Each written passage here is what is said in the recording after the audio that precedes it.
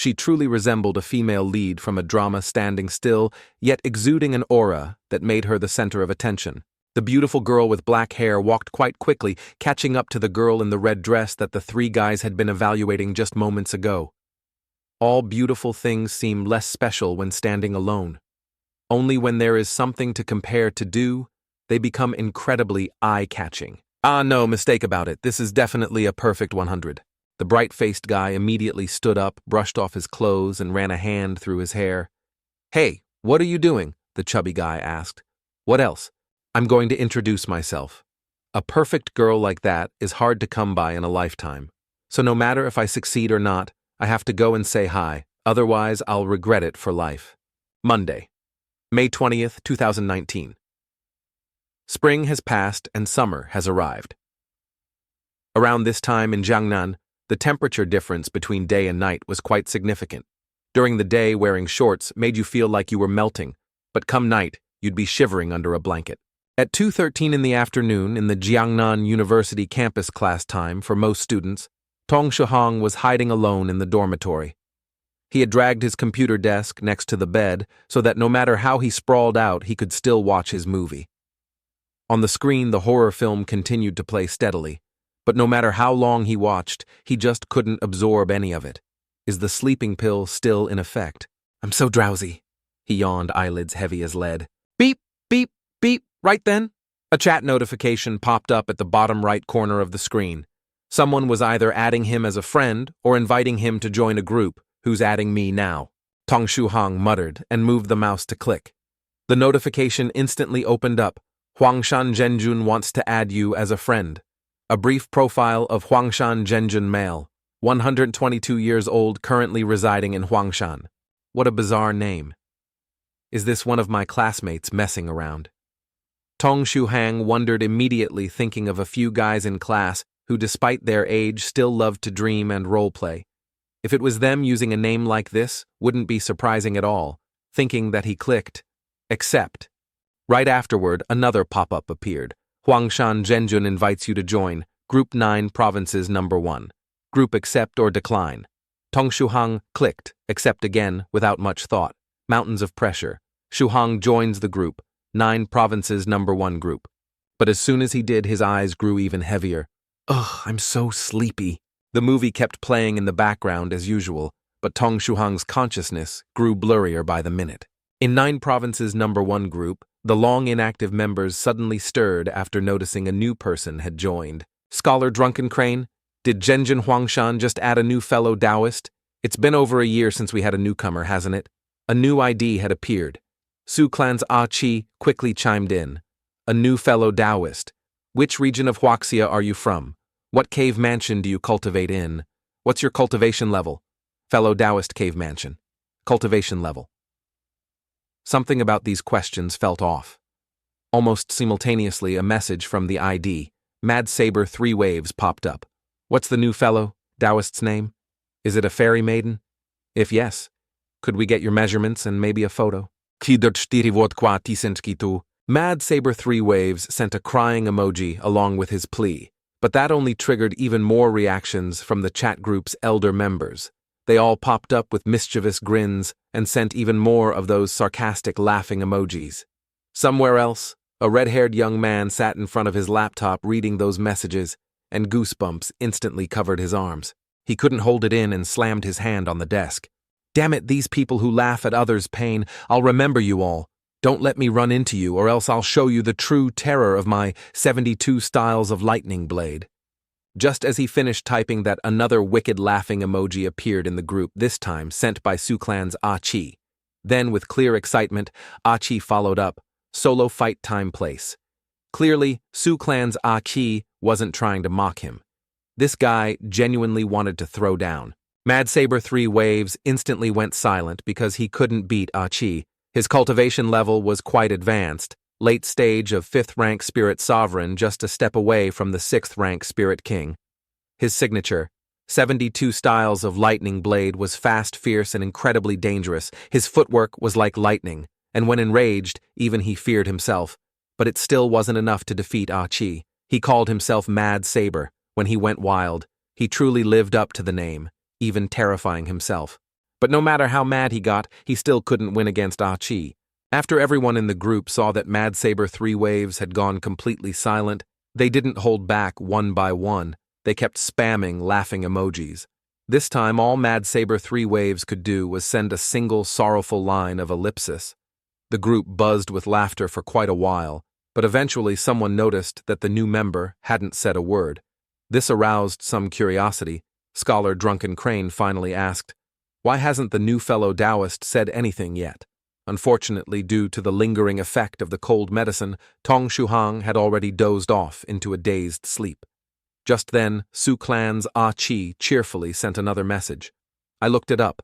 Our new Taoist friend's name is Mountains of Pressure Shushan. Ever heard of such a high-level expert with a nickname like that? The name kind of gives off a Confucian cultivator vibe, doesn't it? Really gets my hopes up. After that, Mad Saber 3 Waves completely broke down.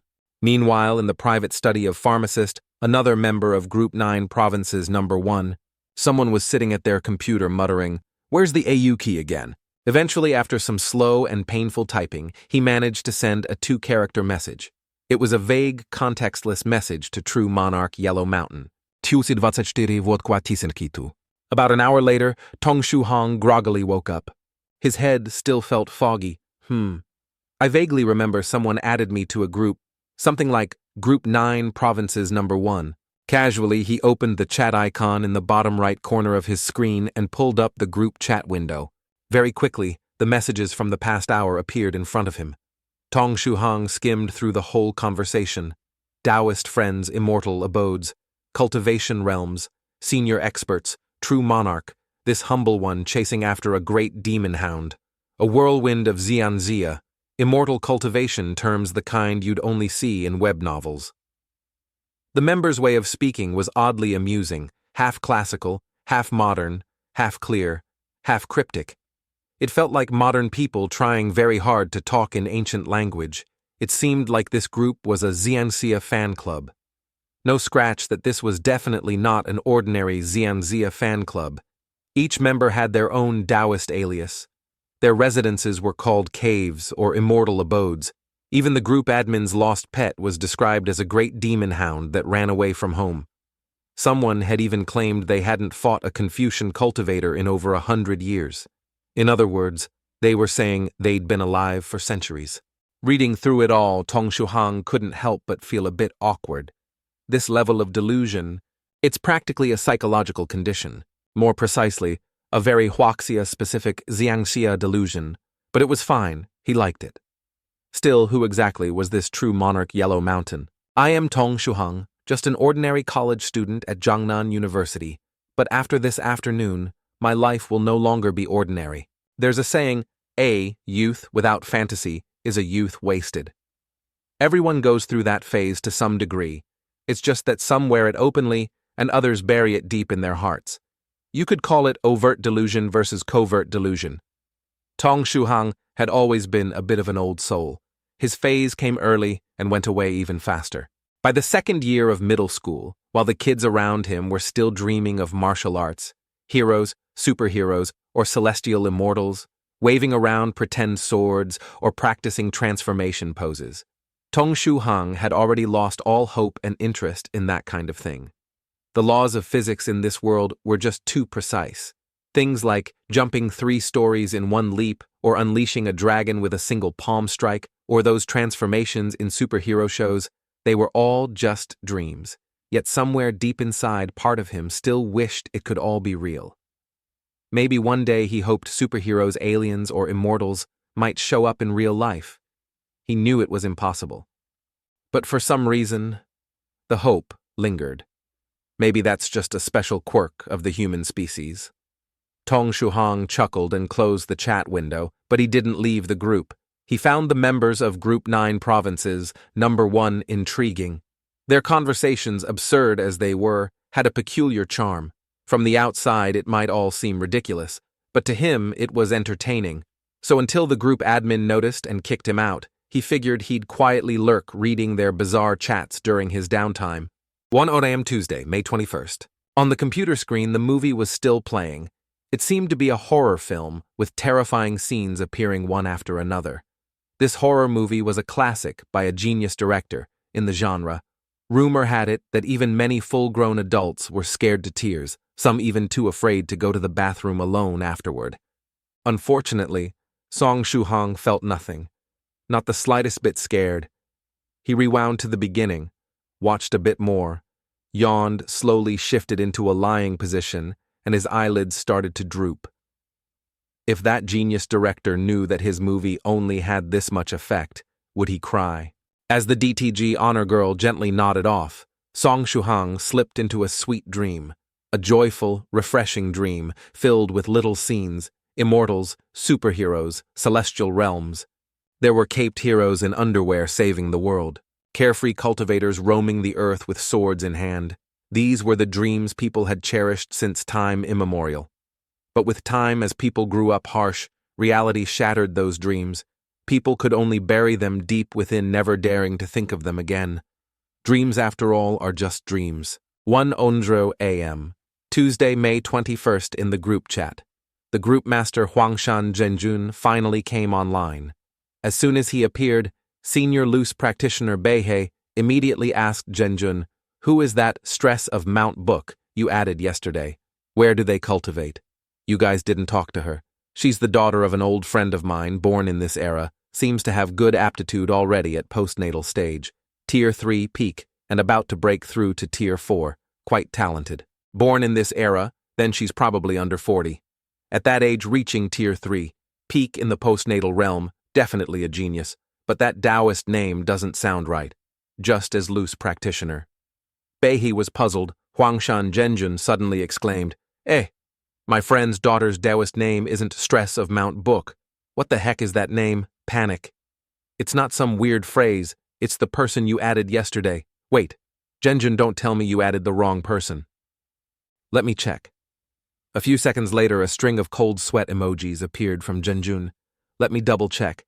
After a furious burst of typing, "Crap, I really did add the wrong person. The ID differed by just 1 digit. I typed 9 instead of 8. I can't believe I made such a huge mistake." Loose practitioner Beihe laughed. "I knew it.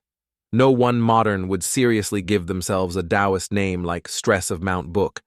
3 Waves instantly turned red with shame. He'd flirted with a girl only to run into her dad. There's no greater humiliation. He wanted to crawl into a hole. Luckily, the senior seemed kind, lightly brushing the incident aside. Then he greeted the others in the group, asked them to take care of his daughter, and promptly logged out, seeing the senior leave. 3 Waves exhaled deeply. Whew, he doesn't seem like the unforgiving type. Maybe one day I can still chat with Soft Feather Huangshan Zhenjun, loose practitioner Beihe. Even pharmacist normally silent as stone emerged with 4 words. "Pray for yourself, huh?" 3 Waves blinked. But pharmacist, being stingy with words, didn't explain further. Then loose practitioner Beihe elaborated, "Those who don't seek death, don't die, you still don't get it." 3 Waves. "Look at the name of the newcomer, Lingdi Island. Sound familiar?" 3 Waves frowned. "Lingdi Island?" Loose practitioner Beihe followed up, "Yes, Lingdi Island. A senior you should know." After a while, realization struck 3 Waves. The Lingdi venerable, the Tier 7 cultivator with a sense of justice and pettiness. "Petty, petty, petty, ah," he shivered. Moments later, he typed frantically, "Anyone know how to kneel in the group chat? That Lingdi venerable, the one who never lets things slide loose." Practitioner Beihe's mouth twitched. "Didn't I warn you, Huangshan?" Zhenjun sighed. "Also, my friend never went offline. He was just AFK. 3 Waves nearly collapsed again. He could already see his future. Lingdi Wu Nuzi showing up, tying him up, and torturing him for 3 days and nights. "Oh, no, I was wrong. Zhenjun, please plead for me." Zhenjun replied with a cold emoji. Everyone else ignored. 3 Waves dog-like howls. Back to the earlier topic. Loose practitioner Beihe asked Zhenjun, "What do we do about that Stress of Mount Book guy?" Taoist 7 said, "Kick him. Just a mundane mortal doesn't belong in this group." Zhenjun hesitated. "I accidentally added him, so maybe it's fate. Let me draw a divination." He didn't want to immediately kick the guy, it would make him look bad. Better to use a reading as an excuse. Also, recently, he'd taken an interest in divination, studying for nearly a month. Now he was addicted doing a reading before anything. He grabbed a Tang poetry book and started a fortune draw, flip shuffle shake. He drew a poem, and for the first time ever it flowed perfectly. He looked at the result, and his face turned ashen, willing to be birds flying wing to wing in the sky, and trees growing intertwined roots on earth. That famous romantic poem by Bai Juyi, winged birds entwined trees, with that guy. He shuddered. Hell no, maybe my divination isn't strong enough yet. Try again, second draw. If love can last forever, why be together morning and night? Your grandpa's morning and night. This can't be right. Try again. Third draw. Suddenly I turned around and saw you standing where the lamp had dimmed. Silence. Zhenjun slowly closed the book, looked up at a 45-degree angle gloom on his face, then calmly tore the book apart. Clearly I have no talent for fortune-telling. All those readings were nonsense, never again. He tossed the shredded poems aside and messaged the group. Let's leave. Stress of Mount Book in the group. For now. Seems fate brought him here. We'll let things unfold naturally. Taoist 7 fine. He'll probably leave on his own soon.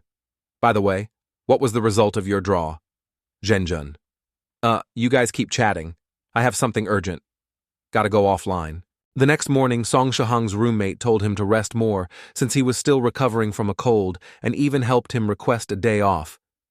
Why does it feel like my cold is getting worse? Maybe it's because I've been inactive lately. As usual, he opened his chat software and saw a pile of unread messages from Juzhou, no one group. Curious, he clicked in to see what the delusional cultivator role players were up to. He read through the morning's chat. Beihei's questions about the new member, Three Waves misstepped the senior from Lingdi Island, and Zhenjun's fated divination. It was all becoming clearer, so it was a mistake he had suspected as much. He didn't even know anyone named Huangshan Zhenjun. From the messages it seemed you couldn't just join the group, you needed an invite. Also, the members weren't exactly young anymore, and there were even women. One woman seemed to be middle-aged, maybe 40 or 50, to be that old, and still so delusional. Her kids must have it tough, he thought. Reading the group chat logs had become Song Shuhang's new entertainment, but he stayed completely silent, not daring to type anything. He wasn't a cultivator. What would he even say? One day when he got bored, he'd quietly leave this Juzhou No 1 group. At least that was the plan. 10 days passed unknowingly. It was Saturday, June 1st, International Children's Day. Song Shuhang's roommates usually stayed in the dorms from Monday to Friday and went home on the weekends. So as soon as the weekend arrived, he was left all alone in the dormitory. Stretching his back, Song Shuhang muttered, "Ugh, so boring."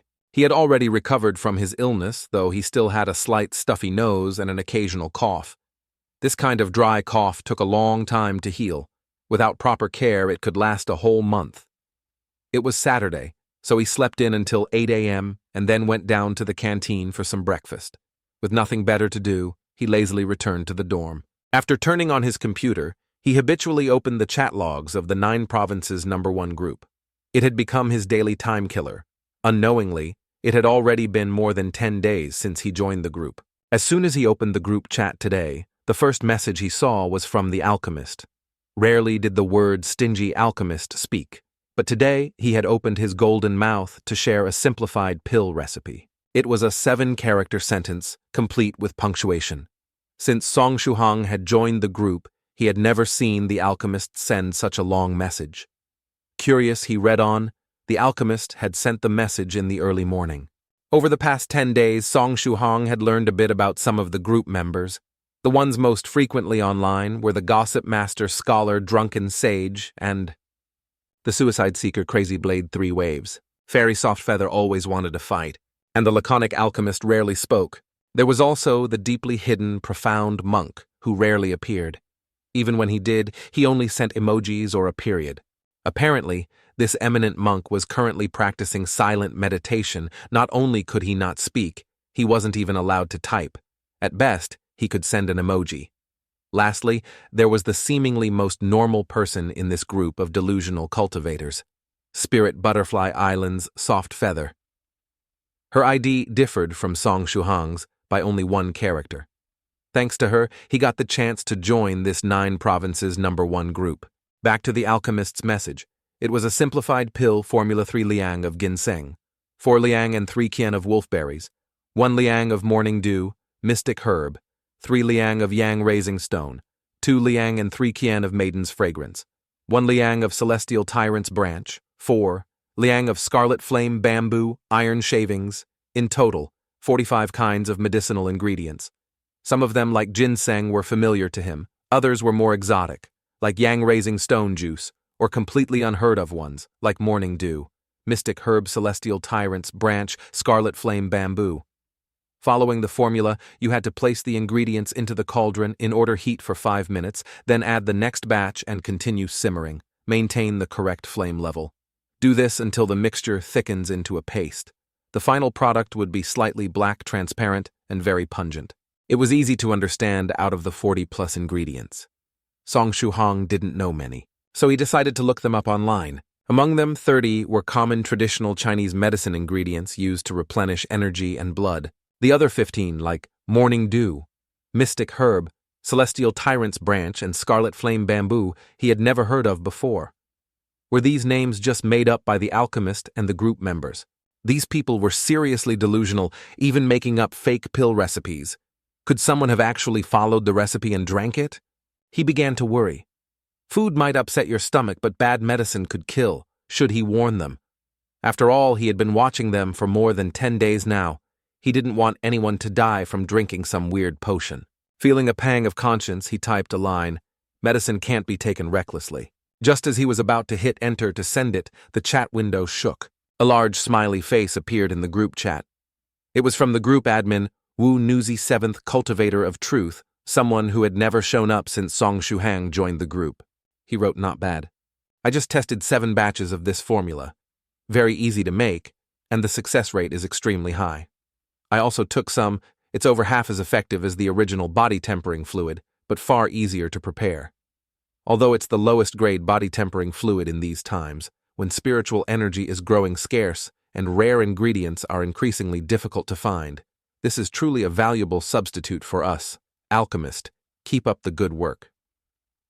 If you can refine a 3rd-grade pill recipe or higher, that will be an immeasurable contribution."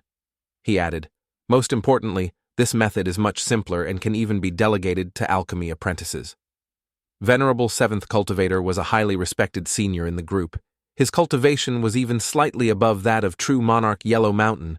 He was also a renowned expert in alchemy and carried great authority on the topic.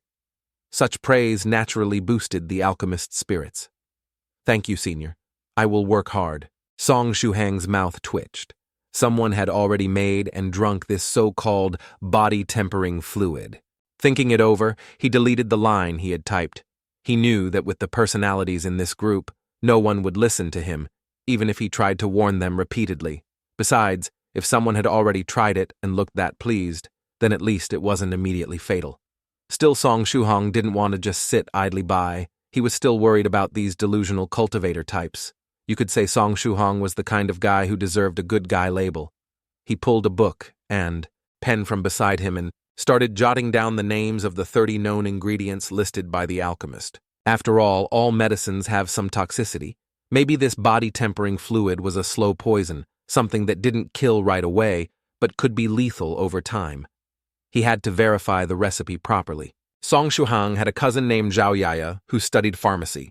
Her university had a traditional Chinese medicine department, so he wanted to ask her about it. He planned to ask her if after throwing these 30 tonic herbs into a pot and boiling them together, the final product would be harmful or even lethal. Just wait, group members. I'll get to the bottom of this. The next morning on Spirit Butterfly Island, a curvaceous young woman stepped off the island, with a mischievous grin on her lips, finally managed to sneak out. This time I must capture that spirit ghost.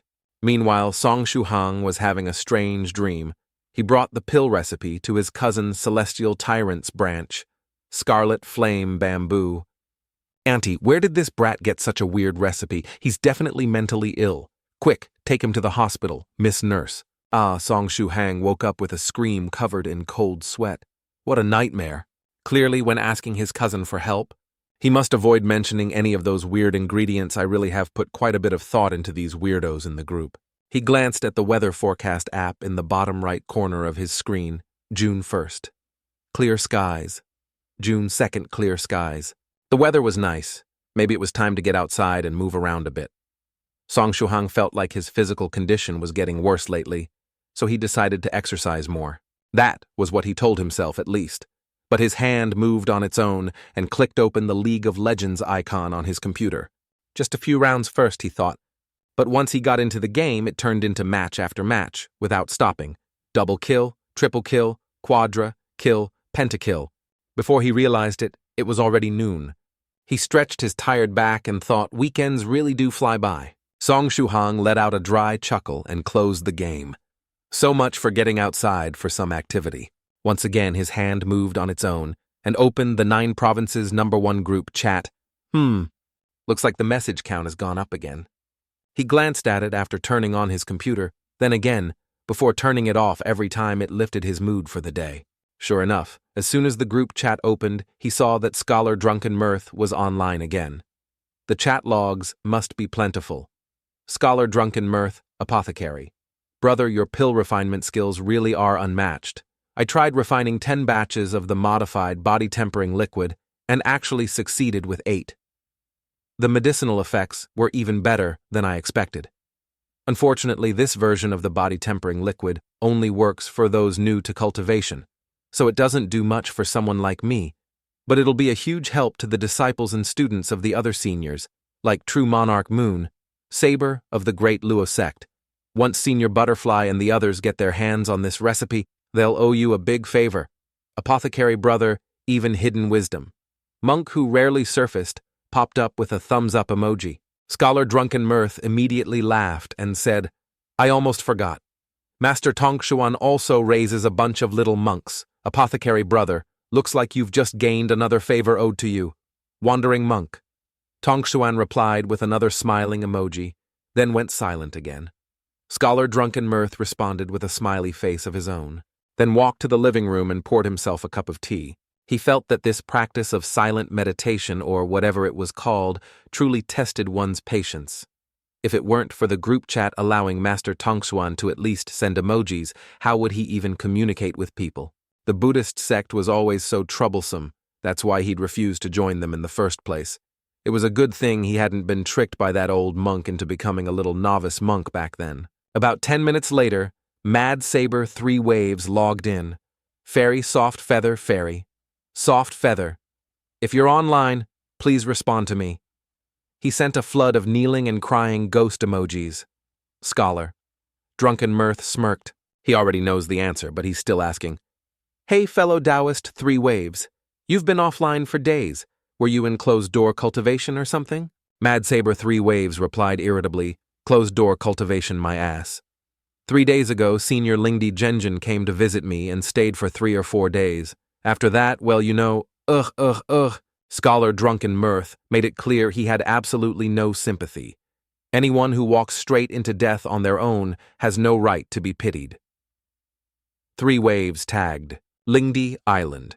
Fairy Soft. Feather Beautiful. Fairy. Soft. Feather, please come out and meet me just once. I really need your help. He added another begging ghost emoji. Fairy Soft Feather logged in and sent a question mark fairy. So glad you're here, I have a request. Please take your overly doting, daughter-obsessed, completely hopeless old man back. I beg you, I really do. He added another groveling emoji. Fairy Soft Feather sent a loud laughing emoji, then asked, daughter-obsessed and completely hopeless old man. Cold sweat trickled down Mad Saber 3 Waves' forehead. Wait, something's not right. Old man, the heavens spun around him. Mother of mercy. That's not Fairy Soft Feather. It's Lingdi Genjin himself using his daughter's account, Mad Saber. 3 Waves panicked like an ant on a hot pan. Crack, something inside him just broke. It was his fragile little heart.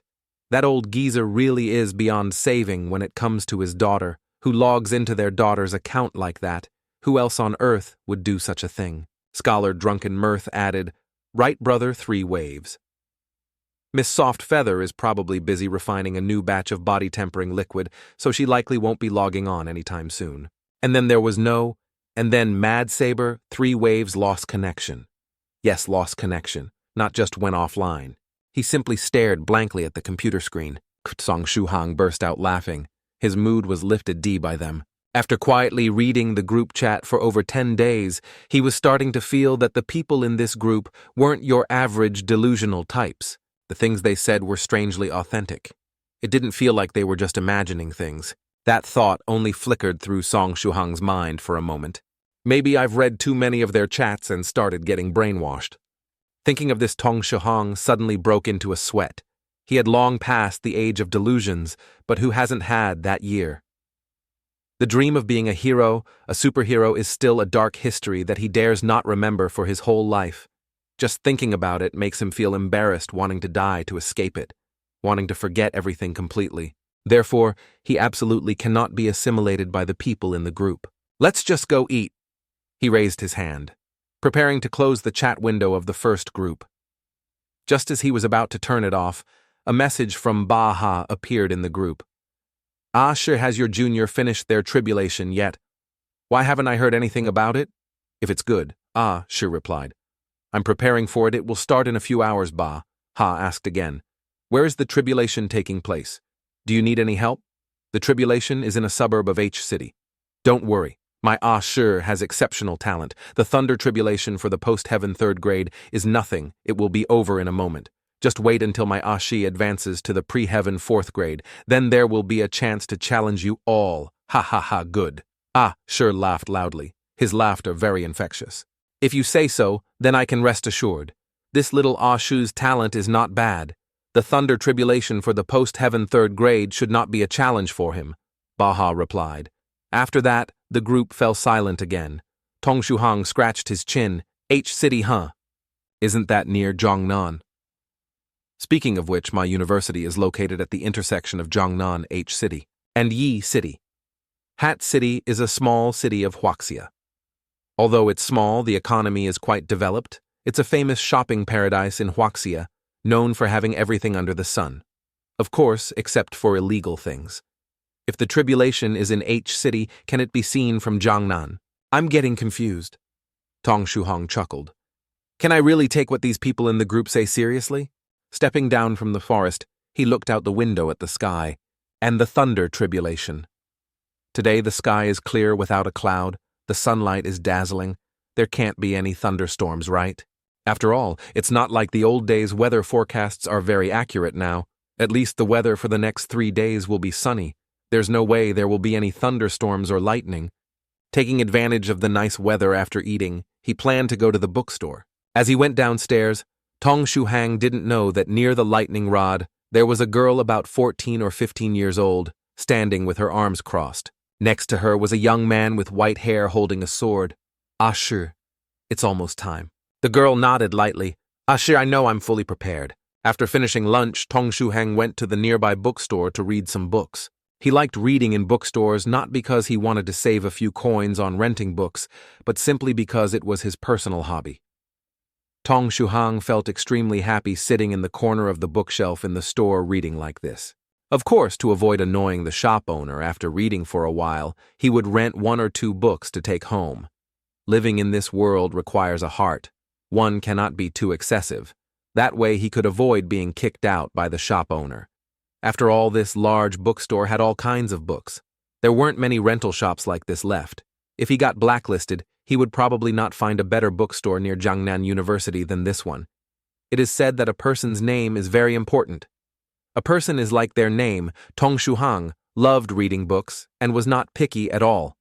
Whether it was novels, literary works, classical collections, or even boring theoretical knowledge that made others feel a headache, he would collect them all. Recently, he mainly read a few books about driving skills, planning to take the driving test when his study schedule was a bit lighter. Registering for the driving test at school is cheaper by 7,000–8,000 yuan compared to taking it outside. The time spent reading in the bookstore always passed quickly, and in the blink of an eye it was almost 3 p.m. Time flies. I need to get ready to head back. I still have to go to the nearby supermarket to buy some food for dinner. Tonight, Friday. I can party all night long. I randomly picked a book and walked towards the counter to rent it. The checkout counter of the bookstore is located at the entrance. Today, the awning outside that shields from the sun was broken, so the owner of the bookstore was sitting in a shaded corner to avoid the glaring sunlight. The sun was so bright that it felt like it was already the middle of summer. Tong Shuhang raised one hand to shield his eyes and looked up at the clear sky without a cloud. He raised his right hand to present the book he intended to rent to the owner. The bookstore owner was a typical beauty from Jiangnan, delicate, as if made from water. She also loved reading and enjoyed holding a book and reading all day. From her attire, it was evident that her quality of life was not low. She opened this bookstore simply out of personal interest. The owner usually sat there quietly reading, looking as beautiful as a painting, truly making people feel that the scenery was delightful. Many young people changed their personal interests just to admire that beautiful scene, transforming from foolish youths into literary youths, frequently coming here to linger. However, it was said that this picturesque beauty was merely a facade of peace from the owner. Where there is a facade of peace, there must also be a facade of violence or a facade of chaos. However, Tong Shuhang had been coming here for over half a year and had never seen it. All right, remember to return it within 2 days. If you're late by a day, the rental fee increases by 1 yuan. Tong Shuhang smiled brightly as he received the book. Just as he stepped 1 foot out the door, a loud explosion echoed. Startling everyone present in the bookstore, Tong Shuhang almost stumbled and fell as he stepped out. Inside the bookstore, various exclamations of shock erupted. Damn it, oh my God! Thunder and clear skies. I'm scared to death. Tong Shuhang looked up at the sky. He immediately noticed that the previously clear sky was now changing. A dark cloud was gathering on the horizon, quickly covering the sky. It looked like a storm was approaching. It seems it's going to rain soon. Just now I was saying that the weather forecast from back then was unreliable. Whatever they say, it must be the opposite. If they say it's sunny, then I must definitely bring an umbrella when going out. I thought that after so many years the weather forecast would have improved. Yet it still seems as unreliable as before. This is even worse than in the past. In the past, you just had to look at the weather forecast in reverse. Now you have to gamble on whether it's accurate or not. While lost in thought, he held the book he had just rented, preparing to take advantage of the clear sky to dash back to the dormitory. But Tong Shuhang hadn't even taken his second step out when another loud rumble echoed, making everyone's ears ring. The foot he had just lifted retreated back. In this Jiangnan region, the thunder used to be very loud, followed by a series of booming echoes. But now the thunder sounded like a firecracker with added explosives. Boom, rumble, boom. It was both loud and steady. Even the echoes were drowned out. Surely someone must have done something evil to be struck by heaven. What kind of heavy sin could lead to such a thunderous situation? Hearing 2 people whispering beside him, Tong Shuhang was stunned. Was it struck by lightning? Moreover, what caught Tong Shuhang's attention the most was that the dark thundercloud did not spread out. Instead, it remained concentrated on the horizon, with thunder rumbling continuously, but not spreading outward. The thunder lasted for more than 10 seconds without stopping, giving people a strong feeling that a storm was about to arrive. At the same time, at the place where Asura was, she had just gone through 3 rounds of tribulation. The corners of her mouth were still raised, as if nothing had happened. Tong Shuhang saw a little kid with his mouth wide open, 2 fingers pointing up at the sky, shouting, "I want this sky to not cover my eyes, and this earth to not bury my heart. I want the dark clouds to disappear without a trace." The corners of Tong Shuhang's mouth twitched. He was sure that when this kid grew up, every time he remembered today's scene, he would definitely feel embarrassed and want to bite his tongue off moreover. Such embarrassing moments would follow him for a lifetime. After a long time, when he finally felt he had forgotten this memory, it might resurface from some corner of his mind one day, making him wish he could scream, "Go die." He would hate himself for being foolish and doing something crazy back then, because he had also been through it. He understood very well. It was just that he didn't know why. Upon seeing this comical kid, Tong Shuhang suddenly remembered the delusional group obsessed with fairy tales in the first group. Really, why do I feel so familiar with this, as if I've known it before? But just at that moment, the sky returned to a clear state without clouds, and the sunlight shone everywhere. It was as if the thunder and lightning from earlier were just a misunderstanding or some kind of illusion. The little kid was excited. Ah, I've chased the dark clouds away. Tong Shuhang was stunned. What kind of situation is this? Could it be that the sound of thunder was like firecrackers? Was the image of the zigzagging lightning just now something I misheard, an illusion? Meanwhile, the little kid ran happily towards his mother. Mom, I'm a fairy now. Tong Shuhang frowned. A fairy. He just didn't understand why, upon seeing this comical kid, he suddenly remembered the delusional group obsessed with fairy tales in the first group H City, the Thunder Tribulation for the post-heaven third grade. The content of the conversation in the group flashed through his mind. No matter how strong Tong Shuhang's heart was, it skipped a beat. The gathering of thunderclouds just now seemed to be right above H City. Could it be true? The weather forecast said it would be clear, but suddenly, the strange scene of thunder and lightning appeared. As Tong Shuhang thought about this, he suddenly felt a bit embarrassed. Ha ha ha. How could that be? How could something like this happen in the world? It must be a coincidence, right? Am I still a child to have such thoughts? What is this about tribulation? What about immortals? I must have caught the disease from those people in the group, and that kid in front is also getting scolded by his mother. What kind of immortals are we talking about? This fool. Tong Shuhang pondered in his heart. Although the content in the chat was quite amusing, he should leave the group as soon as possible. Otherwise, if he stayed too long, he would be assimilated. He planned to wait until he could verify the efficacy of that pill formula and confirm whether those tonics were harmful before leaving the group. In fact, these were just a few friends in the same chat group, and he had been added without understanding anything. Tong Shuhang could completely disregard the life and death of others. But he always felt that if he knew the medicine was poisonous and the other party took it, he would have to advise them against it, regardless of whether they listened to his advice or not. At least, he wouldn't feel guilty about it. That's right. No guilt. Tong Shuhang stretched as if he had figured something out, but he didn't know that the one who had just gone through the tribulation, the girl named Sanshi Liu, had just brushed past him. The dark clouds in the sky were merely a coincidence. There was absolutely no such thing as a tribulation. Meanwhile, the girl Sanshi Liu had blood trickling from the corner of her mouth, with lightning flickering around her, gradually disappearing into the crowd. After returning to the dormitory, Tong Shuhang opened the chat app and sent the list of medicinal materials he had copied to his cousin. Sister Manhwa, for example, if we put all these medicines into a pot and boil them down into a paste, would eating that cause death? If you have time, could you check it for me?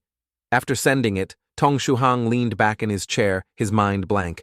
His cousin Tong Manhwa was different from him. She was interning and rarely went online. Sometimes she would only be online for a bit every few days, and it was very normal for her to reply only on weekends. If possible, Tong Shuhang didn't want to ask about this online. After all, some things are better said directly to avoid misunderstandings. If his cousin thought he intended to take that medicine and he didn't clarify in person, it could lead to a misunderstanding. He feared that his mother would fly over to see him and then give him a good scolding. But what if his friends who were also delusional about immortals couldn't wait and actually took it? At this moment, he felt himself being increasingly assimilated by the people in this group. Indeed, although reading the chat logs was quite enjoyable, it would be better to leave the group sooner. Taking advantage of the fact that he hadn't spoken a word in the group yet and had no connections with anyone there, leaving the group wouldn't be too hard. However, despite saying that, his fingers unconsciously moved the mouse towards the top right corner of the screen, inviting the first group of Ku Chao to come out. Tong Shuhang couldn't help but mutter, "It seems this Zhong Kwai Tian Su is playing the role of a fortune teller." About 2 to 3 minutes later, Zhong Kwai Tian Su posted, "Haha, nothing is wrong. This immortal master predicts a great fortune and great benefit. Asura and his junior absolutely have nothing to worry about. We just need to wait for little Shi Liu to challenge everyone. A great fortune. That should be a bit reassuring, right? Although this fortune-telling isn't real, it can sometimes provide some comfort," Tong Shuhang thought to himself. But after hearing the result, Baha didn't seem happy at all. Instead, he was silent for a while. A moment later, he sent a sad smiley icon indicating that something must have gone wrong with little Shi Liu, which is why Ashi wasn't online. Is there anyone near H City? Go check on Ashi and see if he needs help? Kwang Jiao Tam Long chimed in, sighing. If Kwai Tien has predicted great fortune and great benefit, then something must be wrong. But I'm very far from H City. Even if I wanted to go, it would take several days. YC asked, "What's going on?" Wu Nuzi felt confused. Guangzhou Tam Lung explained, "Wu Nuzi, you don't know this, but the fortune that this immortal master predicted has never been wrong. If he predicts great fortune and great benefit, you must prepare well because you are definitely about to encounter disaster. Conversely, if he predicts that you will face calamity, then you are likely to encounter great luck. If one day he predicts that you are about to face a great calamity that could destroy the world, then you can rest assured and celebrate in advance, because this is definitely a sign that you will break through the heavenly barrier and the immortal master will add a little more to it. From another perspective, the skills of Kuai-Tien are quite strong. As long as you reverse what he predicts, it will basically be accurate without any adjustments." Zhong, Kuai-Tien, Su 3. Speechless. He wanted to shout loudly to refute, but his life was filled with unerasable stains, so he could only swallow his anger, spitting out the water he had just drunk. Is there really such a way of thinking? In the chat channel, Guangzhou Tam Lang had learned from experience this time and didn't open his mouth to seek death again. "By the way, Wu Nuzi, can you ask when your father will be home? He has been a guest at my place for a long time. Doesn't he miss home or his beautiful and lovely daughter?" "All right, senior, I will try to ask my father." Wu Nuzi replied very politely, but it was just a formality. She didn't say when she would ask, nor did she confirm that she would call her father back. Guangzhou Tam Lang had become quite astute, so he didn't take Wu Nuzi's vague words seriously, which made him feel quite emotional. Just then, Baha tagged everyone in the group asking if anyone was in H City. The members who had been lurking in the group all surfaced one by one, sending shaking head icons. With such a large huaxia, there were only so few people in the group. It was impossible for everyone to gather in one place. Tongshuhang's Jiangnan area was quite close to H City, but he didn't know Asha. Moreover, he felt completely clear-headed and couldn't participate in searching for someone who was missing due to a tribulation, and then end up predicting that something had happened with someone in the group. After all, he hadn't been assimilated yet. At this moment, Lin Diep Jiao Wu Nuzi spoke up again. "I'm preparing to go to City G to handle some matters. When the time comes, I will fly to Jiangnan Airport first, then go to City G. Jiangnan is close to H City, so if you need any help, you can contact me anytime. Although I don't have any connections in Hat City, if you need assistance, I will definitely do my best." "Ba," Ha replied. "That's great. If you pass through Jiangnan, the girl in the group will be coming here soon." Tong Shuhang was surprised. Baha happily said, "I'll find a way to contact Asura. If he needs help, I will reach out to Wu Nuzi." His relationship with Asha was not bad. Before joining the first Kuchao group, the two were close friends who would do anything for each other. Now the fortune-telling from Zhong Kuai Tian Su made Baha feel anxious. If you don't care, it's fine, but caring will only lead to chaos. At this moment, the group leader, Huang Son Tran Quan, suddenly appeared and spoke to comfort Baha. "Don't worry too much. With Shidher don't mention a post-heaven 3rd grade tribulation. Even a pre-heaven 4th grade tribulation won't be a challenge for him." "That's true." Baha sighed. "Actually, I'm not worried. After all, it's just a post-heaven 3rd grade tribulation. It's just that the great fortune predicted by Zhong Kuai Tian Su made me feel uneasy." Huang Son Tran Quan 3. Guangzhou Tam Lang 3. Because Baha's reasoning was very sound. The two of them couldn't refute anything. In some corner, Zhong Kuai Tian Su angrily slammed his hand on the table. "Damn it! Baha, what do you mean by that? You're really underestimating me." His hand was shaking with anger. "A month later at the top of the Forbidden City, do you dare to come?" Baha readily replied, "Sure, I'm afraid of that fake immortal master of yours. However, can we postpone it to 3 months later, instead of a month? Also, how will I find you then? After all, you have many identities. If you change to another nickname and stand in front of me, I might not recognize you." Zhong Kuai Tian Su is not only skilled in fortune-telling, but also very adept at disguise. You all in the group guessed that he must have frequently made wrong predictions in the past and was chased away, forcing him to change identities to escape. Over time, he has developed unparalleled skills in disguise and transformation. If I provoke you and you run away, what then? Zhong Kuai Tian Su said angrily. 3 months, it is. When the time comes, you just need to wait at the top of the Forbidden City, and I will come to find you, you damn face. Even if you transform, I will still recognize you. Ba Ha remained calm, looking as if he had already secured Zhong Kuai Tian Su's promise. Let's decide on that, Huang Sontran. Quan suddenly sent a smiley face and said, It seems you, Ba Ha, are about to break through. You need a battle to guide you to a breakthrough, right? You've been stuck at the 5th grade Spirit Emperor level for a long time. It's time to break through. When the full moon comes 3 months from now, if I can spare some time, I will definitely go to the top of the Forbidden City to act as a referee for your duel. At that time, I will conveniently prepare some small gifts for both of you. The Tranquan truly understands my heart. Ba Ha was immediately excited, knowing that Huang Son Tranquan was a senior, and the gifts he prepared could not be simple. The items that came from the hands of such seniors were treasures that only appeared during fortuitous encounters for juniors like them. However, Zhong Kuai Tian Su said nonchalantly, Since the Tranquan has said so, I can't let Ba Ha down then. Originally, I planned to have Ba Ha stand at the top of the Forbidden City facing the cold wind at midnight. Huang Son Tranquan 3 dots. Reading this chat, the teacup in Ba Ha's hand was crushed. Damn it, this guy is really a fortune teller who plays with people's hearts. His intentions are truly dark. At this moment, Ba Ha secretly made a decision in his heart. 3 months from now, I must beat Zhong Kuai Tian Su to the point where even the Tranquan won't recognize him. After that, the group fell silent. After Tong Shuhang finished reading all the chat logs in the group, he felt somewhat worried. Would Zhong Kuai Tian Su and Ba Ha really go to the top of the Forbidden City in the Imperial Palace to duel 3 months from now?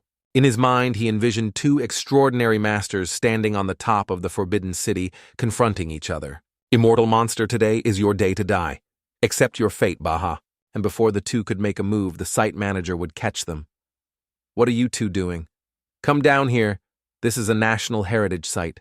Tang Shuhang smirked. Oh my, what am I thinking? But with their personalities, it wouldn't be surprising if they actually did something foolish like that. I'll just remember this for now. Before I leave the group, I should remind them not to damage national heritage. Doing so is illegal. Another day passed, and early in the morning, Tong Shuhang went to freshen up. After finishing his personal matters, he hurriedly grabbed a bao bun and went to the computer to check if there were any new updates from the school today.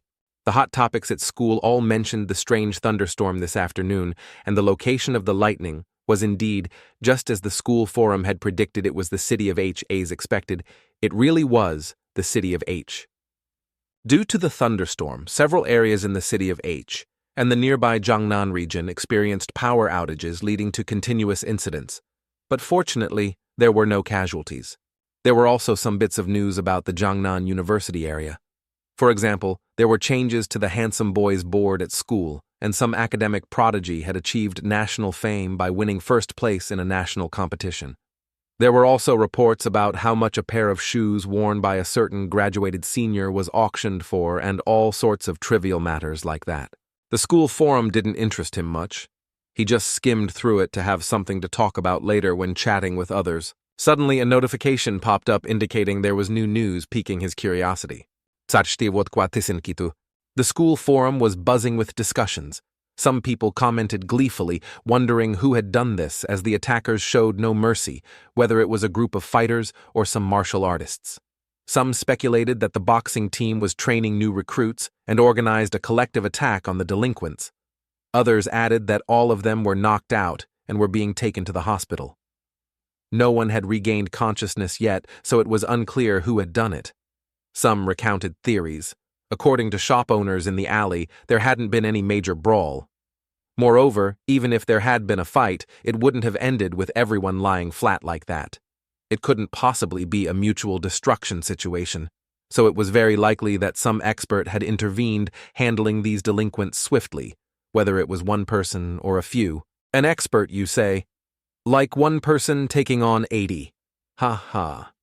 Some laughed, noting that the number of delinquents beaten was at least 80 if not 100.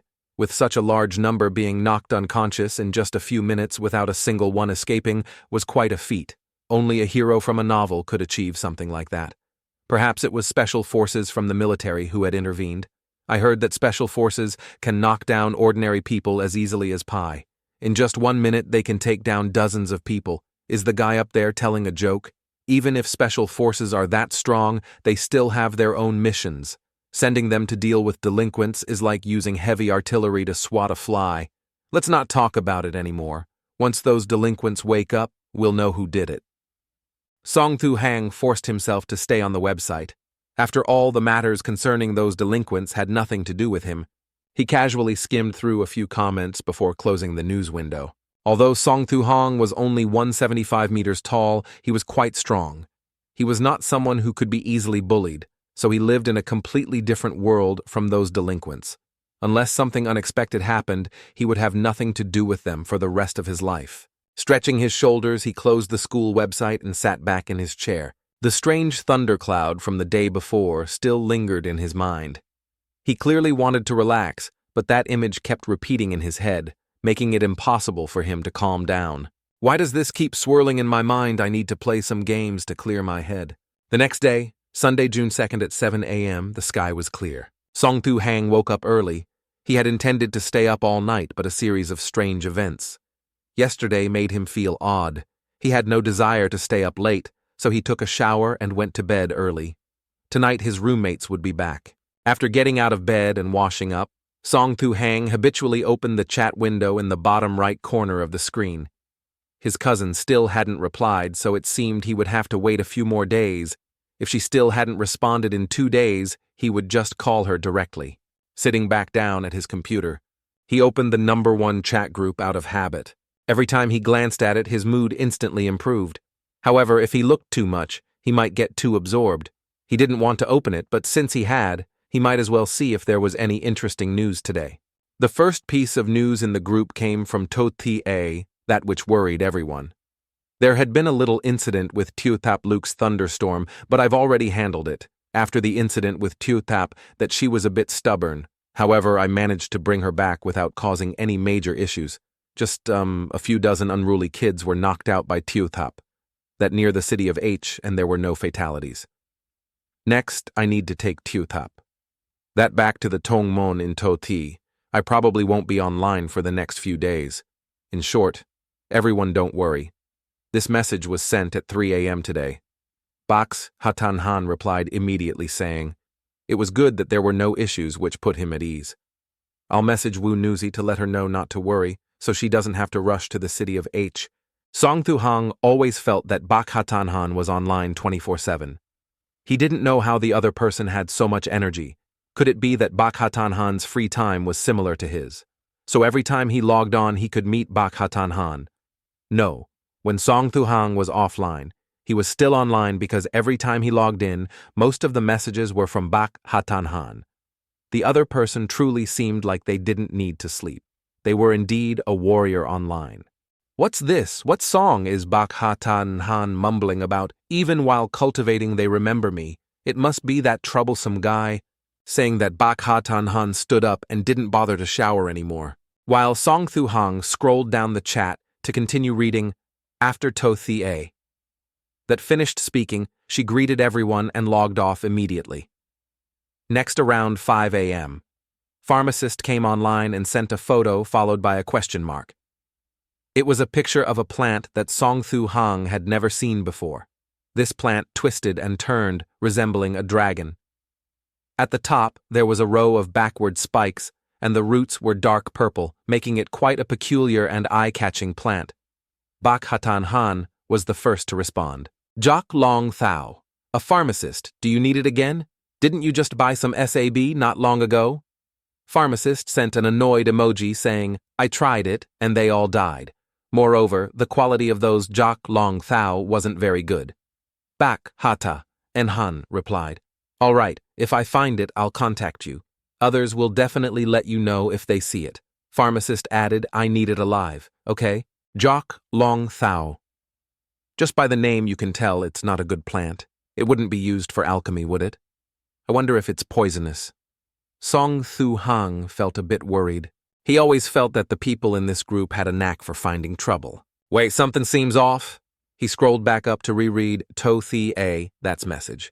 It was this, just a few dozen unruly kids were knocked out by Tiu Thap, that near the city of H, and there were no fatalities.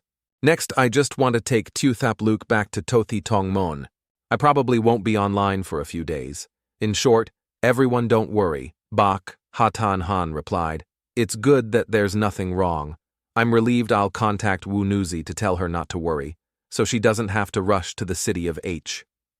Okay, Totie, that sent an emoji and then disappeared. These words made Song Thu Hang feel very strange. He suddenly remembered the incident with the delinquents getting beaten up. Was this a coincidence?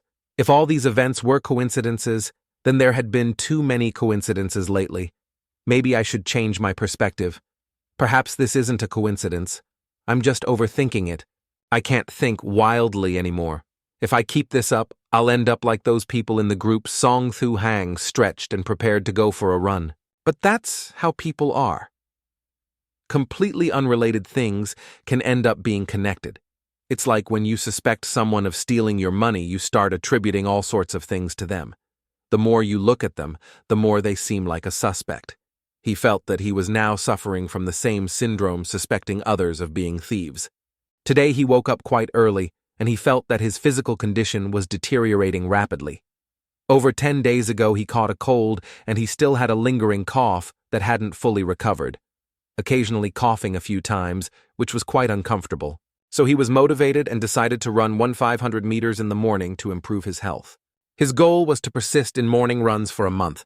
As for that chat group, it would be best to check it less often. Things like celestial beings, tribulations, and other such nonsense simply didn't exist. At this moment at the Jiangnan airport, a girl with long hair down to her waist was pulling a large suitcase out of the airport. A young man wearing glasses talking on the phone with his wife passed by and couldn't help but exclaim, "Wow, beautiful girl." However, his wife heard it, and an angry voice came through the phone prompting him to quickly explain, "No, honey, I'm really on a business trip in Jiangnan. I'm not looking at other women. You must have misheard. Hello, hello." The girl had fair skin, long legs, and was wearing a white t-shirt with denim shorts and sporty shoes, looking youthful and beautiful. However, at that moment, the long-haired girl appeared somewhat sullen as she gazed at the large airport, muttering softly, "I hate places this big the most," because it was very easy to get lost. At 7:40 a.m., after running and sweating profusely, Song Thu Hang felt extremely refreshed. On his way, he passed by the canteen and bought a steamed bun and some soy milk for breakfast, waiting until his breathing returned to normal before heading back to the dormitory. With a whole Sunday ahead of him, he wondered what to do. Maybe he could go read some books, Song Thu Hang thought to himself while nibbling on the bao bun. He casually opened his computer and went to the school website because he was a bit concerned about the news regarding the delinquents who had been knocked unconscious, so he kept an eye out for updates. After some time browsing, there was still no new information about the delinquents being beaten. The poor delinquents were still lying unconscious in the hospital, and none of them had woken up yet, so it was unclear who or what had beaten them up. According to classmates who had visited them even while unconscious, the delinquents occasionally groaned in pain. Because there were so many of them, the hospital had arranged to put them all in the same large room. 70 to 80 people lay there continuously groaning in agony. The scene was truly tragic. If they had only been knocked unconscious, it was hard to believe they could remain that way for an entire day and night without waking up. Would these delinquents end up being turned into vegetables? While pondering this, he opened the group chat. During the time he had been running and having breakfast, a few new messages had appeared in the group.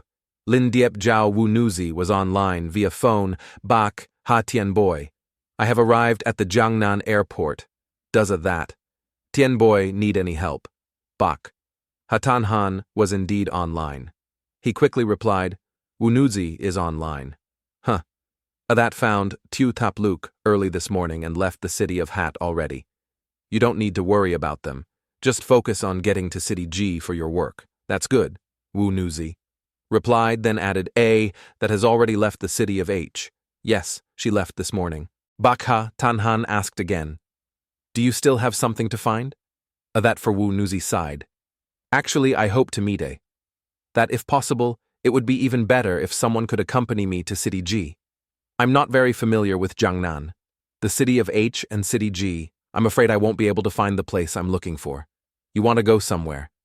Now with the navigation function on your phone, it works quite well. There are many people in the group who aren't used to or don't care about modern technology. Bak Ha Ta En Han could be considered an expert in using modern gadgets. Song Tu Hong felt a bit awkward and thought, "Hey, is it okay for you guys to change the topic like this? Isn't this a group focused on those with delusions of being immortal? Shouldn't we be talking about ancient things or some kind of positioning magical artifacts? Something a bit more advanced would be using a teleportation point. But talking about the navigation function of a phone doesn't fit at all. I need to remember the style of these people," Wu Nuzi said with frustration. "I've tried using it, but I still can't find the place I want to go. Moreover, my sense of direction is quite poor.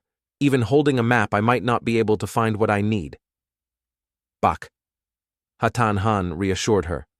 "It's okay. The issue with your sense of direction will be resolved once you reach the 5th grade realm. Then you can fly and look from above. At that point, you won't have to worry about getting lost anymore, but be careful not to get on the wrong vehicle with scammers." Song Thu Hang spat out a mouthful of water. What flying on a sword? The style of these people really hasn't changed, Wu Nuzi said appreciatively. "Thank you, senior. Let me see what I can do." Bak Ha Tan Han added, "Where do you want to go? If you really can't find it, I can ask around to see if there are any fellow practitioners nearby who might be able to help." Wu Nuzi quickly replied, "There's a place called Luxin District in the city of Hat. There should be an ancient temple there called Kui Zhang Tu. I want to go to that ancient temple." "Got it. I'll ask around for you. If I have any news, I'll contact you." "Thank you," Senior Wu Nuzi replied with a smiling emoji. Song Thu Hang was also in Jiangnan. With his kind-hearted nature, helping others find their way was a small matter for him. He certainly wouldn't refuse. However, at this moment, even if he wanted to help, he had the will, but not the strength. The university was a 2-hour drive from Jiangnan Airport. Jiangnan was a large city, not small at all. Moreover, Song Thu Hang wasn't familiar with City G either and had never heard of Kui Zhang Tu. He only knew that City G was close to Jiangnan and was also a well-known city in Huaxia. Because it was a religious sanctuary, various religions made it dizzying to look at. Every year during the holidays of various religions, pilgrims flocked to City G, filling the city to the brim. There were quite a few temples there, and finding a small temple wouldn't be easy. Speaking of which, the name La Tin sounded very familiar. It seemed he had heard it somewhere, probably in some news report. At that moment, he remembered that if no one had mentioned it, he would have almost forgotten about the convenient transportation like taxis. Wu Nuzi dragged her large suitcase to the taxi stand. In an instant, several taxis pulled up to her. The fact proved that beautiful people are prioritized wherever they go. If not for her enormous suitcase, many drivers would have turned away without greeting her. "Miss, where are you going?" Wu Nuzi asked, her voice quite different from her lively and bright appearance. But this made her somewhat endearing. "Driver, do you know where Kui Zhang Tu is?" The driver thought for a long time before shaking his head, saying he had never heard of Kui Zhang Tu. Seeing the uncle shake his head, Wu Nuzi felt a bit disheartened, her face turning red with disappointment. Fortunately, the uncle added, "Do you know which area it's in?" Wu Nuzi immediately replied, "I know it's in the Luxin district." "The Luxin district. I know that area. I live there. However, miss, are you sure you're not mistaken about the name of that temple? I've lived in that area for many years and have never heard of Kui Zhang Tu." "Driver, just take me to the Latin area." Saying that, Wu Nuzi lifted her enormous suitcase. This almost startled the uncle. This suitcase must weigh over 60 kilograms, maybe even more.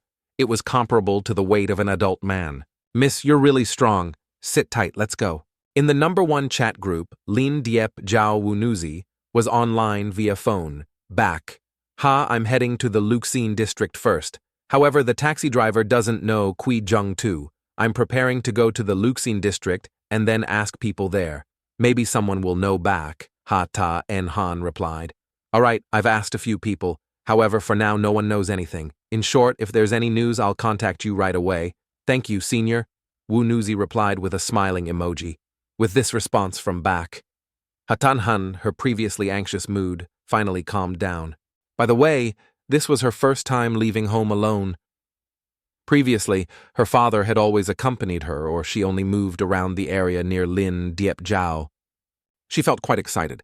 At this moment, Song Thu Hang didn't see this chat because he really had nothing to do, so he went for a stroll in the nearby area to relax. Speaking of places to unwind, he couldn't help but mention the food paradise next to Jiangnan University. The food paradise was a bustling area for food sales about a 20-minute walk from Jiangnan University. But that little distance didn't stop the footsteps of those who loved to eat. In the sky, apart from airplanes, everything with 4 legs on the ground except for chairs was sold to satisfy all kinds of culinary preferences. This place was always referred to as the food paradise or the paradise of delicious dishes. Its original name had been forgotten. Right, what was this place called? Song Thu Hang looked up at the sign of the area, a large sign that read, "Welcome to Luxin District," in bright yellow under the sunlight. Oh, right. This place is called Latin Area. What a nice name, Song Thu Hang thought as he walked inside. After taking a couple of steps, he suddenly stopped. Then he quickly backed up to the sign, staring intently at the bright yellow letters. Welcome to Latin Area. He thought he hadn't misread it. It was indeed Luxin District. Earlier, Song Thu Hang had been thinking for a long time, feeling like he had heard the name Lakin somewhere, but he couldn't remember where. It turned out to be here in this famous food paradise. No, it wasn't the Lakin that Wu Nuzi mentioned in the group. That was in City G. This was Jiangnan. Could it be that Wu Nuzi remembered the place wrong, or did both City G and Jiangnan have a Luxin district? This was quite normal. Only city and province names rarely overlapped. However, names of towns, areas, or villages often did. The Lakin that Wu Nuzi wanted to go to must be the one in City G. She probably wouldn't come to Jiangnan. Since he was here to relax, Song Thu Hang didn't think much more about it. He walked and ate, eating while strolling around. He didn't know how long he had been wandering, but when he felt a bit tired, he casually sat down to rest in a seating area. Opposite the resting area was a large section of Lakin, bustling with people coming and going. The weather had just warmed up, but it couldn't stop women's love for beauty.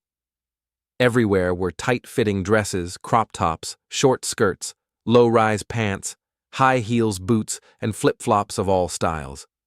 The long white bridge was mesmerizing with ample bosoms and slim waists, adding various charms to the LT area. Just sitting in this resting area, he could see countless pairs of long, fair legs radiating dazzling light. Song Thu Hang randomly chose a spot to sit down and rest, which was also the best place to admire beautiful women. 3 boys sat next to him seriously, rating the legs of the girls. One chubby guy with thick glasses pointed at a girl in a red dress and said, "Did you see that? The girl in the red dress, standing at the bottom corner of the electronic screen? Wow, that figure." Just then, the chubby guy with glasses excitedly shouted louder, "Look over there, 100 points, 100 points." The bright-faced guy immediately rushed over and grabbed the chubby guy's cheek, saying, "What are you shouting about? No way. 100 points." But when he looked over, there was indeed a beautiful figure stepping out from around the corner beneath the large screen. She was pulling a huge suitcase, but she didn't look the least bit flustered or tired. Her orange hair shone in the sunlight, and she had a tall, slender figure. Even though she was wearing a pair of ordinary sneakers, it was clear that her legs were longer than those of the people around her. With each step she took, she covered double or triple the distance of an average person. One gulp wouldn't kill him, right? After hesitating for a bit, his curiosity about real cultivation overrode any fear of the unknown potion. At worst, he'd just end up in the hospital with stomach pumping. He wasn't stupid. He opened his phone and called his roommate Tuoba just in case. If anything went wrong, he could instantly call for help. He'd thought about calling emergency services, but worried he might not even be able to speak if things went south. The operator might think it was a prank. Better to call someone who knew him well. If he started screaming in agony, his roommate would get the message. Finally, he scooped up a small spoonful of the potion and blew on it to cool it down. In the end, only 5 spoonfuls of the thick potion remained out of all those expensive herbs, easily worth over 10,000 yuan. This is sesame oil. Just think of it as sesame oil, he told himself. Steeling his resolve, he closed his eyes, held his breath, and swallowed it. Surprisingly, despite its horrifying stench, the potion tasted weirdly medicinal, not nearly as bad as he'd feared. But as soon as it went down his throat, a fiery pain erupted as if it were burning him from the inside out like he'd swallowed molten lava. He reached out to grab his phone, determined to call for help. But before his fingers could even press the screen, the searing pain vanished. A real man must be brave and charge forward at times like this without feeling embarrassed. Then the handsome guy walked into the crowd heading straight for the beautiful girl. However, within 2 minutes he returned looking dejected. Failed already. That was quick. Although he knew his friend would probably fail, he thought his friend had a decent appearance and could speak well. But to fail so quickly with his capabilities, even if he failed to introduce himself, he should have been able to chat a bit with the beauty. The bright-faced guy had tears streaming down his face, lamenting that he had no chance to get to know or date her. Her legs are indeed long. She walks fast. One of her steps is like several of mine. I almost wanted to run after her, but I still couldn't catch up. Song Thu Hong sitting next to them couldn't help but laugh until his stomach hurt. These three were really funny. After resting for a while, Song Thu Hang stood up again to stroll around planning to buy some snacks to take back. He thought to himself that not long ago, when he had a cold, his roommates had taken care of him.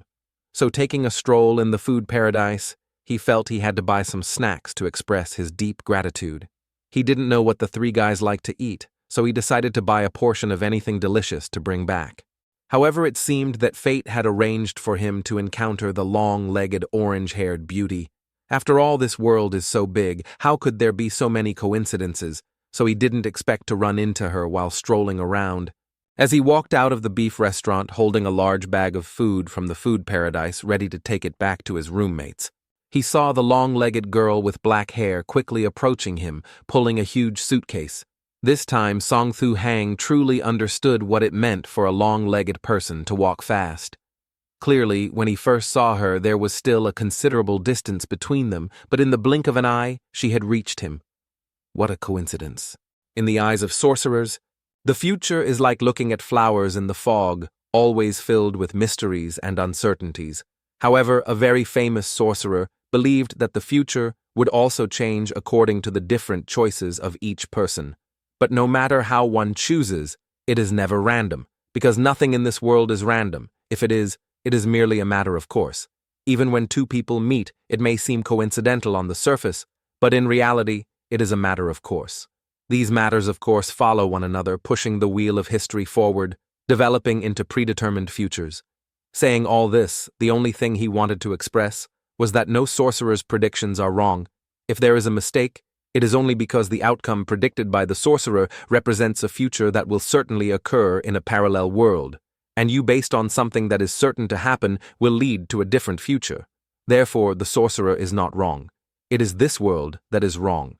Song Thu Hong couldn't help but smile, thinking, what am I thinking? A beauty like that could never have a connection with me. The time had come.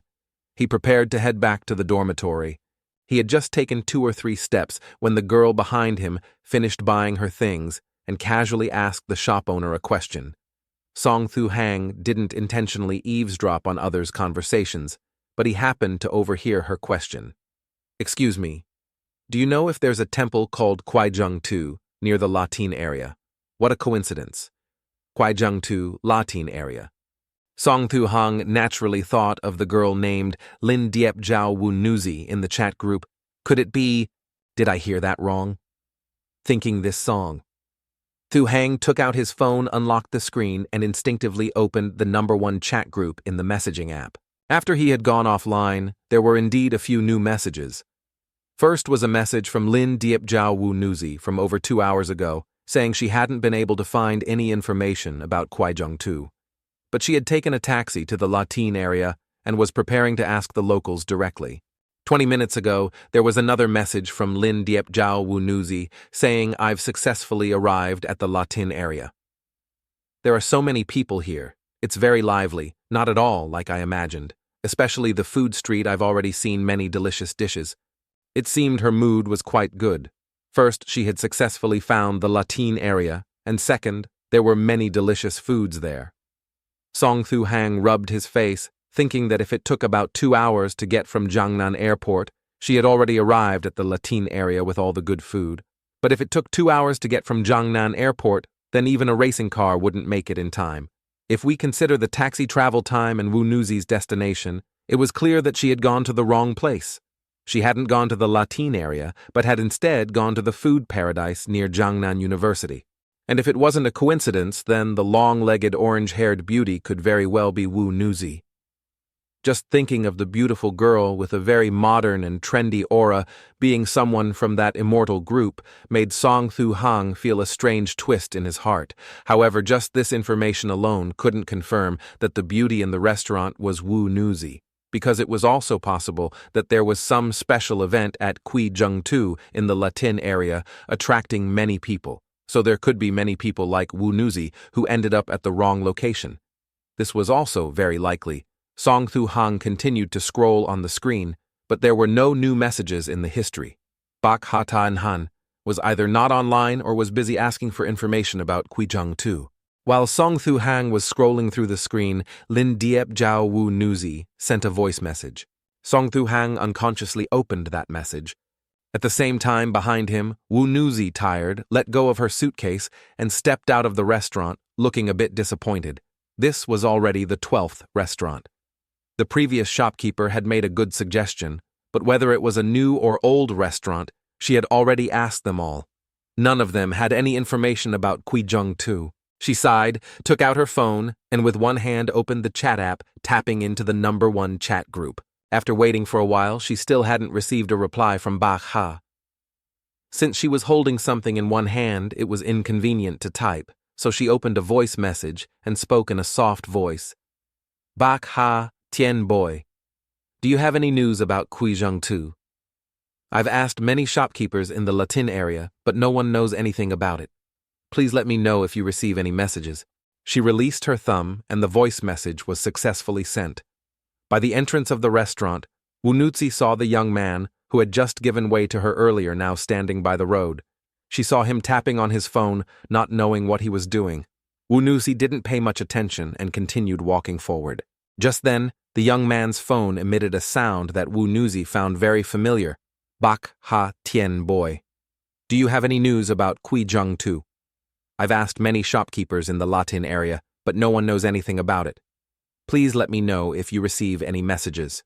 Wu Nuzi instinctively turned her head to look back. Wasn't that her voice? Moreover, this was the voice message she had just sent. Wu Nuzi was first taken aback, then a feeling of indescribable joy surged within her. The young man in front of her was actually a senior in the #1 chat group. Wu Nuzi, who had been feeling down about being lost, suddenly felt like she had found a lifeline. She was still dazed by the soft voice, which was indeed very pleasant to hear. At that moment, a breeze carried a fragrant scent into her nose, a faint floral aroma that also resembled the scent of a young girl's body.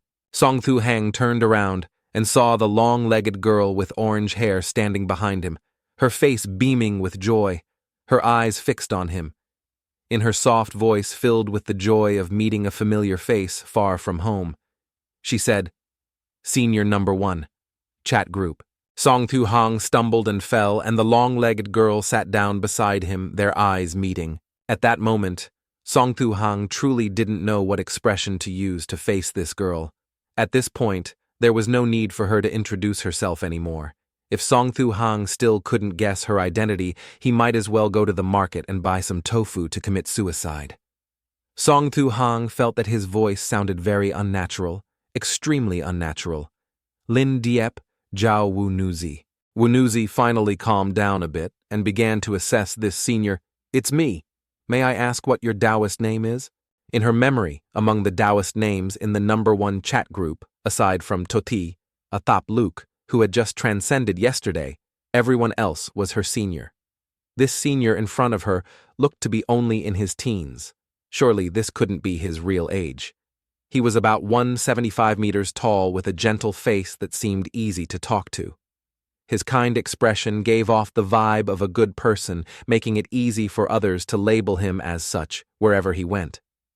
Moreover, she couldn't discern the cultivation level of this senior.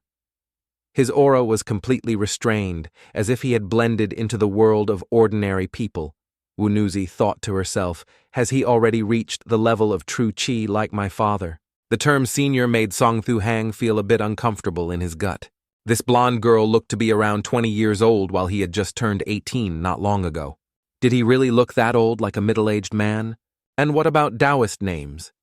He immediately recalled the pile of nicknames in the chat group, all of which were something like Huang Sun Tran Quan, Beihei X, Zhongchu, and Pu Chu, which made him feel even more uneasy. Song Thu Hang didn't want others to think he was delusional. He said, "Ahem, you can just call me Song Thu Hang. And please don't mention Taoist names anymore." Wunuzi, feeling a bit embarrassed, replied, "Oh, I'm sorry, senior. I momentarily forgot. As a cultivator, it's common knowledge not to mention Taoist names in front of others." She had been too excited and had forgotten. Song Thu Hang coughed twice, feeling as if his cough, which was almost gone, was now flaring up again. He leaned slightly forward and waved his hands repeatedly, saying, "You don't have to call me senior. Just call me Song Thu Hang." "Oh no, that's not very good." Wunuzi shook her head. Song Thu Hang insisted, "Please just call me Song Thu Hang, or Tu Hang, or Tu, Song whatever you prefer." If Wunuzi called him senior one more time, he would feel very embarrassed. After all, this was the real world. Wunuzi, feeling awkward, still added senior, but internally calmed down, her face breaking into a smile. It seemed that this senior was a good person, and not the cold type. If that's the case, perhaps this senior would help her. Wunuzi cheerfully said, "Song Tien Boy, are you here to help me?" Song Thu Hang was completely defeated. "All right, you can call me whatever you want." He lifted the large bag in his hand. The two of them, with such a big suitcase, were indeed blocking the way for others, so it was best to find another place to talk. "Let's walk and talk," he said, and Wunuzi immediately followed him to keep up. Song Thu Hang said, "I checked the history of the #1 chat group. It seems you wanted to go to the Latin area in city Jiwu." Nuzi was very smart. From Song Thu Hang's tone and attitude, she guessed the truth and looked at him with pleading eyes. "Yes, that's right. The Latin area in city G. Wait a minute, senior. Could it be that this isn't the Latin area?" Song Thu Hang sighed and said, "This is indeed the Latin area, but it's the Latin area in Jiangnan, not in city G. You should check the navigation on your phone." Wunuzi tilted her head, took out her phone, and started tapping. But as soon as she opened the phone, it rang with a pleasant sound, and the screen went dark. Wunuzi looked at Song Thu Hang. "Song Tien Boy, my phone is out of battery." Song Thu Hang once again felt a sudden pang in his heart. This beautiful woman seemed a little bit silly. Still, he handed over his phone. "Here, use mine completely black." Wunuzi happily accepted the phone, chirping out her thanks, and then looking at it. Suddenly, the phone rang out with a cheerful ding-ling before the screen went. Wunuzi once again lifted her eyes to look at Song Thu Hang Sr. "Song, your phone has also run out of battery." Damn, Song Thu Hang finally remembered when he went out earlier. His phone still had 6% left. After sitting around for almost 3 hours and browsing the internet just now, it was only natural for it to shut down. Song Thu Hang sheepishly took back his phone, then asked hesitantly, "Wunuzi, is the matter you're going to handle urgent?" Her voice was still as soft as before, not sounding too rushed, but she said it would be best to get there as quickly as possible, because any delay could bring complications. If she didn't hurry, her father would return home from visiting Senior Kwang Jiao Tam Lung and take her straight home.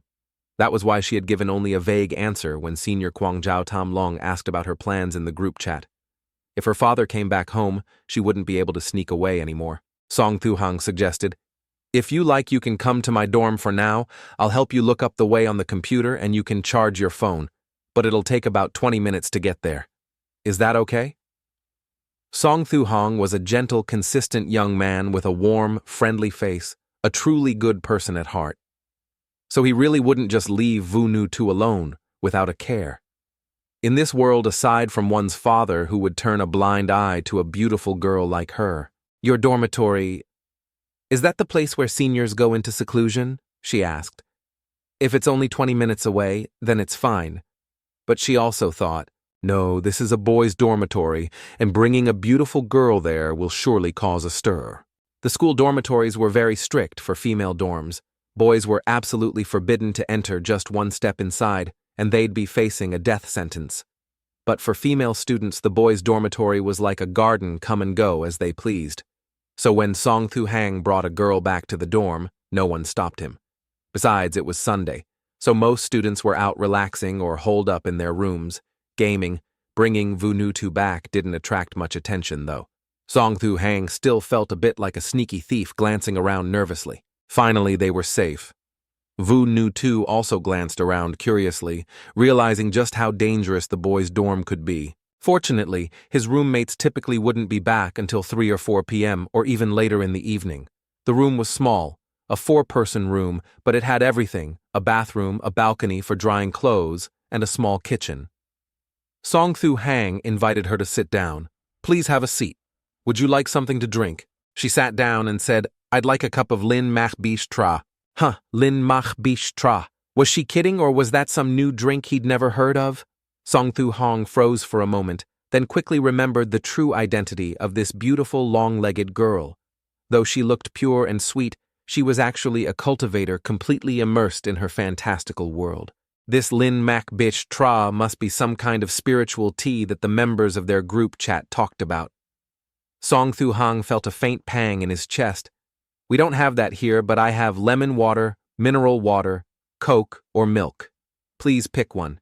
Vu Nu Tu seemed a bit surprised. How could a senior cultivator not have Lin Mach Bish Tra? She knew this tea was the most common hospitality drink for cultivators, with only a faint spiritual energy, but a rich aroma that lingered long after drinking. It wasn't as miraculous as medicinal pills, but it was far more affordable. Every cultivator would have some in stock. Then she realized, I understand. Senior is living incognito among mortals to cultivate his mind. She'd heard that some seniors would go into hiding every 150 years or so, living as mortals, to train their hearts and refine their minds. She smiled sweetly. "Senior, I'll have a glass of lemon water. Thank you." "Okay, just a moment," Song Thu Hang said. A moment later, he took a large glass of lemon water from the fridge and handed it to her. "Thank you, Senior. No need to be so polite," he replied. She really was a good girl, polite and well-mannered, though sadly a bit delusional. He sat down in front of the computer and opened a web browser, typing Luxin District City G into Baidumab. Soon the map showed the location in City G. Originally, the trip from the southern airport to Luxin District would take about 5 hours, but since Vu Nu Tu hadn't come straight from the airport and the university was also near City G, it would only take a bit longer from here. A taxi ride from the university to Kula Teen would be about an hour and a half, assuming no traffic jams, but with the poor traffic on that stretch, it could still take around 5 hours. Vu Nu Tu leaned closer to the screen and gasped when she saw how far it was. "Senior, that's so far, can we take a taxi?" Song Thu Hang replied. "You can, but probably only a few drivers would agree to take you, and it'd be a long, tiring trip, 5 hours there and 5 back. So, what do we do now?" she asked. "Let's take the train," he said. "There's a station not far from Luxin District called Hak Ra Station. There's also a station near the university. It'll be much faster than a taxi, less than 2 hours to get there." Her eyes lit up. "When shall we go?" "No rush. We can book the tickets online," he explained. "Let me see. There's a train at 4:00 p.m. If we go pick up the tickets at 3, we should be good. Wait, when shall we go?" he thought. Did she think he was going with her to Luxin District? Vu Nu Tu blushed. "Senior, I was too presumptuous. I didn't even ask if you could accompany me. Senior, would you be able to come with me to Luxin District? I'm really bad with directions, and I'm afraid I won't find the Ghost Lantern Temple on my own." Song Thu Hang scratched his head, then declined politely. "I'd like to help, but I really can't. If we leave at 4, we'd arrive after 6, and I don't know how long you'll be there. I can't guarantee I'd make it back in time for classes tomorrow afternoon." Vu Nu Tu looked crestfallen. She was the type whose emotions were written all over her face. "Senior, you're not free tomorrow." "Yeah, I have class tomorrow afternoon," he said. Seeing her disappointed expression, he wondered if he'd been too harsh. He didn't want to hurt this gentle girl's feelings. After a pause, he added, "But if you're not in a hurry, I'm free next Friday. We could go together then. As a student, I only get weekends off." She still looked disappointed. 1 or 2 days wouldn't have been a problem, but waiting 5 whole days was too much. Her father wouldn't stay at Senior Kwangjiao Tam Long's house for 10 days straight. But suddenly, she brightened and asked carefully, "Senior Song, just hypothetically, if you didn't have class tomorrow afternoon, would you come with me to City G?" He laughed. "Well, if whatever you need to do doesn't take long, I suppose I could, but that class has been set since the beginning of the semester. It's unlikely to be cancelled without a very good reason." As he spoke, Song Thu Hang typed into the search bar, City G Lucan District Ghost Lantern Temple. The map showed Lucan District and City G, but no sign of any Ghost Lantern Temple. It was probably a small or long-abandoned temple. Vu Nu Tu suddenly said, "Senior Song, could I borrow your computer for a moment? I want to gather some information and maybe Senior Back Ha Tan Tien in the group has some updates." Song Thu Hang nodded, logged out of his chat account and made room for her. "Here, and give me your phone. I'll charge it for you." She smiled sweetly and took the seat, expertly logging in to her own chat account. As soon as Song Thu Hang turned around, her fingers began to fly across the keyboard, clack, clack, clack, faster and faster, until she was typing at a speed of over 900 APM. If she were a professional gamer, she'd be dominating every game out there. On the screen, a series of windows opened and closed one after another. In no time, she'd even found information on a certain young man, Song Thu Hang himself, complete with a smiling profile picture and personal details. Class 43, Faculty, 19, part of the School of Mechanical Engineering at Jiangnan University of Design and Manufacturing. Then another window popped up. It was Song Shuhang's class schedule. Right after that came the afternoon class schedule for Han, taught by Professor Ren Shui. He was a young teacher, tall and handsome, always wearing black-rimmed glasses with a gentle smile on his lips. He belonged to that category of men who, no matter where they stood, would attract a crowd of young women in the prime of their youth. All of this happened in an instant. Having received the intelligence, Wu Nuzi closed all the windows on the screen. The corners of her lips lifted in a sly smile. Prearranged class schedules naturally couldn't be casually cancelled, but in this world, there were always unexpected accidents. For instance, the responsible teacher might accidentally fall from a beam and sprain his ankle. This Professor Ren Shui was precisely the teacher for Monday afternoon's class. "Sorry, teacher," she said as she pressed her palms together, silently chanting some incantation. When she finished everything, Wu Nusi thought to herself, "It's done. Tomorrow afternoon's class will probably be temporarily suspended or postponed for a few days." After closing all the windows, Wu Nusi moved her fingers again. Her gaze then landed on a note next to the computer. What was this? The note was covered in the names of various medicinal ingredients. It was the simplified pill recipe for body-tempering liquid from the pharmacist in the 9 provinces. Number 1 group. Back then, Shu Hang had copied it down for Chu Na Na to research. However, this recipe didn't include those mystical ingredients like heavenly tyrant grass, 9 suns, scarlet flame bamboo, or yang plum, mysterious vine. Wu Nuzi thought to herself, could it be that Senior Song was also researching this pill recipe?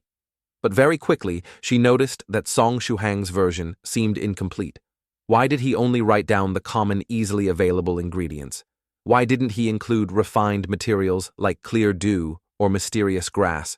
Could it be that Senior Song intended to improve on the recipe of the pharmacist predecessor, making adjustments to reduce costs in the refinement process? Song Shuhang's face froze. He had indeed been mistaken as a fellow enthusiast. "I don't refine it," he said. Wu Nuzi's eyes sparkled. "Why not, Senior? Did you actually modify the pharmacist predecessor's recipe a bit?" Song Shuhang fell silent. He had initially planned to bluntly explain that he wasn't at all interested in that fantastical recipe, but seeing the sparkling look in Wu Nuzi's eyes, he felt too embarrassed to crush her enthusiasm so directly. After a long moment, he found an honest answer. "Actually, it's because I couldn't find some of the ingredients. For various complicated reasons, I just don't have any of those materials, so I haven't had a chance to refine it at all." This was the honest truth. Even the simpler ingredients listed in that recipe, not to mention the rarer ones, were expensive. As a college student, he couldn't afford them at all. Even if he sold a kidney, he still couldn't buy them. "Oh, I see, Senior," Wu Nuzi said apologetically. She didn't really understand why he didn't have those ingredients, But on Ling Deep Island, such materials were as common as mountains. Senior, once I return, I'll send you 2 large chests of medicinal ingredients as a thank you gift, okay? Those 2 large chests of materials she mentioned were worth several times their weight in gold. Too bad. Song Shuhang didn't realize just how valuable they were. Otherwise, he'd have prostrated himself in gratitude. Song Shuhang thought to himself, 2 large chests of materials, they're probably not that precious. So he nodded in agreement. Wunuzi shook her head. She had never booked a plane or bus ticket by herself. Her family's many disciples and servants would handle everything for her, devoting themselves to the Ling Deep Island cause. Song Shuhang said, "Then give me your ID card. I'll use my account to book the ticket for you."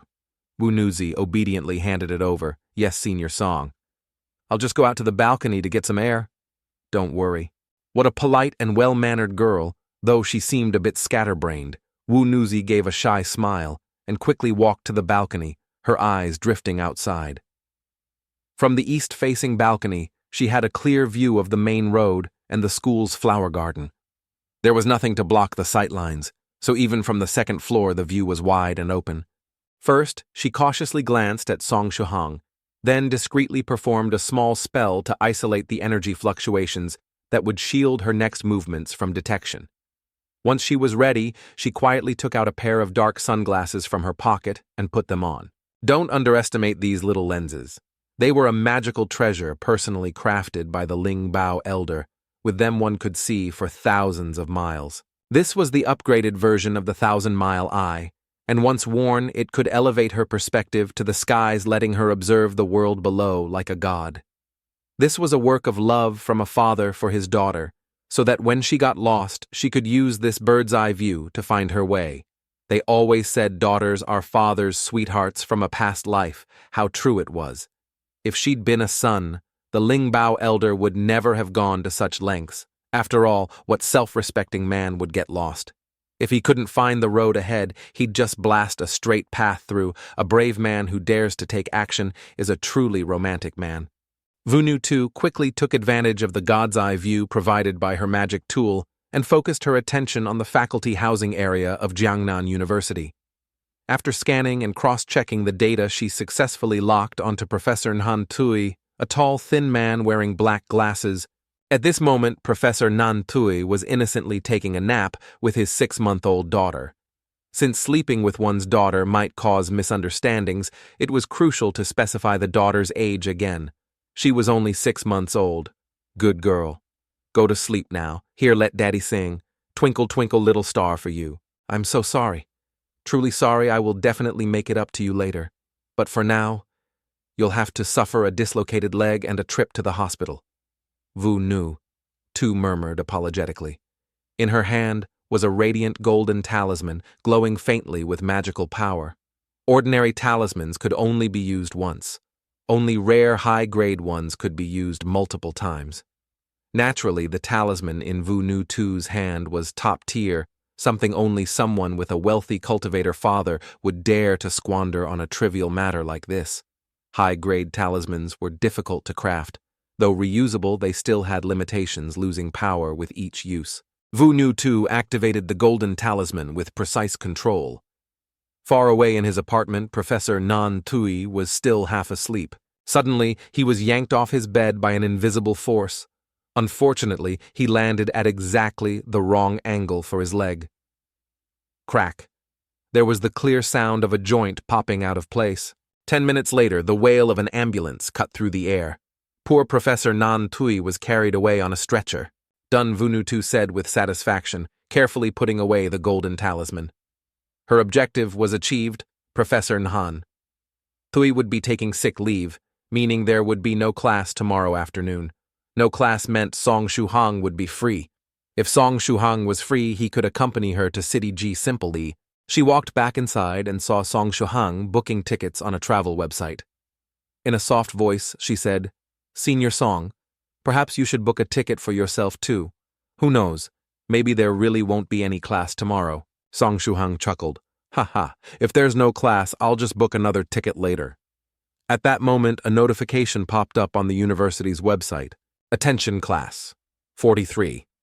Cohort 19, School of Mechanical Engineering, Jiangnan University. Due to Professor Nhan Thui's injury, tomorrow afternoon's statistics class is replaced with an English class by Professor Smith. Please inform each other and prepare accordingly. Thank you. Song Shuhang grumbled. Professor Nhan Thui's in the hospital. What a coincidence. But then he frowned. An English class with old man Smith tomorrow. Ugh. Standing next to him. Vunhu Tu's eyes gleamed. This was like the saying, when the devil is 1 foot tall, the Tao is 10 feet taller. A girl from Lindeep Island wouldn't be so easily defeated. She'd already put one professor in the hospital. Why not add another? Her eyes flashed with resolve and a faint killing intent. Smiling slyly, she quietly returned to the balcony and put on her magic tool again. Before long, she locked onto her new target, Professor Smith, who was out for a walk along the campus river. Strangely, a cold wind suddenly swept over the elderly British professor. He pulled his coat tighter, puzzled by the sudden chill. I'm sorry, truly sorry. Once this is all over, I'll make it up to you and Professor Nan Tui Vu. Nu Tu murmured softly as she activated another golden talisman in her hand. Meanwhile, Song Shuhang had just finished booking Vunhu Tu's high-speed train ticket. Right then, another update appeared on the university website. Attention Class 43, Cohort 19, School of Mechanical Engineering, Jiangnan University. Because Professor Smith has also been injured and hospitalized, tomorrow afternoon's English class is cancelled. Class 43 will have the entire afternoon off. Please inform each other and review the relevant materials. Thank you. Reading that, Song Shuhang felt as though tens of thousands of horses were stampeding through his mind. What the hell is going on today? He turned to see Vunhu Tu smiling brightly like a flower. Today was full of truly bizarre events. In the end, Song Shuhang had no more excuses to refuse Vunhu Tu's invitation. He followed her to City G, never expecting that 2 professors would end up in the hospital at the same time. The odds of this happening were about the same as winning the lottery. Yet here they were both out of commission, giving him a full day of freedom. Under Vunhu Tu's eager gaze, he booked a ticket for the high-speed train to City G. Before long, they were at the station boarding the train. Their seats were next to each other, with his just behind hers. The faint scent of the young woman's perfume wafted over, intoxicating and almost overwhelming. If this were a novel by now, a young man would have come along trying to find a way to approach the beautiful girl. As a result, he'd try everything to provoke me. And at that moment, I'd transform into a superhero, either to kill him on the spot, to eliminate future troubles, or at least to beat him to a pulp. But unexpectedly, no one came to cause trouble at all. Everything written in the novel was a load of nonsense. Song Shuhang was yawning and about to fall asleep. However, Yunuzi had already dozed off for a long time, resting her head conveniently on his shoulder. Song Shuhang's cheeks turned bright red. After 18 years as an otaku, he finally got to sit shoulder to shoulder with a girl. He didn't want to wake her up, let her sleep for a bit. When she woke up, they'd be close to their destination. Very soon, the announcement from the train staff echoed through the carriage. Dear passengers, the train has arrived at Hixiang Station. Please take your luggage and important belongings and disembark from the right side. Song Shuhang gently nudged Yunuzi awake. We've arrived. Wake up. Yunuzi woke up groggily. Has it already turned light outside? She murmured sleepily. Song Shuhang felt as if a bomb had gone off in his chest, utterly smitten by how cute she was. He couldn't believe he was so captivated by the cuteness of a girl around his own age. Standing up, he looked down at her and said, The train has reached the station. Let's get off quickly. Senior, what time is it now? She asked. It's 6:08 p.m. We've arrived at City G. Let's get a taxi straight to the Latin District. Song Shuhang replied. Yunuzi nodded obediently. All right, I'll follow your lead. This was the kind of life she was used to, having everything arranged for her, just following along without a care. After getting off the train, they found a hotel in the Latin District to stay temporarily. Since they weren't a married couple, they couldn't book the same room. Yunuzi wanted to drop off her luggage in her room before heading out. Song Shuhang, who didn't have anything to stow away, waited for her in the hotel lobby after leaving his ID at the front desk. The hotel wasn't busy, so the receptionist was quite free. Song Shuhang took the chance to ask her, Excuse me, miss, is there a temple here in the Latin District called Gi-Dung Temple? The receptionist thought for a moment, then shook her head. I'm sorry, sir. Although there are quite a few temples in this district, I've never heard of any called Guideng Temple. Thank you. Song Shuhang nodded politely. While they were chatting, Yunuzi came out of her room and walked over to his side. Senior, where shall we go now? Let's just wander around. Mainly, I want to see if there are any elderly people chatting in groups. Maybe we can get some useful information from them. Just as they stepped out of the hotel, a young woman in the lobby pulled out her phone and made a serious call. Master at the Latin Hotel. I heard a man and a woman asking about Guideng Temple. They're around 20 years old. On the other end, a cold voice replied, So it's finally happening. How strong do they look? The woman said. The girl seems very powerful. The boy looks ordinary, but she appears to treat him with a lot of respect, calling him senior all the time.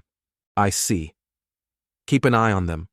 Don't let them notice. I'll find an opportunity to test their strength. Meanwhile, have our other watchers stay alert.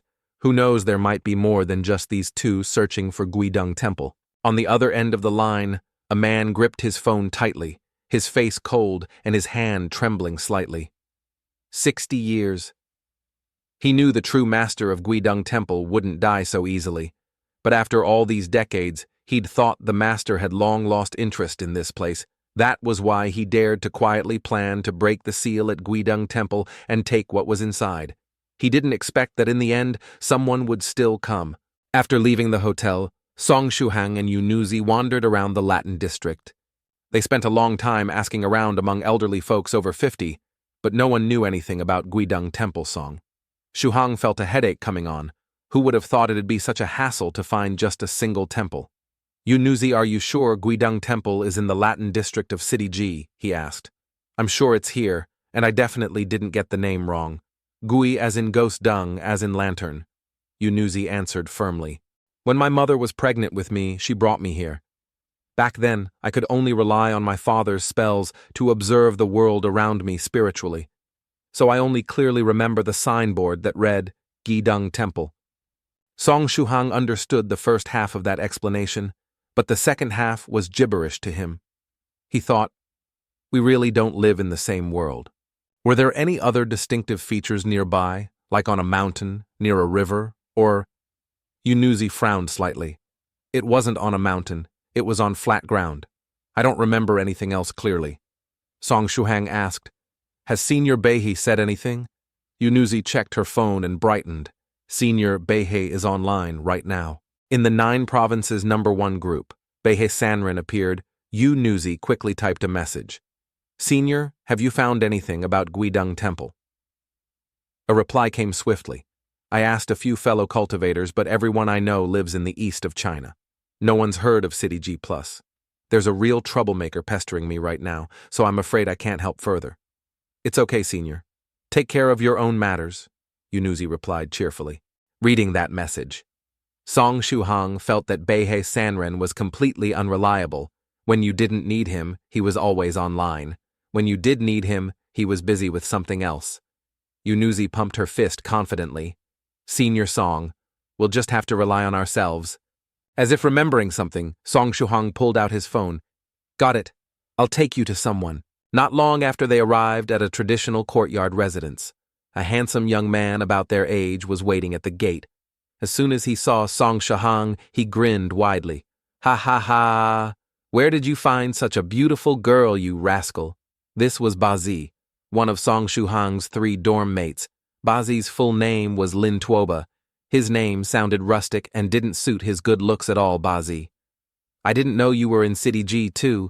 My grandpa lives here. Our family came back this week to visit him.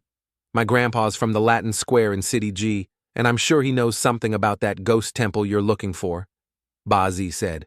His grandpa was a very trendy old man who loved tinkering with gadgets.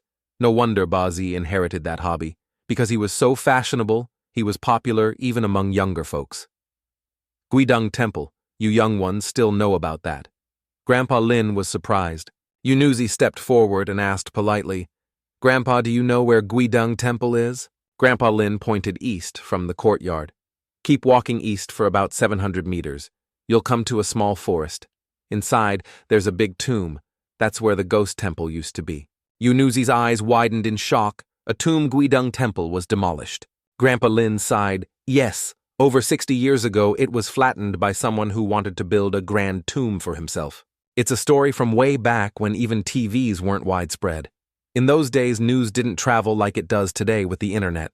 That's why hardly anyone knows about Guidong Temple. Only a few of us old-timers still remember. But from what I know, Guidong Temple was privately owned. Someone bought it a long time ago. You know a lot? Grandpa Song Shuhang said with admiration. Grandpa Lin thought for a moment. Actually, the land belonged to someone named Huang Daigeng. Over 60 years ago, he sold the temple to someone else. But before he sold it, he'd already planned to demolish it and build his own tomb there. When someone came to buy it, he just sold it off conveniently. A few years later, seeing that the buyer never came back, he felt safe and flattened Guidong Temple to build his tomb. Hearing this, Song Shuhang couldn't help but curse. That's shameless. He glanced at Yu Nuzi, guessing that the person who bought the temple might have been one of her seniors. But she didn't look angry. She just sighed. That Huang guy probably didn't die well, right? Grandpa Lin said, "How did you know?" After he built his tomb, he died just 3 days later. Within a year, his entire family died off one by one. Everyone here said it was a very strange affair. That guy basically built his own family's grave. Yunuzi explained calmly, "That's because there was a spirit ghost in Guidong Temple about to mature. A powerful cultivator bought the temple to seal it and prevent it from harming people. Building a tomb on top of it was practically asking for trouble. The spirit ghost latched onto the tomb's energy to track down Huang and his family, draining their life essence. It's lucky they only wiped out one family and not the entire bloodline." Grandpa Lin fell silent for a long moment, then shook his head. "Superstitious nonsense, child. Science is real power, not this ghost talk." Song Shuhang couldn't help laughing out loud. Grandpa Lin truly was a modern grandpa. But once he'd finished laughing, he couldn't help feeling a chill. Was it really just superstition, or was there something more? Time passed quickly. Before they knew it, it was 11:30 p.m. Yu Nuzi tugged at Song Shuhang's sleeve. "Senior, let's go," he followed her, asking. "Yu Nuzi, why do we have to go to Guidong Temple in the middle of the night?" She answered, "Because midnight is the best time to find a spirit ghost." "What, a spirit ghost? You came all the way to City G just to catch a spirit ghost." He thought she was here for something really important. Who would have guessed she'd come to this far-off city just to catch a ghost?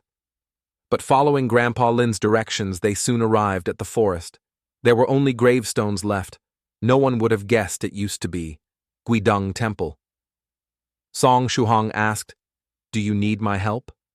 "Don't worry, Senior Yu," Nuzi replied confidently. "It's just a spirit ghost. It won't be able to hurt me. You just stand there and watch my back." Song Shuhang could only shrug. Catch the ghost. Subdue the ghost. Assist you. Fine. Before long, they reached the old tomb that had replaced Guidong Temple. Song Shuhang tightened his coat, thinking he might really see a ghost tonight. Yunuzi had already begun her preparations. She opened her large suitcase, revealing a sparkling array of magical tools. She took a deep breath. Even though there was no wind, her long black hair fluttered around her like a warrior's banner. Song Shuhang found a clean rock to sit on and watched as Yu Nuzi started her ritual. Just like that, the drowsiness in him grew stronger and stronger, and he felt his eyes start to blur. It was true. Why on earth would someone follow a girl in the dead of night to catch ghosts? He was so sleepy he thought he might die of it. Who knew how long had passed?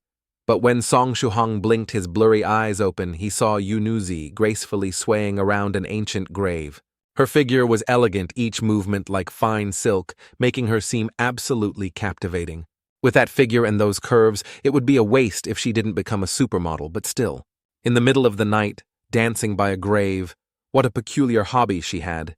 Humming there seemed to be two green lights flickering around her, dancing along, as if in perfect harmony with her moves, making it almost mesmerizing to watch. However, this scene could not be called beautiful, for the eerie graveyard setting made it hauntingly bizarre. Such a unique sight had to be recorded. Song Shuhang thought, reaching into his jacket to get his phone. Song Shuhang truly had a big heart. Most people would have been scared stiff seeing this. But here he was wanting to record it. Because he was half asleep, his hands were a bit stiff, and the phone slipped from his pocket and thudded to the ground. In the faint light of the phone screen, he caught a glimpse of something weird falling onto him. Everything had been going smoothly, but Yunusi hadn't expected that there were actually two spirit ghosts hiding in the grave. When she caught one, the other attacked from the shadows. Her father had only sealed one spirit ghost. Why were there two? Who had put the other one there? There were two ways to subdue spirit ghosts. One was to win them over, coexisting with them, until they formed a bond deep enough for the ghost to be subdued naturally. This required charisma and courage. If one's charisma was too low, not only would it fail, but the cultivator could end up as the ghost's next meal. The other way was to use brute force. Simply put, whoever was stronger won. This method was brutal but straightforward. Beat the ghost into submission, but not to death, and then it could be subdued. The sneak attack startled Yunusi, but she quickly regained her composure. She softly chanted, and with a flick of her hands, sent two golden talismans flying at the spirit ghosts.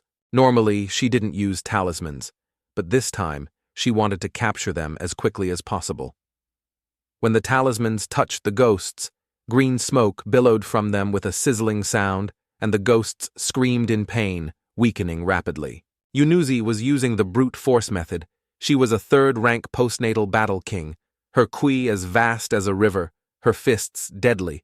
Moreover, her father was a mighty cultivator, and she wore equipment of the highest quality. She had fought enough battles to know how to handle ghosts. Using this chance, she pressed her attack both hands, striking the spirit ghosts repeatedly. With each strike, she could feel their bodies crack and break, but she was careful not to kill them. She wanted to subdue them, not destroy them. If she used her full strength, a single palm strike would have obliterated their souls. Pushed to their limits, the two ghosts finally revealed their trump cards. One let out a sharp cry, and a golden shield appeared in front of it as it lunged at Yunusi. The other let out a roar, and a red light enveloped it, doubling its size instantly. These were innate ghost techniques. Clearly, they were above the average mid-grade level. Yunusi's eyes sharpened. She clapped her hands together, forming a butterfly seal. If this is all you've got, then submit. The butterfly dance technique she used was a second-rank spiritual skill designed to shatter protective barriers. For an untrained spirit ghost, using an innate shield, it was no match. Her strike shattered the shield, and the ghost that had created it fell to the ground covered in cracks. She only needed to form the contract to subdue it now. But at that moment, the red glowing ghost lunged forward, grabbed the fallen ghost, and bolted for the exit. Yunusi's strength was great, but her battle experience was lacking. She had let them escape. The red glowing ghost had grown in power after doubling in size, but it smashed right into the ghost sealing formation Yunusi had prepared earlier. The formation broke, and the two ghosts turned on Song Shuhang instead, wanting to absorb his life force to heal themselves before deciding whether to fight or flee. The two ghosts didn't even consider leaving this place. They had been here for over 60 years.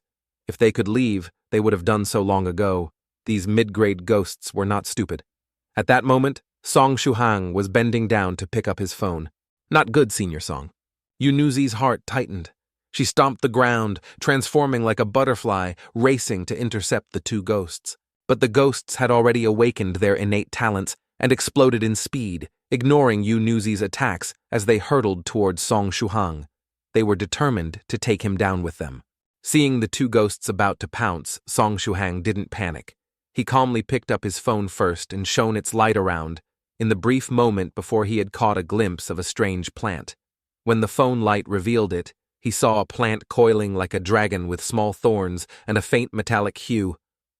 Wasn't this the poison dragon grass that the alchemist in the 9 provinces #1 group had mentioned? He decided it was best to keep it hidden from Yunusi for now. If she saw it, she would probably give it to the alchemist, who would refine it into some deadly potion. He quickly yanked the plant out of the ground. As he uprooted it, he heard a heavy sound. But when he looked up, there was nothing. Only Yunusi stood nearby, staring at him in astonishment. In her heart, Yunusi thought truly impressive. From what she saw when the two savage spirit ghosts charged at Senior Song, he hadn't even flinched.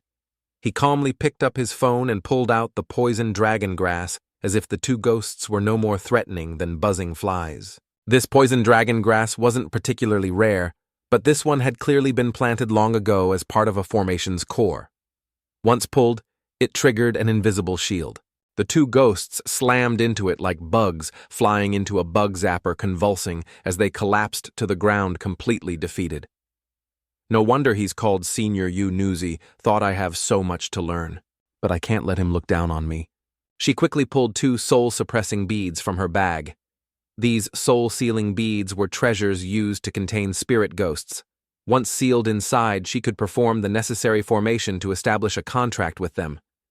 Yunuzi didn't want to repeat any mistakes, so she had brought many soul-sealing beads. She pressed the beads between her fingers, formed a series of intricate hand seals, and softly chanted, "Seal." The 2 weakened ghosts had no power to resist and were sucked into the beads. Song Shuhang watched in wide-eyed wonder as the green lights of the ghosts swirled around Yunuzi before being absorbed into the beads. It was a sight no science could explain. He gulped. His worldview, built up over 18 years, was now halfway shattered. Could ghosts really exist in this world, just like in the ancient legends? After sealing the ghosts, Yunuzi looked at him gratefully. "Senior, I truly must thank you. If you hadn't helped, those 2 would have escaped, and once they left this place, finding them again would have been almost impossible." "Ha ha!" Song Shuhang forced a laugh. There was nothing else he could say. "Senior, there were 2 spirit ghosts here, and I only needed one. Please accept the other one as a gift. With your cultivation, you might not need it, but you could pass it on to a disciple or future generations." Yunuzi was very generous. She handed over a mid-grade spirit ghost worth a fortune without hesitation. Song Shuhang, staring at the bead, thought, "Oh my God, there's a ghost in this bead." Even though he was still half skeptical, what if it was really a ghost? Yunuzi was sincere and didn't give him a chance to refuse. "Please, Senior, accept it. You helped me greatly tonight. If you don't accept it, I'll feel uneasy, and it might affect my cultivation." The bead felt ice-cold in his palm, an eerie chill on this warm night. If this thing was really sealed, surely it wouldn't come out soon. It was her token of gratitude, so he accepted it. Spirit ghosts had become nearly extinct in the modern world. Now that they were subdued, they could head back. The 2 of them walked side by side back down the path. Just this level of insight and confidence, together with the senior-like demeanor, made the branch leader's legs feel weak. He was originally a cautious and meticulous person, or rather a coward. Precisely because of his caution, he had been able to cultivate the demonic arts of summoning spirits and crafting evil ghosts for over 170 years and still live safely, but he was unwilling to let it go. He had spent 60 years on the Ghost Lamp Temple, and these 2 spirit ghosts, plotting various schemes and waiting bitterly for this moment. Now everything had gone to waste. No matter how timid he was, he couldn't accept this outcome. The branch leader felt unbearably stifled in his chest. He lifted his head to look at the sky. His voice filled with grief. "You're taking my spirit ghost away, fine, but you should at least leave one behind." Among the 2 spirit ghosts in the Ghost Lamp Temple, one had been sealed by Wunuzi Lingdian, but the other belonged to this branch leader. With just 1 spirit ghost, he would have the chance to break through the bottleneck of the 2nd stage and reach the 3rd stage of the War King realm. His lifespan, already nearing its end, would be extended by another 100 years. Even if he had to offer everything he had, no price would be too high to pay. Finally, he turned to look once more at the tomb of Huang Dakan, surrounded by the formation. The branch leader felt a pang of pain in his heart, turned around, and left step by heavy step. After the branch leader left, another tall man dressed in black emerged from the forest. His face showed a hint of mockery as he took out his phone and dialed a number. "Master Senior's sister has successfully found the Ghost Lamp Temple and sealed the spirit ghosts. She's now resting, probably returning to Lingdi Island tomorrow or the day after." A calm voice came from the other side. It was Wu Nuzi Lingdi. "That's good. That girl always makes people worry. There weren't any mishaps along the way, I hope." The man in black answered, "No, everything went smoothly." "Well, there were a few minor surprises, like that branch leader, and also that young man named Song Shuhang."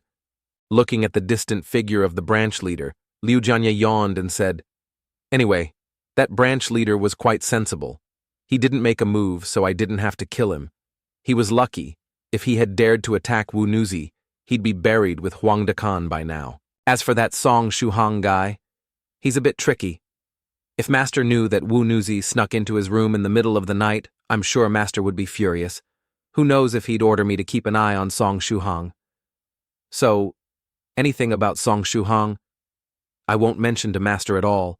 Wu Nuzi would never have guessed that her discovery of her father's handwritten notes and the trip to the Ghost Lamp Temple were all secretly guided by her father's will. Wu Nuzi Lingdi even sent disciples to protect his daughter on her journey. It could truly be called a father's deep care. In fact, even if Mad Blade 3 Waves hadn't courted death, Wu Nuzi Lingdi would have found another excuse to temporarily leave Lingdi Island. It was just that Mad Blade 3 Waves happened to show up at the right time, saving Wu Nuzi Lingdi the trouble of making up a reason why. The next day, Monday, March 6th. It was sunny at 9 a.m. Song Shuhang and Wu Nuzi took the train back to Jiangnan University Town. They were lucky arriving at the station at 8:45 a.m.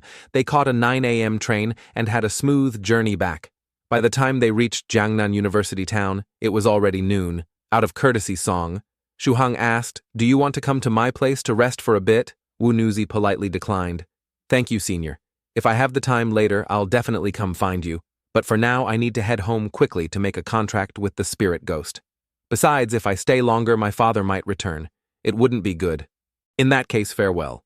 You can catch a taxi at the train station to go to Jiangnan Airport. Are you okay traveling alone?" "No problem. Besides, I've already booked my round-trip ticket. I just need to get to the airport to head home."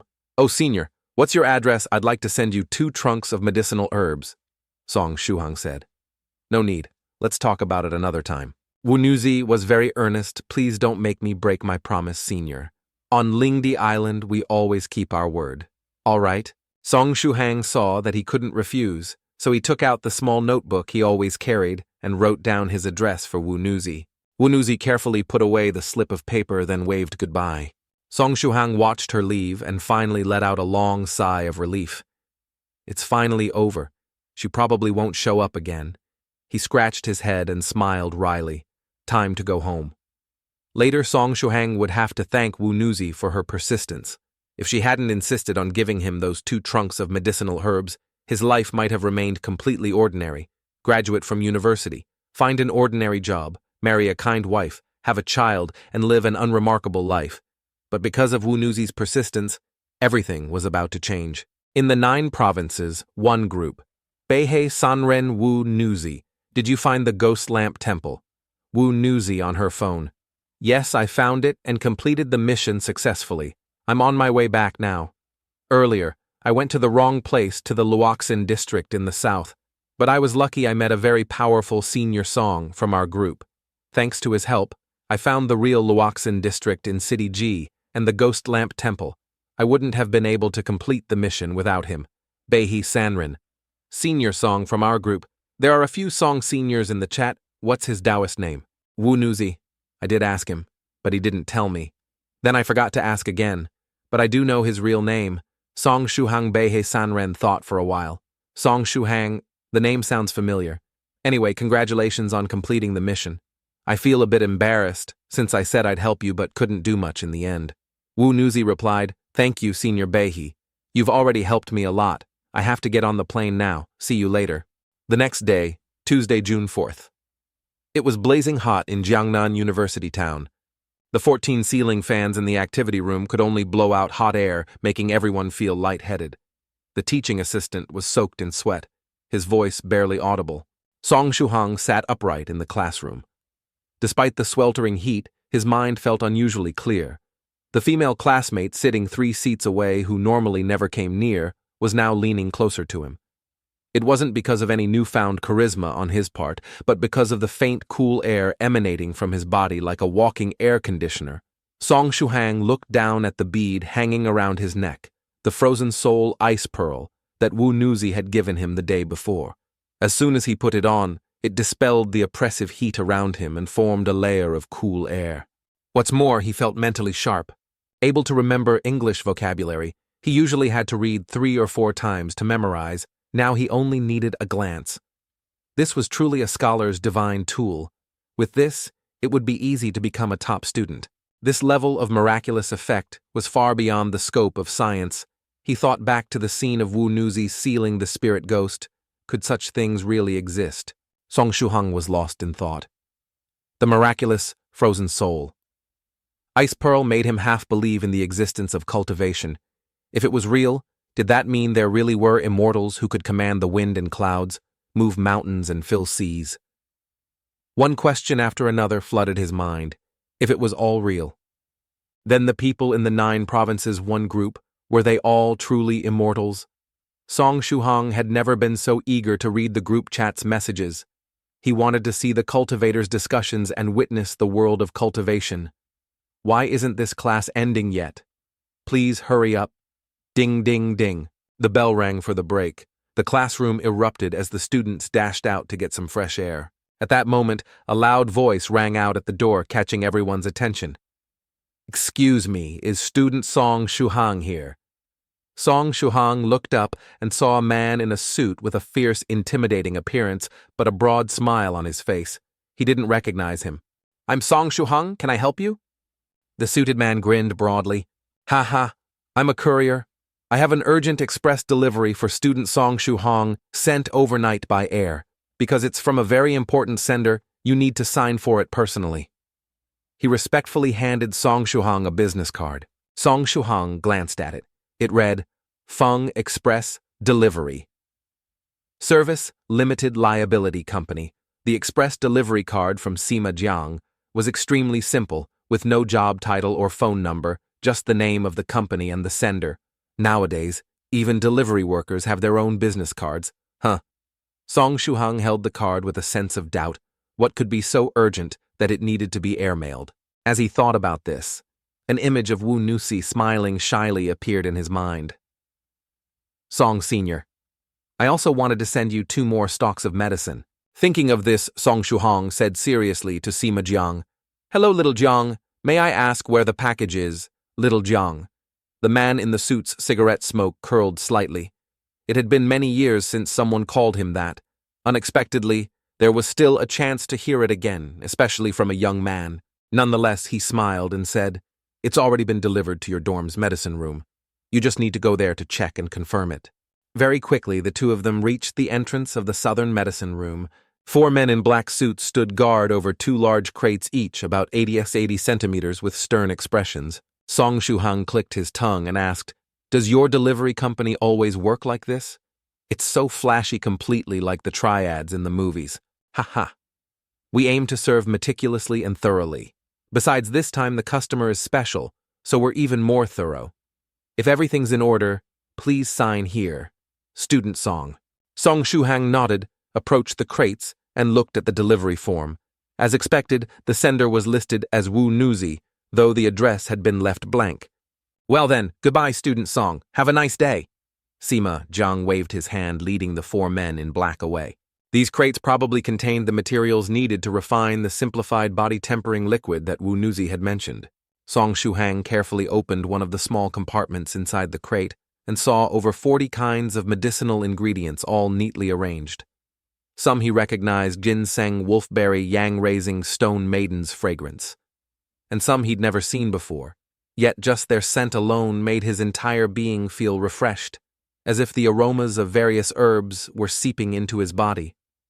There were also rare ingredients, such as celestial tyrant's branch and scarlet sun chisel thorn slices. Using these herbs and following the method that the alchemist had shared in the 9 provinces, no one group, he should be able to refine the simplified version of the body-tempering liquid by carefully cooking and controlling the heat. Just how effective would this body-tempering liquid be? Could it truly be like what was described in the Cultivation novels, remolding one's body?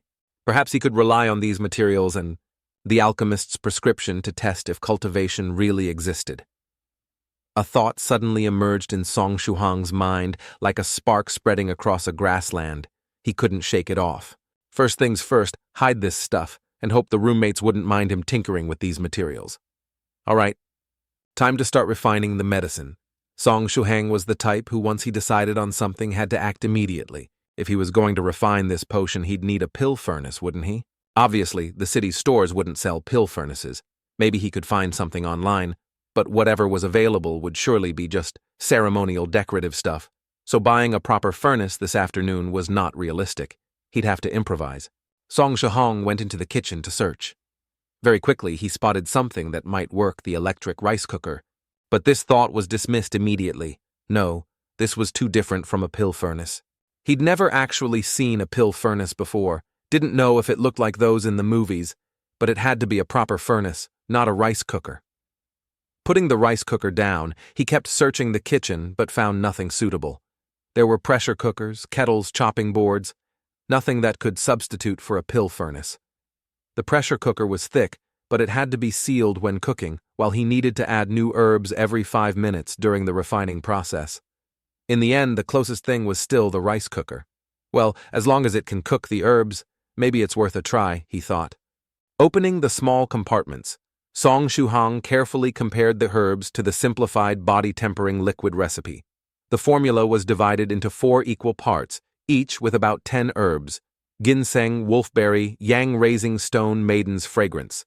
Over 30 of these ingredients could be found online, but things like celestial dew grass, celestial tyrant's branch, scarlet sun, chisel thorn didn't show up in any search, probably only found in fantasy games.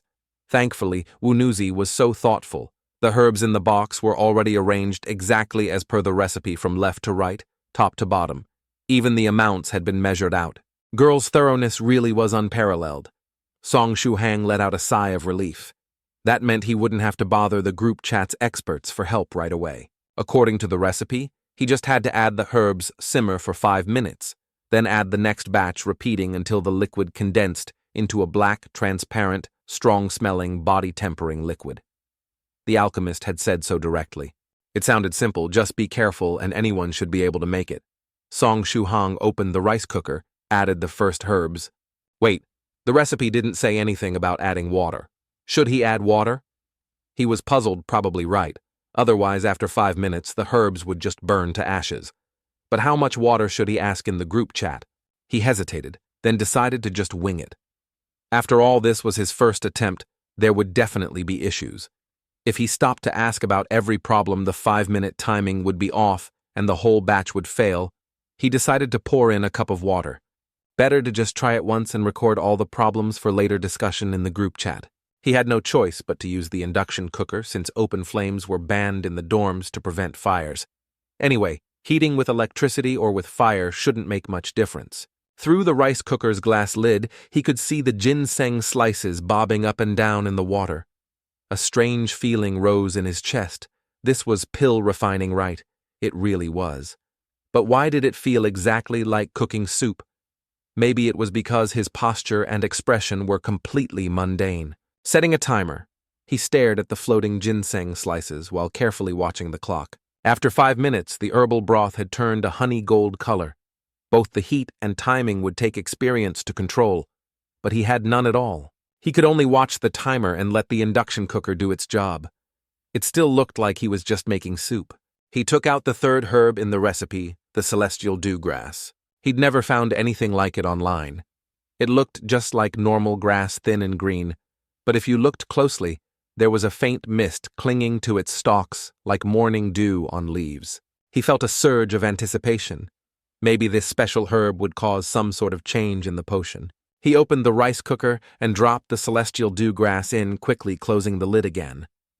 Even if this fails, he thought, at least I'll learn something and maybe prove that cultivation really does exist. The celestial dew grass floated in the boiling liquid just like the 2 herbs before it. Nothing seemed to happen at first exactly as expected. But just then, a fresh breeze wafted from the bead he wore around his neck. I can see it now. Each time an herb touched the water, faint golden medicinal properties seeped out, merging with the liquid. The ginseng slices even swelled slightly. He could feel every minute change in the herbs. It was an incredible sensation. Hold on, he realized the heat was too low. The celestial dew grass needed higher heat. So he put his hand on the induction cooker's control and turned it up without hesitation. The water boiled fiercely, the lid rattling as steam rose, and the celestial dew grass quickly began to melt away. Song Shihong didn't know how long it would normally take to melt a single herb like this, or what the exact heat level should be, but in these 5 minutes, even at the cooker's maximum power, the celestial dew grass should not have dissolved so fast. This was clearly a special property of the celestial dew grass. He also realized that maybe the original recipe didn't need added water at all. Perhaps the ginseng and wolfberry had to be heated in a special way to release their essence, and then the celestial dew grass would instantly complete the reaction. Had this batch already failed? He didn't know. Another 5 minutes passed, and Song Shuhang calmly added the fourth herb. It too dissolved steadily within about 5 minutes. Likely why the alchemist had said about 5 minutes in the first place. Every herb's size and shape was different, and every stove was different too, so there'd be some deviation. Like this, every 5 minutes he added another herb to the rice cooker. 3.5 hours later, though, Song Shuhang was still energetic. His body was a bit tired. He was almost at the 40th herb. Opening the rice cooker, he quickly added the 41st herb. Before he could close the lid, a sudden change occurred. The pale gray liquid infused with the power of 40 herbs reacted with the 41st herb, producing a pungent, overpowering stench. Half the liquid in the pot quickly evaporated, a fifth of it gone in the blink of an eye. What the hell is this? It's evaporating too fast, will it fail? He wondered. No, not a total failure yet. It was just evaporating too fast. He had to slow it down somehow. Adding more water. Song Shuhang threw in the herbs like reviving a dead horse, pouring an extra ladle of water into the pot. He wasn't sure whether it would help, but at least it'd slow the evaporation rate a bit. There was no time left for him to attempt another round of refining. His dorm mates would be back in just 2 hours. Honestly, if he got caught in the cramped dorm kitchen brewing something that smelled like an alchemist's cauldron, Song Shuhang didn't dare guarantee that his enthusiastic roommates wouldn't tackle him and stuff him straight into the new mental health hospital. Given their fervent helpfulness, it was definitely possible. So Song Shuhang decided whatever, just throw everything left in and see what happens. It was probably going to fail anyway. At least he'd gain some experience. After all, both Beihei and Wunuzi in the chat group had failed dozens of times. If an amateur like him succeeded on the first try, that would be truly suspicious. He opened the pot and dumped in the final 4 ingredients: Immortal Tyrant King's Branch, Scarlet Ridge Bamboo's new shoots, Sea Cold Star Crystal, and Snow Demon's core. Immediately, Song Shuhang witnessed a genuine 2 extremes of fire and ice-hot pot in action. The first 2 ingredients melted as soon as they touched the boiling liquid, turning the water bright red and surging with heat. Steam rose furiously through the exhaust vent like a mini geyser. Meanwhile, when the Sea Cold Star Crystal and Snow Demon's core touched the boiling liquid, their shells cracked open, releasing a translucent blue liquid that seemed almost icy cold. When it mixed with the red-hot potion, half of the mixture instantly went still and cold, while the other half continued to roil and steam, visibly separating into 2 distinct layers. Oh no, this is bad. Song Shuhang realized the potion was splitting apart. He couldn't let them separate, so he immediately cranked the electric stove to maximum, determined to force the cold potion to boil again. 30 seconds later, something miraculous happened. The potion's 2 parts stopped splitting. They began to meld together again under the fierce heat. Encouraged Song Shuhang didn't turn down the heat, but instead pushed it to the highest setting. If he was going to fail, he'd at least fail spectacularly. Pushing the temperature to the limit, he hoped that all the medicinal properties would merge before they evaporated entirely. The electric stove hummed ominously at full power, and inside the pot the 2 warring liquids finally fused. The whole pot shook with the force of the reaction. Soon Song Shuhang could no longer see clearly what was happening inside. The thick steam left a dense layer of residue on the glass, blocking his view. All he could do was watch the clock and shut it off exactly 5 minutes later. At 4 minutes 23 seconds, there was a sudden surge of pressure inside the pot. The steam violently burst out, filling the small kitchen with an acrid, overpowering stench that clung to his nose and throat. It was so pungent, it felt like all the worst smells in the world had fused together. Just one accidental breath was enough to make him retch. He held his breath, but the stench was so thick, it still crept into his nose. Song Shuhang rushed to the window and threw it open, desperate for fresh air. If he couldn't breathe soon, he'd be done for, and his dorm mates would be left to scrape his remains off the floor. Cause of death, asphyxiation by stink. As soon as he opened the window, the black smoke rolled out, and the smell began to slowly dissipate. Gagging, Song Shuhang clamped his nose shut and peered into the pot, curious to see what had become of the failed potion that had created such an ungodly stench. In the pot, only a thin layer of dark, viscous liquid was left, black and transparent, reeking to high heaven. Wait. This seems familiar. He suddenly remembered something and grabbed his notebook of pill recipes. Black, transparent, pungent-smelling liquid. This matched the simplified description of body-tempering liquid from the notes of a professional alchemist. It looked a lot like what he'd just cooked up, so had he succeeded or failed? Song Shuhang stared at the potion for a long moment. Well, maybe I should just try it. It's the result of 3.5 hours of hard work after all. He didn't know how long had passed when he finally heard a faint voice in his ear telling him he had firmly imprinted the 3 variations of that move into his mind. With a few more days of practice, he could probably master the basics. When Song Shuhang opened his eyes again, his familiar computer screen was in front of him, and the senior pharmacist was grinning proudly beside him. Senior pharmacist, what just happened? I saw someone practicing martial arts. The pharmacist chuckled and explained, it was a basic low-level hypnotic technique, something that only cultivators who haven't even reached the entry stage can be affected by. The images you saw on the diamond basic fist technique sheet the 3 figures demonstrating the moves in the corner, along with the carefully arranged text.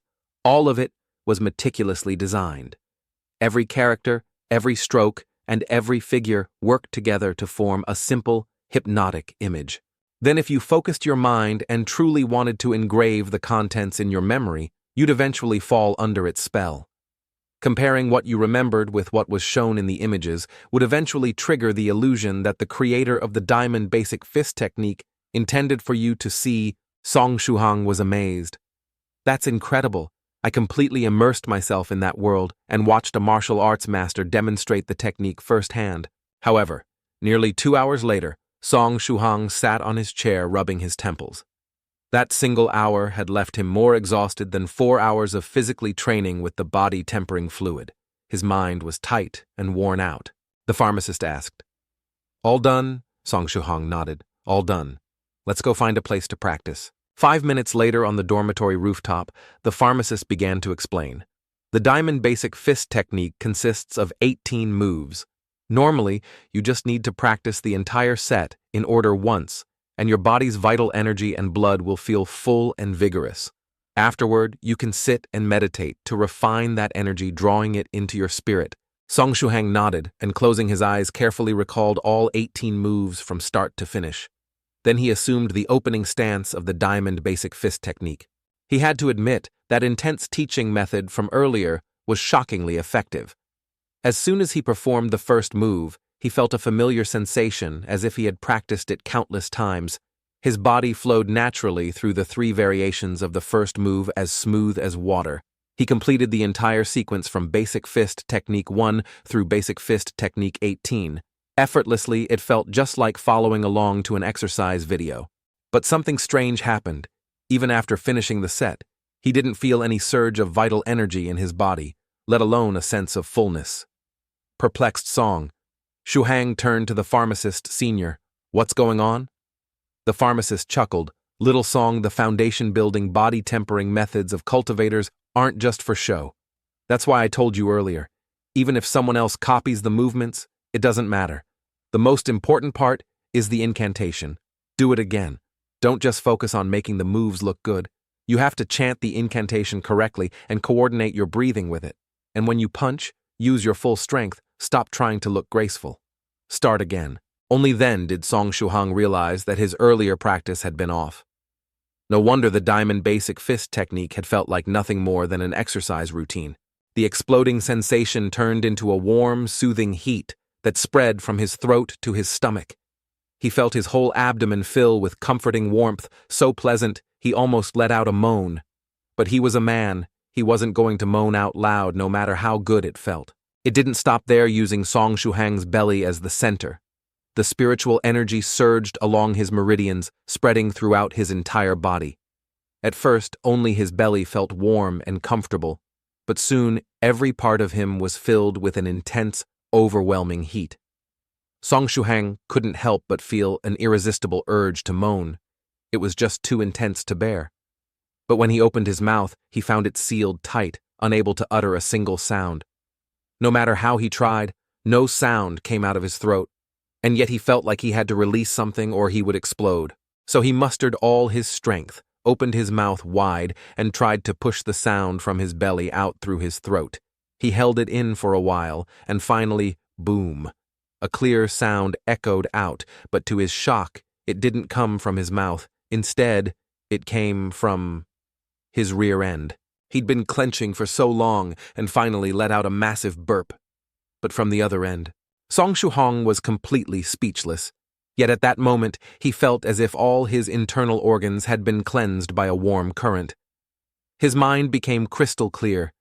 His whole body was completely refreshed, as if he were standing in a dewy forest at dawn, with the cool air gently entering his mouth and nose, comforting him to the very core of his being. With that belch, the spiritual energy within him exploded, entirely spreading everywhere in his body in endless waves. The spiritual energy just kept surging and surging. 5 minutes later, on the balcony of the girls' dormitory, a young woman peeked out and called her roommates over. "Hey! Come look at this. There's some crazy guy running laps on the track in this weather." Of course, the crazy guy she was talking about was none other than Song Shuhang. The cleansing process had left him with an unbearable itch to move, so he ran straight out of his dorm to the sports track. Sweat poured down his body, and he casually stripped off his shirt, tying it around his waist as he ran. The girls in the dorm immediately switched to fangirl mode. "Wow, his body is amazing, so manly. Is he a student here?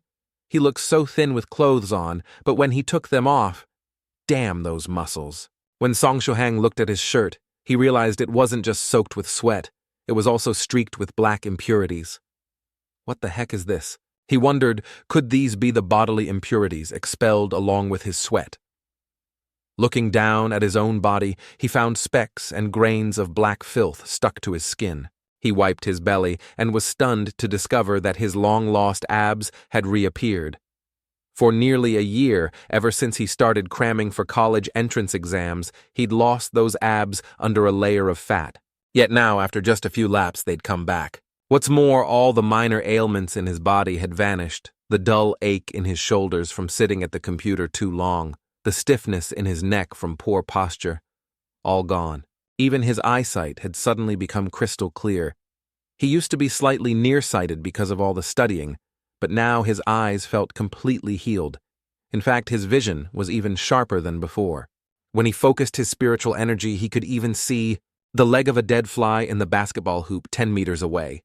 This is insane. After his run, Song Shuhang took a shower and found that his skin had become noticeably whiter and healthier, glowing with a rosy shine that made even girls envious. Holy crap, he thought, when my roommates come back and see how pale I've become in just one afternoon. How the hell am I going to explain it? Say I used some fancy skin whitening lotion. But whatever, this wasn't the point. What mattered was that the people in the 9 provinces #1 group were all actual cultivators. For real, how could he possibly stay calm about that? Who could stay calm when faced with something so shocking? A group he'd always thought was full of second-generation cultivators playing at being immortal suddenly turned out to be genuine cultivators. Real cultivators, lofty and beyond comprehension. This was even more thrilling than winning 5 million in the lottery. Compared to real cultivation, 5 million was nothing but a speck of dust. But what should he do next? After all, Song Shuhang was a man of the AB8A type, someone who knew no fear. Only those who knew too much would become fearful. He walked over to his computer, logged into his chat account, and took a deep breath. His cursor hovered over the 9 provinces #1 group chat window. Those who did not know fear would only become afraid when they learned more. His cursor finally rested on the group's icon, clicking on it. This time felt completely different from before. At this moment, the door that separated the mortal world from the world of cultivation was right at his fingertips, right on his computer screen. He had 2 choices: remain an ordinary person, living an ordinary life, or step into the world of the cultivators in the 9 provinces, #1 group becoming one of them, entering the dangerous and boundless world of cultivation. Song Shuhang hesitated for just a second, then firmly clicked on the 9 provinces #1 group's icon. Cultivation was fraught with dangers. At the very least, there were heavenly tribulations to face, that thunder tribulation that had descended on true monarch. A six's transcension in City H was terrifying, and that was just the heavenly tribulation for a new first-rank cultivator. Even with true monarch, a 7 by her side, she had still failed the transcension and was gravely injured. Without such a powerful senior by his side, Song Shuhang would be turned to ashes by such a terrifying tribulation. But could an ordinary mortal life ever compare to the grandeur and excitement of that world? Life and death are decreed by fate, so what if he died? He wasn't going to let this opportunity slip through his fingers. Only those who had no ambition, or were as timid as mice, would turn away from an opportunity like this. Just then, someone was chatting in the 9 Provinces #1 group. Wunuzi was recounting her experiences in City G to Beihei, talking about how she had encountered a ghostly spirit, how she was blackmailed by a ghost, and how she managed to capture it. Seeing Wu Nuzi online made Song Shuhang feel much calmer. His fingers flew across the keyboard, and he typed out his first message in the 9 Provinces #1 group. With a click of the enter key, he sent it, his heart pounding with anticipation. "Hello, seniors, this is Thrice Refined Pressure Cooker." It was just a simple greeting, but as a newcomer that was enough to break the ice. Wu Nuzi immediately noticed and typed, "Who's online greetings? Senior." For her, anyone in the group who wasn't true Monarch 6 was a senior. Behi was a bit surprised, a thrice refined pressure cooker. He still remembered how more than 10 days ago, the group owner True Monarch Yellow Mountain had accidentally added a mortal to the group. That person had never spoken, and Behi had nearly forgotten that there was such a person in the group. He had thought that the mortal would have long since left. After all, any normal person who read the conversations here would have thought they'd stumbled into a group of lunatics and would have quickly left. Yet this thrice-refined pressure cooker had stayed all this time, and now he was even greeting everyone as seniors. Could it be that he had already realized something special about the group? "Interesting," Behi replied. "Thrice-refined pressure, cooker greetings." Wunuzi happily typed back, "Thank you for the materials you sent. Senior, oh my, it's senior." Song Wunuzi instantly recognized him, delighted to see him join the chat. She had never been able to find anyone with the name Senior Song in the group before she didn't expect him to be online today. Song Shuhang quickly replied, "Wunuzi, you can just call me Song Shuhang. I'm just an ordinary person who was accidentally added by True Monarch Yellow Mountain. Because my account number differs from yours by only 1 digit. He meant to add you, but he ended up adding me instead. Oh, now that you mention it, I see that our IDs only differ by 1 digit," Wunuzi said happily. "It seems like fate that we're connected." Clearly, she wasn't going to drop the habit of calling him Senior Song anytime soon. Behi read up to this point and immediately understood the benevolent Senior Song Wunuzi had encountered in Jiangnan City was actually this thrice-refined pressure cooker all along. That explained why he'd called everyone senior right off the bat. He must have realized something after what he'd seen with Wunuzi. Behi typed, Wunuzi was also astonished. Senior Song, the herbs I sent only arrived today. At most, there would only have been time to refine a single batch of pills. Did you really succeed on your first try? I can't even tell if I succeeded or failed myself. Although I followed each step according to the formula, by the 40th ingredient, something unexpected happened. Song Shuhang continued calmly. In the end, I only got about 5 small bowls of the body-tempering elixir. I tried just a bit of it, and it greatly strengthened my body, my vision, improved my physical strength, and even my stamina all increased significantly, Bei affirmed. Those signs definitely prove that you succeeded in refining the elixir. Even if something unexpected happened at worst, the quality of the body-tempering elixir would just be a bit lower. But for a first try, you probably wasted quite a bit of herbs, right? After all, how could it be possible to succeed on the very first attempt? Thinking of this, Bei asked, "Honestly, I really want to know, how many batches did you refine and how many succeeded?" Song Shuhang answered, sincerely, batches. There was only one since I only have 1 induction cooker to work with. As soon as this was said, Wunuzi chimed in. I think Senior Song only refined it once. After all, my herbs only arrived 5 to 6 hours ago. Bei was utterly shocked. Only once, and you succeeded on the first try. He suddenly felt like his scalp was about to split open, and he wanted to kneel down and cry. Back then, when he had just begun cultivating, he had to rely entirely on himself. He couldn't even remember how many times he had failed to refine the body-tempering elixir. He had failed so many times, he almost lost everything before he finally figured out the process. Even though what he was refining was the older version of the elixir, it was enough to drive him crazy with envy. He asked again, "What is this induction cooker you mentioned? Is it some new kind of alchemy furnace? Could it be that girl Wu Nusi even gifted you a modern pill furnace? Could that be why your success rate was so high?" Thinking this, Behi carefully inquired, Behi fell silent, feeling that all his years of alchemy experience had just been completely overturned. This mortal had refined the body-tempering elixir on his first try, using nothing but an induction cooker and a hot pot, while he himself still failed 1 or 2 out of every 10 batches. After a long silence, he finally asked in a defeated tone, "Can I take a minute to process this?"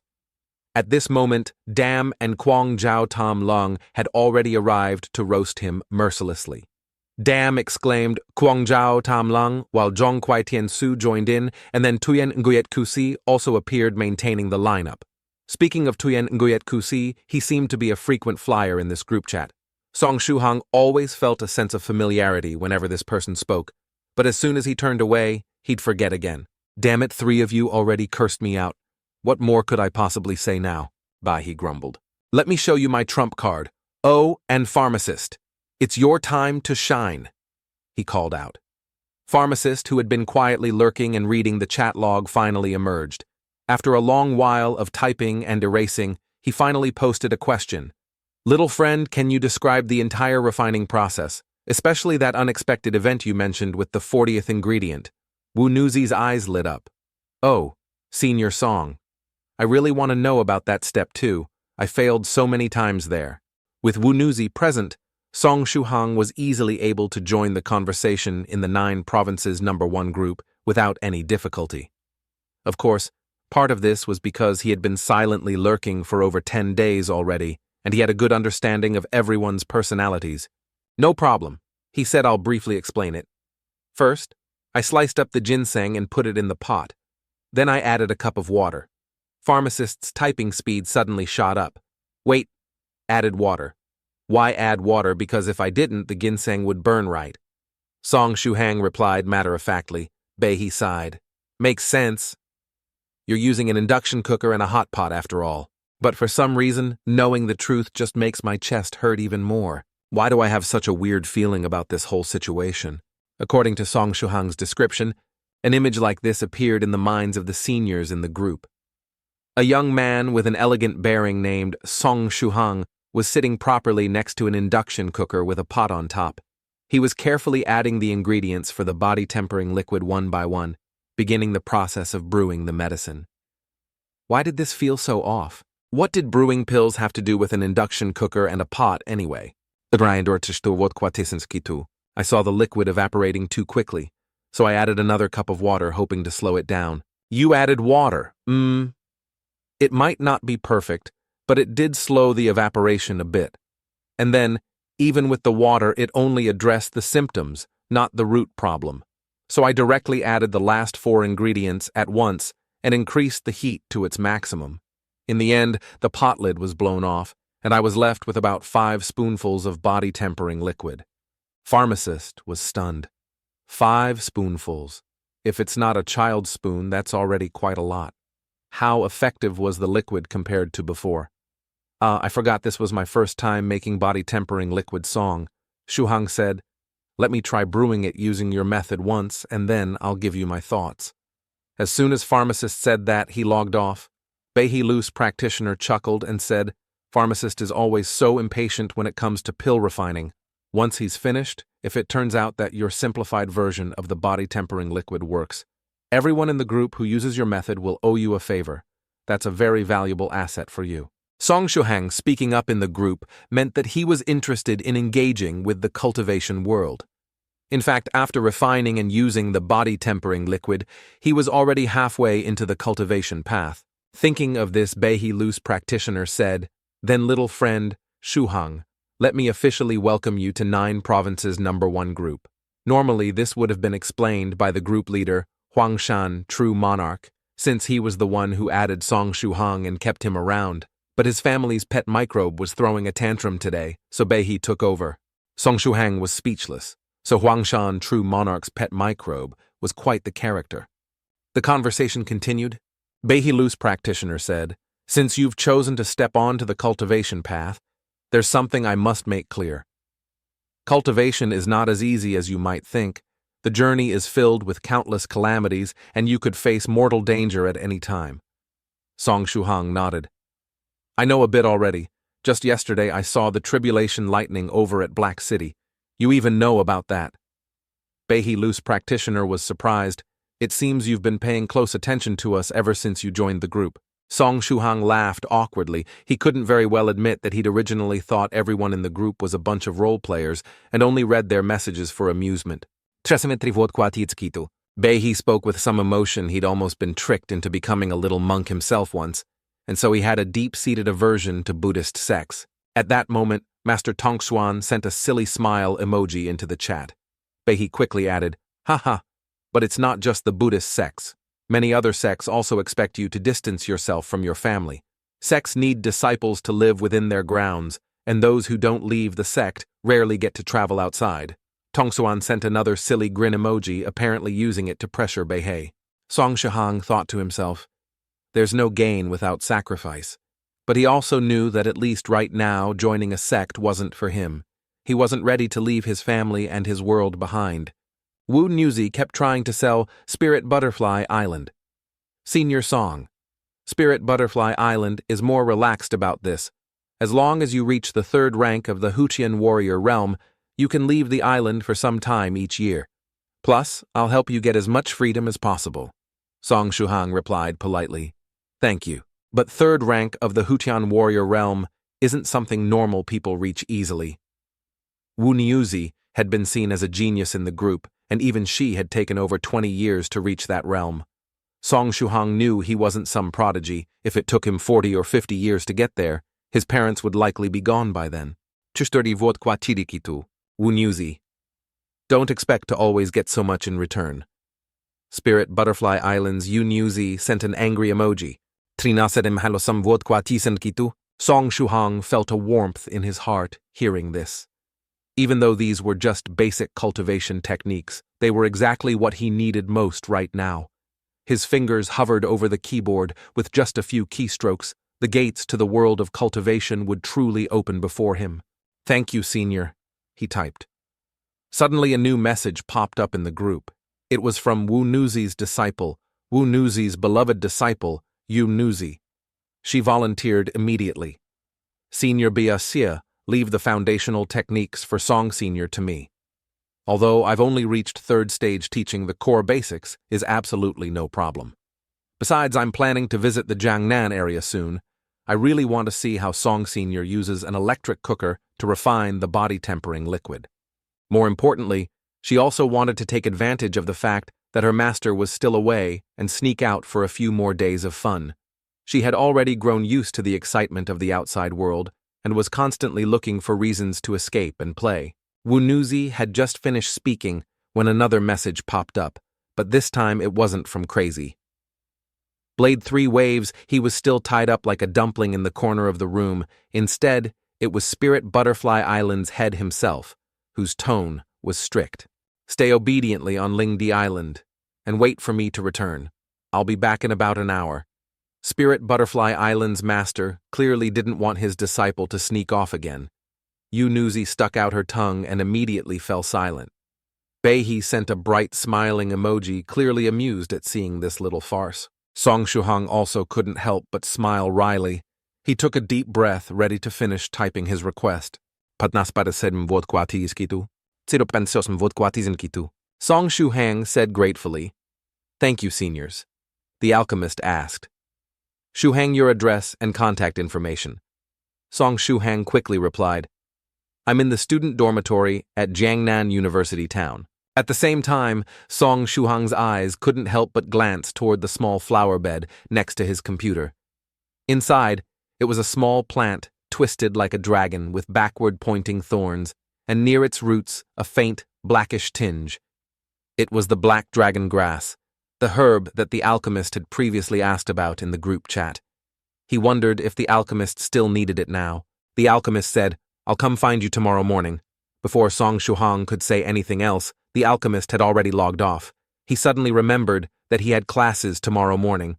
Oh well, if necessary, he'd just skip another class. After all, he'd already skipped quite a few classes recently. Missing one more wouldn't matter. In the 9 provinces, #1 group. Miss Wu, who had been scared off earlier by her father's scolding, quietly came back online. Senior Song, are you really determined to take the path of a rogue cultivator? Even though everyone in the group will support you, being a rogue cultivator is still very hard. Song Shuhang replied with a wry smile. It's the most suitable path for me right now. Then he added, by the way, Miss Wu, I've been thinking the other day, those 2 professors didn't end up in the hospital by coincidence, right? Miss Wu Nuzi quickly replied. Senior Song, what are you talking about? It was definitely just a coincidence. Coincidence, huh? I've never believed in coincidences in my life. Oh right, my master is calling me, it must be important, senior. Everyone please continue chatting, I'm going offline for now, okay? Song Shuhang stroked his chin thoughtfully. As expected, it wasn't a coincidence at all. He had already guessed that there's no such thing as pure coincidences in this world. Both professors ended up in the hospital at the same time. Because of leg injuries, he felt a little guilty about Professor Yang Shui and Professor Smith. Maybe he should visit them in a few days. After all, if they hadn't gotten hurt, he wouldn't have been able to go to Luoxin town with Wu Nuzi. That's how I was able to receive 2 sets of precious ingredients from Wu Nuzi, and it gave me the chance to truly come into contact with the cultivation world. Speaking of which, just now during the conversation in the group, it really felt like I was dreaming. Originally, I'd always imagined that becoming a cultivator would require countless trials from the seniors in the group, then enduring endless hardships like a monk on a pilgrimage, just to earn a single secret to immortality. Who would have thought that the seniors in the group not only didn't put me through any trials, but instead supported me wholeheartedly? Those 32 sets of refining materials you received, assuming you can successfully refine them all, would only yield 32 portions of the body-tempering liquid. That's likely not even enough for your own foundation-building needs. He didn't criticize Song Shuhang for wanting to share the liquid with his family. In fact, he quite appreciated it.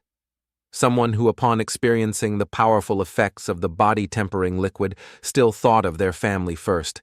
This was someone with the right kind of character. A person who knows righteousness and filial piety. Someone like that can be trusted to walk the path of a true cultivator. After all, few people want to risk their lives forming pacts with those who are fickle and untrustworthy. However, Behi Sanren continued. By the way, little friend Shuhang, you used the body-tempering liquid directly and were still perfectly fine. You must normally exercise quite a bit, right? Song Shuhang awkwardly replied, I used to exercise a little bit, but later for various reasons, I stopped. It's been over a year since I exercised regularly. Over a year of not exercising. And you didn't feel any discomfort at all after using the body-tempering liquid? Not at all. Aside from feeling hot at the very beginning, I just felt incredibly comfortable afterward, full of energy. That's interesting.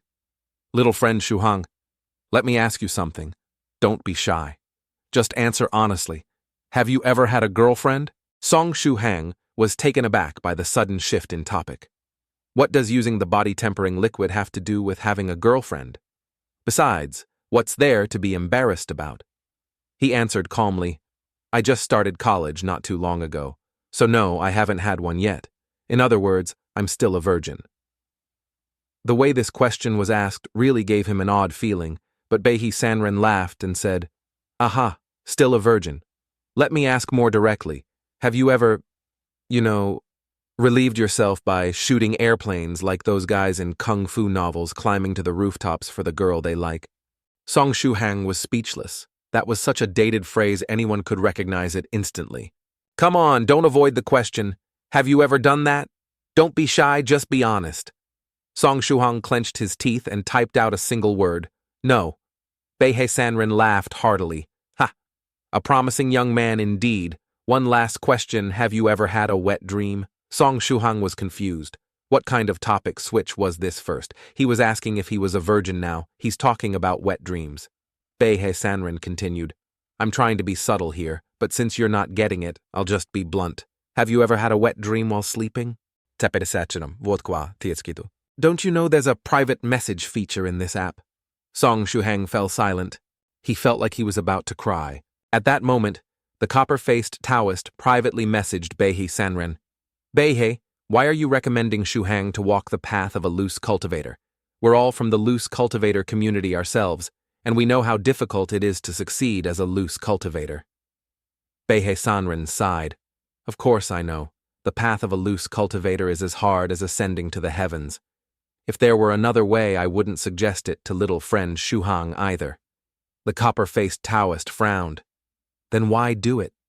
In this group, we have many members from various sects, and there are plenty of seniors with high status. If they recommended him to join a sect, it wouldn't be hard to find a place for him. Don't forget his age. Beihei Sanren explained he's already 18. For ordinary people, that's just the start of adulthood. But for cultivators, it's already past the prime age for foundation building. The best age for foundation building is recognized to be around 4 or 5 years old, when the child's bones are still soft, and they still have some of the innate spiritual energy they were born with. If they succeed, then they can merge it into their foundation, creating a solid base for cultivation. With that innate spiritual energy, there's almost no issue with becoming a mid-grade cultivator in the future. But Shuhang is already 18, and that innate spiritual energy has completely dissipated. Without it, even if he successfully builds his foundation, every breakthrough later will cost him far more resources and time compared to those who built their foundations at the ideal age of 4 or 5. On one side, you have those future geniuses who need only a little help and resources to grow endlessly. On the other, you have Shuhang, who will need massive resources and effort for every step forward. If the higher-ups in those sects didn't see real promise in him, they wouldn't waste precious resources on him. Even if the seniors in our group recommended him, those sects might only help him for a short while and then stop. That's why in the end, there's not much difference for him between joining a sect or staying a loose cultivator. In that case, it's best to let him choose for himself. That way, even if he stumbles, he's only accountable to himself, and we as seniors from the loose cultivator world can just give him a little help when he needs it. In his dorm at Jiangnan University, Song Shuhang sat down and looked at a small sealed jar on his desk. Inside was the leftover body tempering liquid. It had to be used together with the breathing technique and fist technique that Medicine Master had taught him to fully activate its effects. At that moment, a gentle ringtone sounded. His phone was ringing. Song Shuhang picked up the call, and Tu Bo's voice came through. Shuhang, have you finished tidying up those 2 beds yet?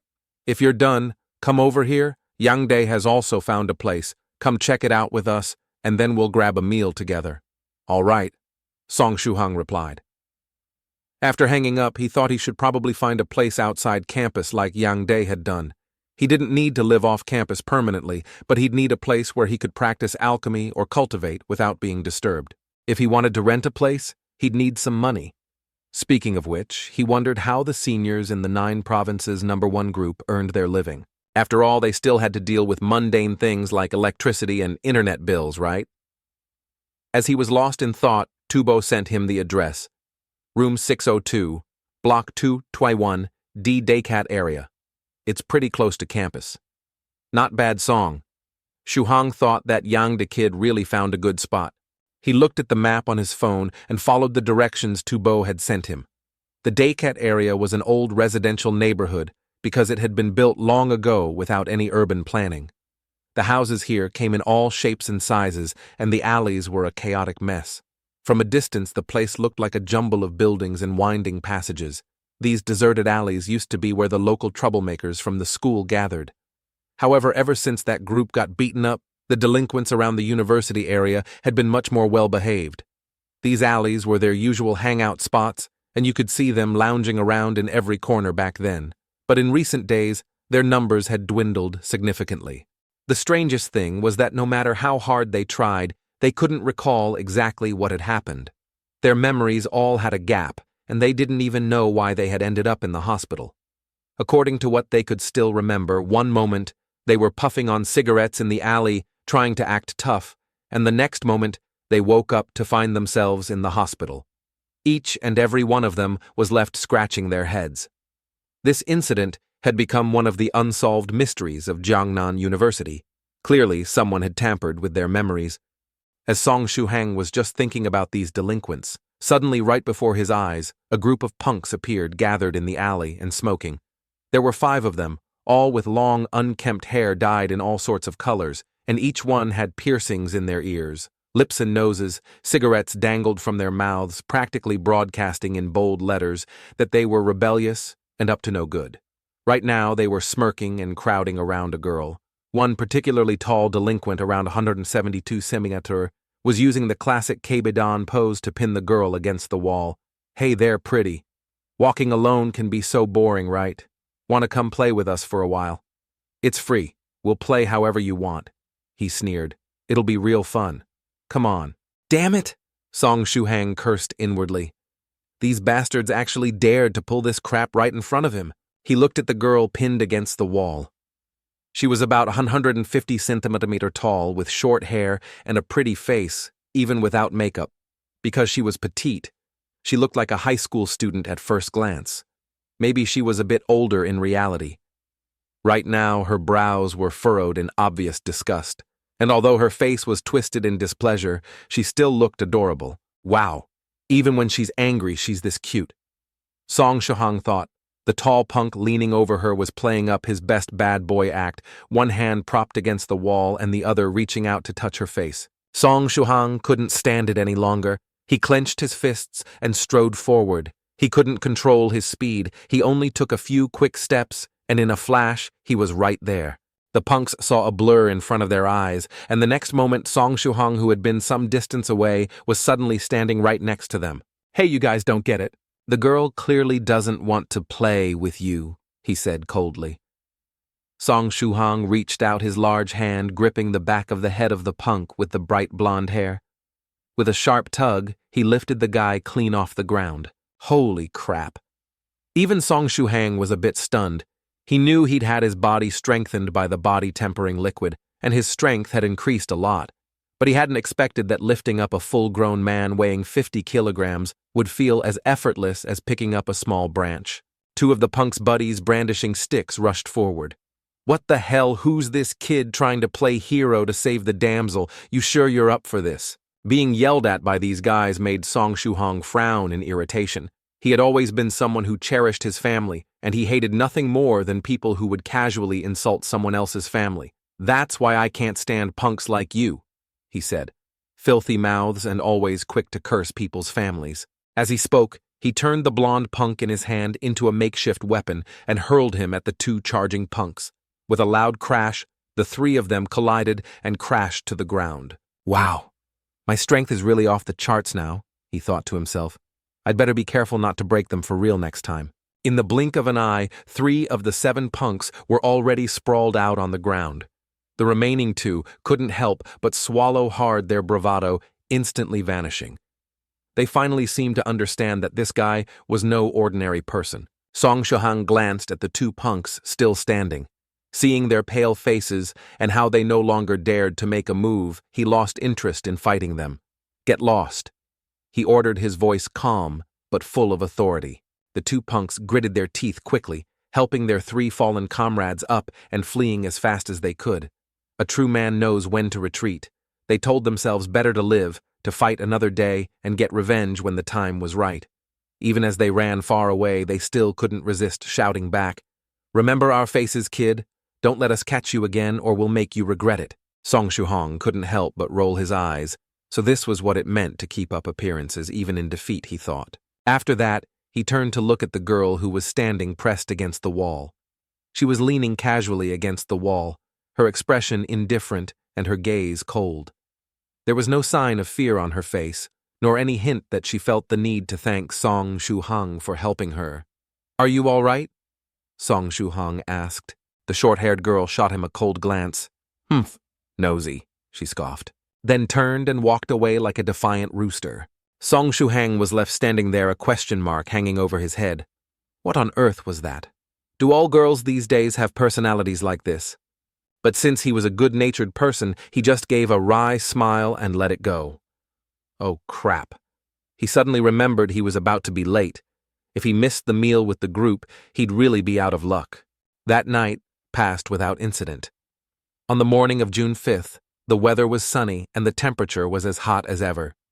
In the classroom, the teacher was enthusiastically giving a lecture, while the students below did their own thing, some sleeping, some playing around. Song Shuhang held his phone in his hand. This time, he'd made sure to charge it fully to avoid missing any calls from the alchemist. When will the alchemist arrive? He wondered. Suddenly there was a loud banging noise, clack, clack, bang, bang, echoing sharply through the room. Everyone's eyes turned toward the source of the noise. The main classroom door three-eyed bro who had been napping was rudely awakened and grumbled, "Who the hell is it? Can't they see? People are trying to sleep during class." But before he could finish, they all watched in astonishment as the classroom door, once firmly shut, began to tremble under a powerful impact. The screws holding it to the wooden frame popped out one by one. With a crack, the door burst open just like in a movie scene where a battering ram topples a castle gate. Even the lock was knocked, flying a spectacular display. In the stunned eyes of everyone present, the door swung wide open, revealing a tall, skinny man, still holding the same posture he'd used to shove it open. He stood there in the doorway, about 180 centimeters tall, with long hair styled to spike, straight up a look that would be considered extreme even among die-hard troublemakers. Everyone in the room stared at him, unblinking. What the hell? He just blew the door right off, seeing everyone gawking at him. The man looked embarrassed. You're all in class. My apologies for the disturbance. Little friend Song Shuhang, come on out. I am the alchemist. Song Shuhang was as dumbstruck as a dog that had just been whacked. No way, this bizarre-looking man is the alchemist. And why didn't he just call ahead? How did he even know I was here? Could he have used some kind of magical tracking spell? 15 minutes later, after excusing himself from the next two classes, Song Shuhang was walking along the road with the alchemist, senior alchemist. How did you find me? Song Shuhang asked. The alchemist answered clearly. Quite pleased with himself, I used the GPS feature on my phone. As long as I enter someone's phone number, I can locate exactly where they are. He added proudly. Then I just looked around the classroom for someone who had already used the body-tempering liquid, and that told me who you were. After using the liquid, you stand out from ordinary people. All the wild ideas in Song Shuhang's mind instantly crumbled. So it wasn't some magical tracking technique that spanned 1,000 miles. It was just good old phone GPS. Stepping forward to speak, wasn't it necessary for the person to confirm permission on their phone before the other party could use the GPS feature to locate them? Could it be that the alchemist was also some kind of advanced hacker, able to bypass firewalls and locate someone automatically? Speaking of which, I really didn't expect Senior Alchemist to dress in such a flamboyant style. Flamboyant style? What do you mean, like my hair standing straight up? He asked. Yeah, for example, your hairstyle. Song Shuhang said, Oh, you mean this? Actually, that happened because yesterday I flew here on my sword all the way from the East Sea, crossing over to Jiangnan, soaring over 2 whole provinces. There was such a strong wind that my hair ended up like this, the alchemist explained. Then what about that smoky eye makeup you're wearing? Song Shuhang asked. Smoky eye makeup. Ah, I've heard of that. My disciple often tells me that's how the stars like Avro or whoever do it, right? But this isn't makeup. These are just natural dark circles, the alchemist said nonchalantly. I'm a true alchemist. You see, I often stay up for days at a time, refining pills, sometimes weeks without eating, drinking, or sleeping. Over time, these dark circles became permanent. Usually, I need to refine pills for more than 10 days at a stretch, so these dark circles never go away. Maybe once I break through to the next cultivation stage, they'll finally disappear, he said. Song Shuhang felt like there were 1,000 turtles slowly marching through his heart. Compared to the aloof, reserved persona the alchemist projected in the chat group in real life, he was surprisingly easygoing and even laughed loudly, completely shattering that previous image. Soon they arrived at the boys' dormitory. So this is where you live. Where's the alchemy lab? The alchemist asked. Song Shuhang pointed to the kitchen alchemy lab. Well, this is it, I guess. Huh, isn't that just the kitchen? The alchemist said. Yeah, you said you only used an electric stove and a hot pot to refine the body tempering liquid, so naturally you'd be using the kitchen. Little friend Shuhang, would you mind refining the body tempering liquid again for me to observe? The alchemist asked. Right now, Song Shuhang asked back. The alchemist looked puzzled. Is there a problem? It's just, I don't think I'll have enough time. I have class this afternoon, Song Shuhang explained. The alchemist smiled, a faint glow of spiritual energy flickering across his hand. Class, huh? I keep forgetting you're still in school. All right then, who's your professor this afternoon? This question made Song Shuhang nervous. Senior, please forgive me for speaking frankly. Although I trust your character, I still want to ask first. You're not planning to put my afternoon teacher in the hospital, are you? The alchemist said casually. Ahaha, you thought of that too. Not a bad idea at all. If I send your professor to the hospital, you'll be free this afternoon. He even gave himself a thumbs up. Don't worry, I'll be careful, just break a leg or two, no big deal. Song Shuhang's eyes filled with tears as he quickly waved his hands in protest. Please don't do that. 3 days ago, Wu Nuzi had already sent 2 of my teachers to the hospital. One is still there now, and the other was that English teacher you saw earlier, the one with the crutch. If you send any more teachers to the hospital, people will definitely think something's up. Huh. Wu Nuzi already did it. The alchemist clicked his tongue. That's tricky. If I send another one, it'd really be too much. He stroked his chin, looking regretful.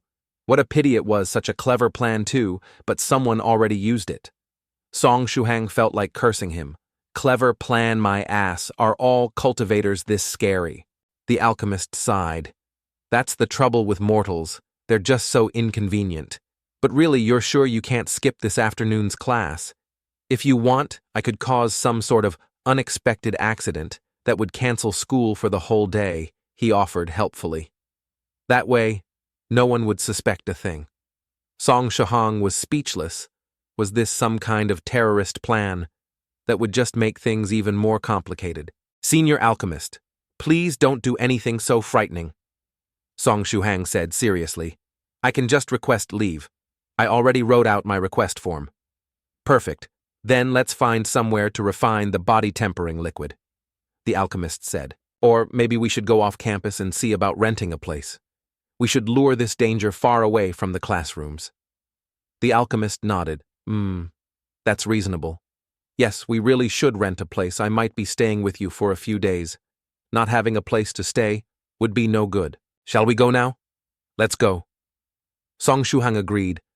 But why are you carrying that broom? You're not some witch, are you? The alchemist laughed.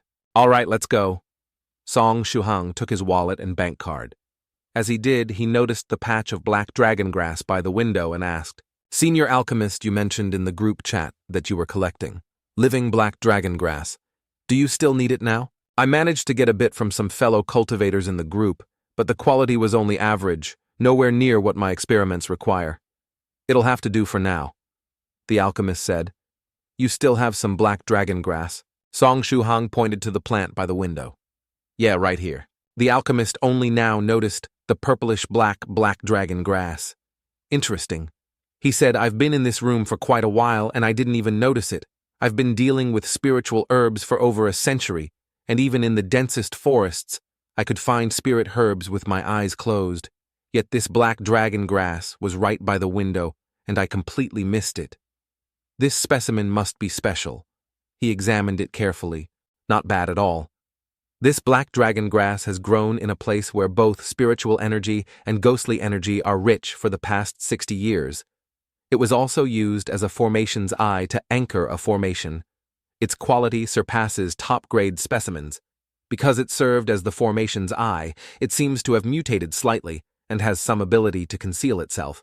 I almost missed it too. Song Shuhang asked, Does this black dragon grass meet your requirements, senior alchemist?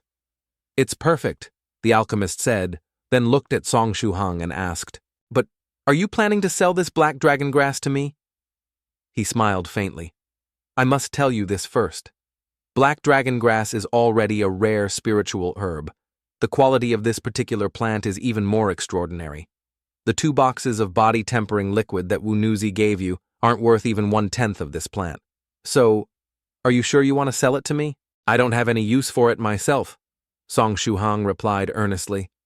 Besides, if you hadn't posted the body-tempering liquid formula in the group for free, I never would have gotten the chance to experience the cultivation world at all. Senior, please accept it, the alchemist said. Even if I hadn't posted that formula, you would have run into the cultivation world sooner or later just by being in the 9 provinces #1 group. And the formula's value varies from person to person. For sect leaders like Master Tongsuan or Venerable Moon, it's extremely valuable because they have so many disciples to train, but you're just one person for you. That formula isn't worth as much as this black dragon grass. He carefully lifted the black dragon grass, then pressed his palms together. The plant disappeared instantly. Originally, I only planned to use your notes to refine a simplified version of the body-tempering liquid. I was going to point you towards some foundational sword techniques and a basic meditation method, just enough to help you lay your foundation in 100 days.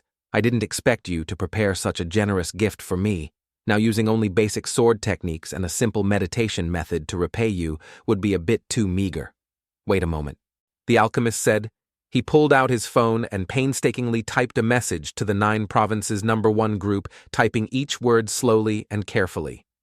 5 minutes later, he finally managed to send it. Wandering Monk Tongsuan Master. Tongsuan.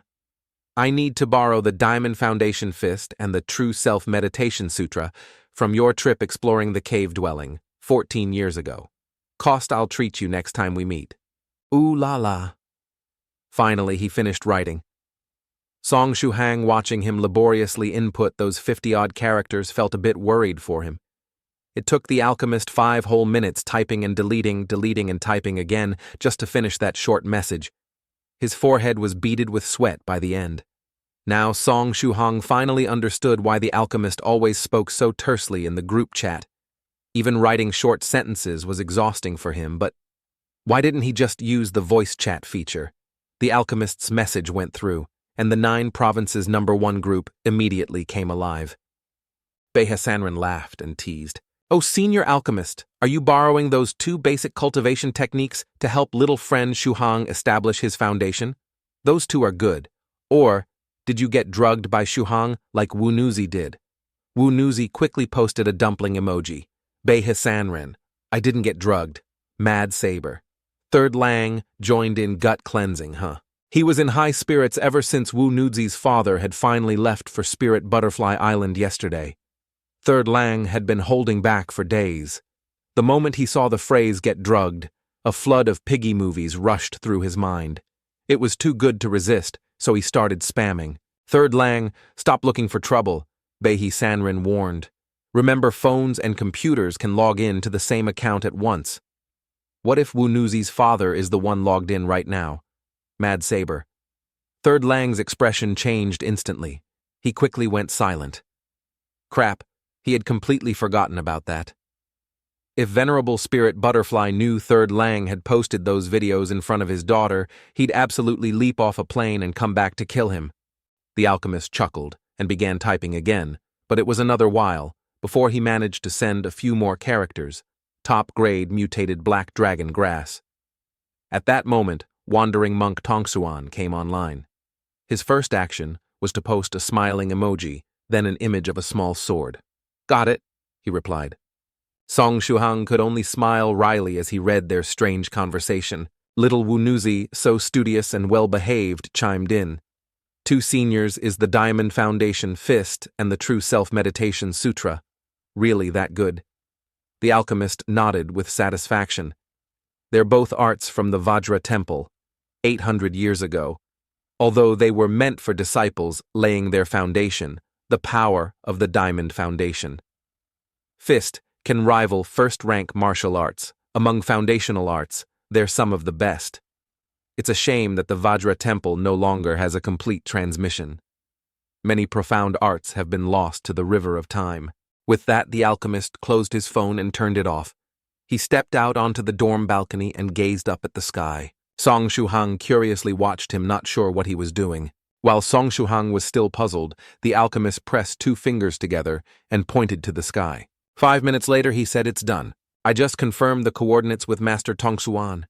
In 4 to 5 hours, he'll send over the Diamond Foundation Fist and the True Self Meditation Sutra." Song Shuhang shivered a bit. "Is Master Thong Huyen coming here too?" "No need. He doesn't have to come. Once I fix the coordinates for him, he can send the sword letter directly." "Oh, I see. That's amazing, sending books by flying sword." A vivid image formed in Song Shuhang's mind. Amidst deep mountains and forests, a venerable monk, with a serene smile, pulled a short sword from the folds of his kasaya robe. He tied a pouch containing martial art scrolls to the sword. Then he pointed his finger skyward, fixing the coordinates with an old friend from afar.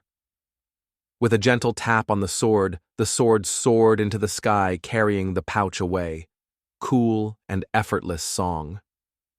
Shuhang couldn't help but feel a pang of envy, flying on a sword compared to an airplane that's just another level. The sky. It's forever a man's most romantic dream. "Let's go find a place to stay and refine another batch of body-tempering fluid," pharmacist said.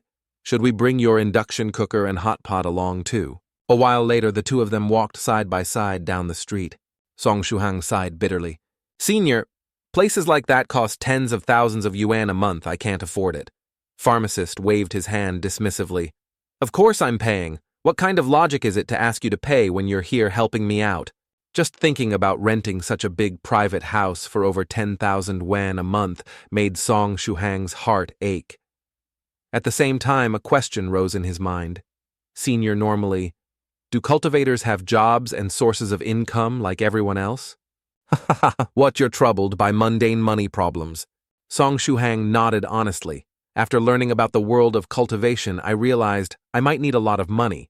For example, yesterday I was wondering whether I should rent a house outside school to protect my secret as a cultivator and make refining pills more convenient. But renting a house requires money." That's no problem at all." Pharmacist laughed. "When you've succeeded in your foundation establishment, I'll teach you how to refine several types of elixirs. At that point, I'll take you out to earn money." "No, I'll take you out to fly." Song Shuhang smiled wryly. "Thank you, senior." Soon they arrived at the same alley where just yesterday Song Shuhang had played the hero to rescue a damsel. Suddenly, pharmacist stopped and turned his head, his eyes as sharp as knives piercing straight to the soul. But the alley was empty. Song Shuhang asked in confusion, "Senior, what is it?" "Nothing. Just some annoying tailors. Every time I go out there are always some fools trying to follow me, either to cozy up to me, ask me to refine pills for them, or see if I'm looking for rare herbs to mooch a bit off my efforts. Because of these idiots, every time I find a place to harvest herbs, I uproot even the most common little spirit herbs, so they get nothing." Pharmacist explained, his smile bitter and resigned. That bitter smile was the kind that could stretch across 100 miles of distance and still sting.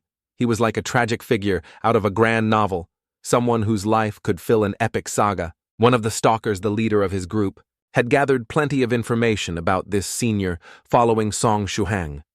From every angle, he seemed to be just an ordinary mortal. They wanted to see for themselves, was he truly a powerful cultivator, or just a mortal? He had thought his stealth was perfect. After all, neither Song Shuhang nor the odd man beside him had noticed his presence.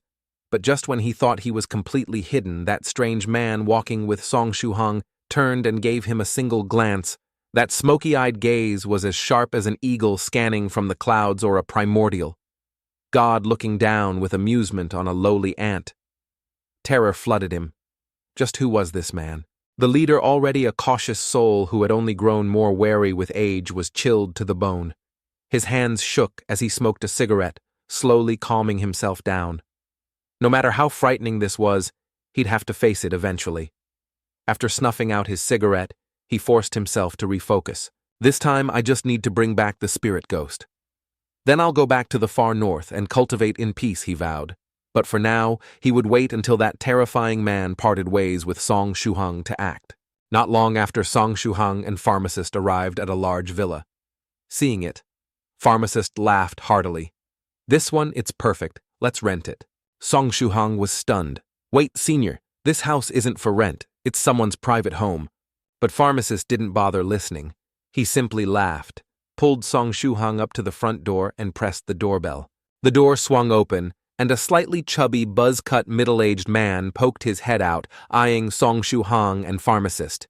He stared at pharmacist's wild hair for a long time, then asked suspiciously, "Who are you?"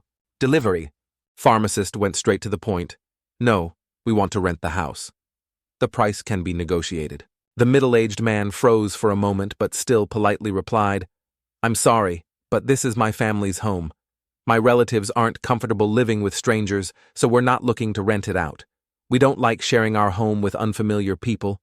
"That's perfect," pharmacist said cheerfully. "I feel the same way. I don't like sharing a roof with people I don't know. So how about this? You all move out and let me rent the entire house. Whatever the rent is, just name your price. I promise I won't haggle."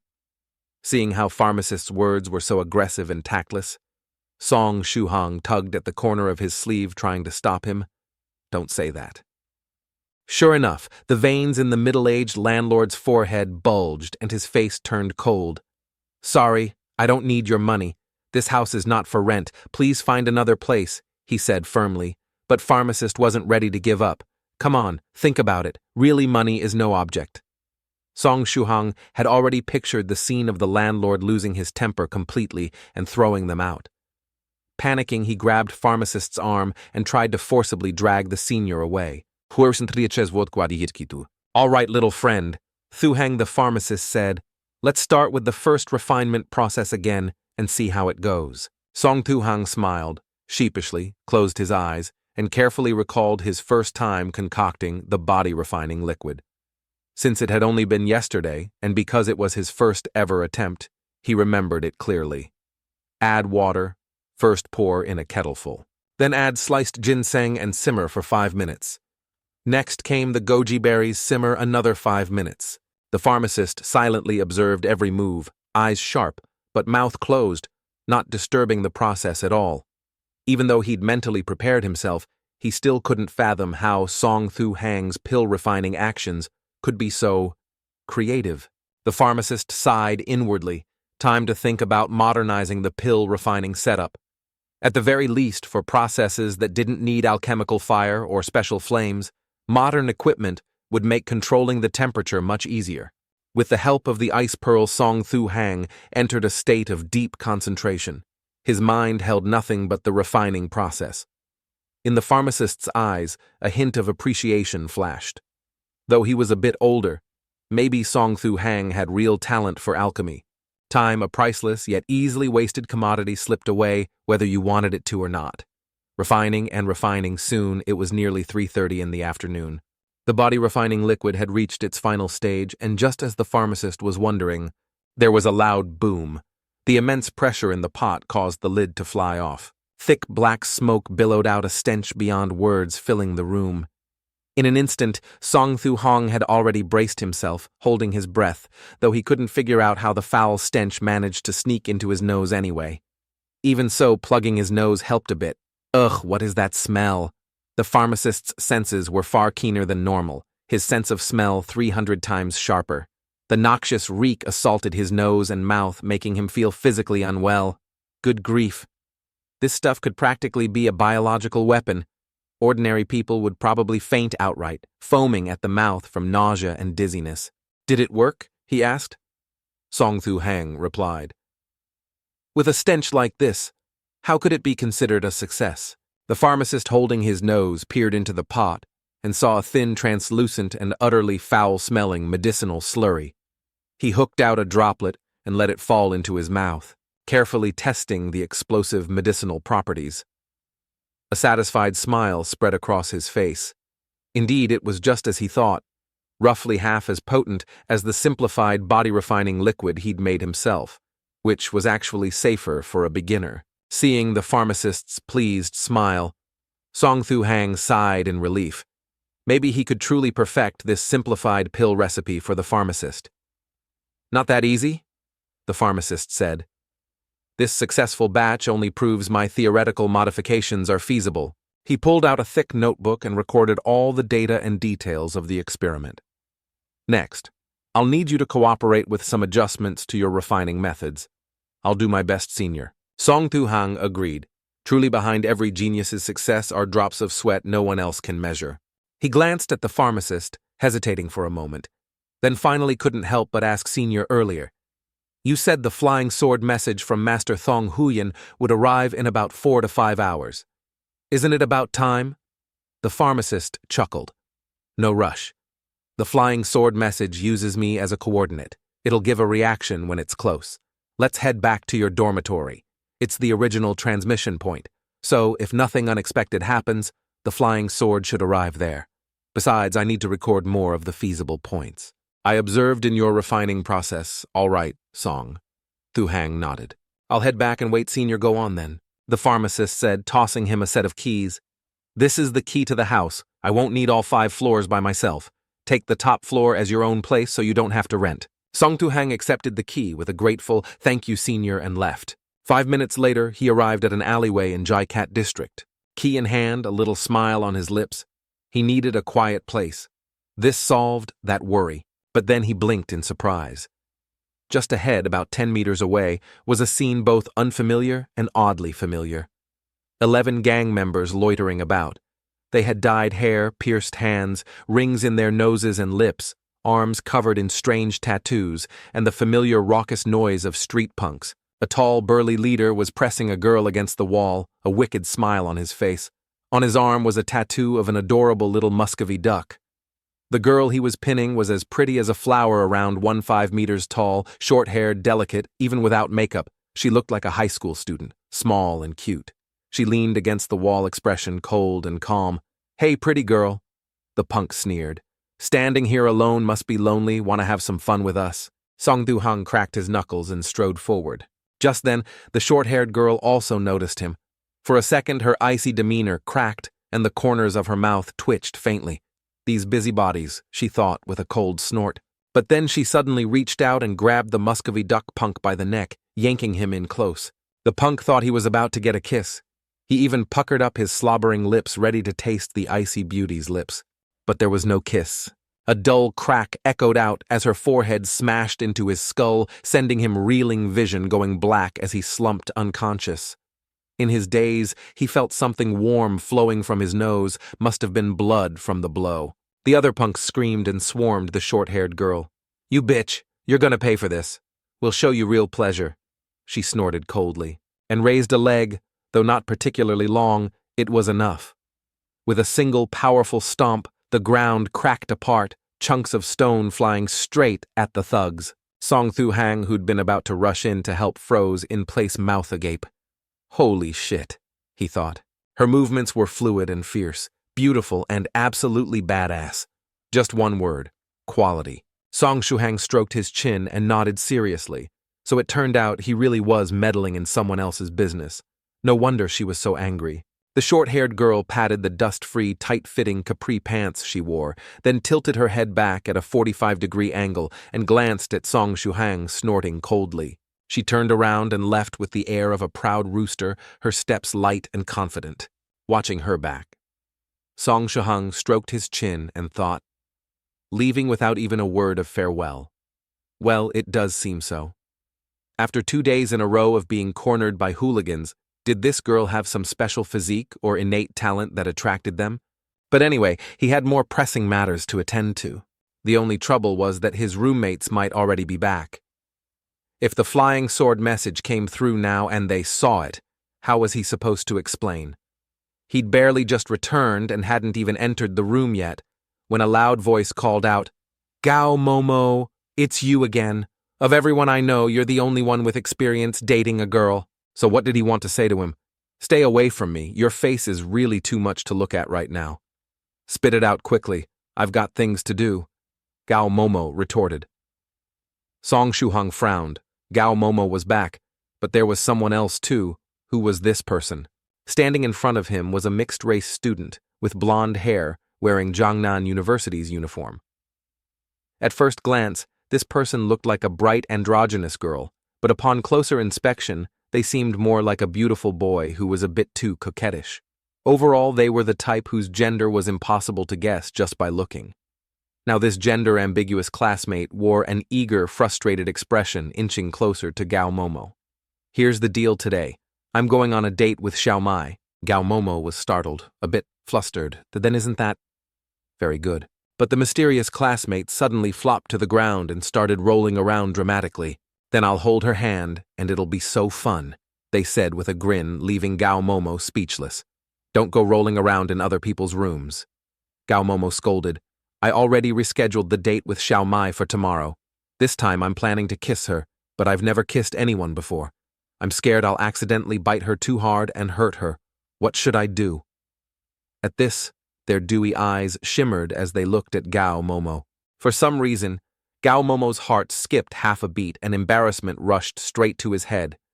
So you came to me to learn how to kiss, didn't you? Yeah, from a certain angle, that's exactly it. Among all my close friends, you're the only one with a long-term girlfriend, so you must have kissed a lot already. Teach me how to do it, show me how to get it just right, so I can be well prepared. Gao Momo shivered. Bubbu, wait a minute, did I hear that right? You want to kiss me? Yeah, a French kiss. Let's try it out.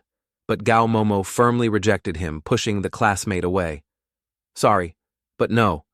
I'm not into guys. Besides, I already have a girlfriend. You'll have to find something else to practice with, like a pillow, a bolster, whatever you want. No, I've tried pillows, body pillows, even inflatable dolls, but there's no real feeling at all. I want a real wet experience to practice with, especially for the tongue action. I'm begging you, they pleaded earnestly. Gao Momo, of all my friends, you're the only one who can help me. Don't worry, we're so close, there's no problem. Look, I even brought a plastic wrap barrier. If you're grossed out, we can start by kissing through that. Even with plastic wrap, I can't help you. Your head's messed up, but mine's perfectly sane. I can't do something that would hurt my girlfriend. Do you think I'd do that to her? Absolutely not. Don't even think about it. Hey, wait, what are you doing? Then there was the sound of Gao Momo struggling fiercely along with something crashing to the floor. Hearing all this from outside, Song Shuhong's legs trembled. Damn. It was Gao Momo about to be forcibly deflowered. As a good roommate, should he rush in to help or just wait quietly outside until it was all over and then comfort him later? After hesitating a moment, he decided it was best to wait a bit longer. What if Gao Momo was actually into this, pretending to refuse, but secretly enjoying it? Wouldn't he be ruining Gao Momo's fun if he barged in? More than a minute passed as Song Shuhong anxiously debated whether to intervene when the dorm door suddenly swung open. Zakat Nguyet with short blonde hair emerged, face flushed with satisfaction. Song Shuhong, who was peeking in, immediately saw Gao Momo sprawled on the bed with a vacant, lifeless look in his eyes as though he'd been thoroughly trampled. Zakat Nguyet froze, seeing Song Shuhong's twisted expression of curiosity. That smug smile instantly vanished, replaced by a red-faced embarrassment. He actually knew how to be ashamed, apparently. Song Shuhong forced a casual grin, trying to ignore what he'd just witnessed so as not to make things even more awkward. Ha ha. So you two are done. The passion of youth really is impressive. Zakat Nguyet blinked and then burst out laughing carefree as ever, raising his right hand in greeting to Song Shuhong. Hello, I'm Zakat Nguyet, the childhood friend of Gao Momo. Hello, I'm also Gao Momo's roommate. Song Shuhong raised his hand and carefully shook Zakat Nguyet's hand, noting that it was small and smooth, making him think she might be a girl. Though seeing how Gao Momo had been trampled in there, he figured if it was really a girl, it wouldn't be that bad. So he leaned toward the possibility that Zakat Nguyet was a guy. Meanwhile, Zakat Nguyet was deep in thought, saying, By the way, I remember your name, Song Shuhong. Did you offend anyone recently? Because I saw someone going around asking about you in the Jiangnan University area, your class, your age, where you live, and even your close friends. It struck me as odd. So I remembered it. Oh, I'm part of the school's information department, by the way. Song Shuhong was taken aback. He hadn't offended anyone lately, though the pharmacist had warned him someone was following him. Maybe they saw him with the pharmacist and decided to snoop, but the pharmacist only arrived that morning. Plus last night, he had fought some thugs to save a girl. Still, that was last night and had nothing to do with today. Zakat Nguyet just smiled, patted Song Shuhong's shoulder and said, Anyway, watch your back. Someone clearly has it in for you. I've got things to do. Good luck. After Zakat Nguyet left, Song Shuhong grew serious. Better to be cautious for now. When the pharmacist arrived later, he'd ask if there was a way to find out who was investigating him, since the pharmacist seemed skilled in such matters. Song Shuhang turned back to the room. Gao Momo, still half dead, moaned. "You wouldn't understand," Song Shuhang snorted. "Fine, lie there and play dead," then opened the window, looking up at the sky. He wondered what the flying sword message would be like. Gao Momo finally sat up, muttering that Tusan wanted to drink tonight at Dongjuk's place and asked if Song Shuhang was coming. Song Shuhang said sure, though he might be late because he had a friend coming by. Gao Momo left, gloomily determined to drink himself into oblivion. "Drowning your sorrows, huh?" Song Shuhang teased. And Gao Momo just nodded, leaving the dorm. Song Shuhang promised to join later. 20 minutes passed, and at 4:07 p.m., the pharmacist burst in, announcing little friend Shuhang. "The flying sword message from Thong Huyan Jaisu is coming. Anyone else here?"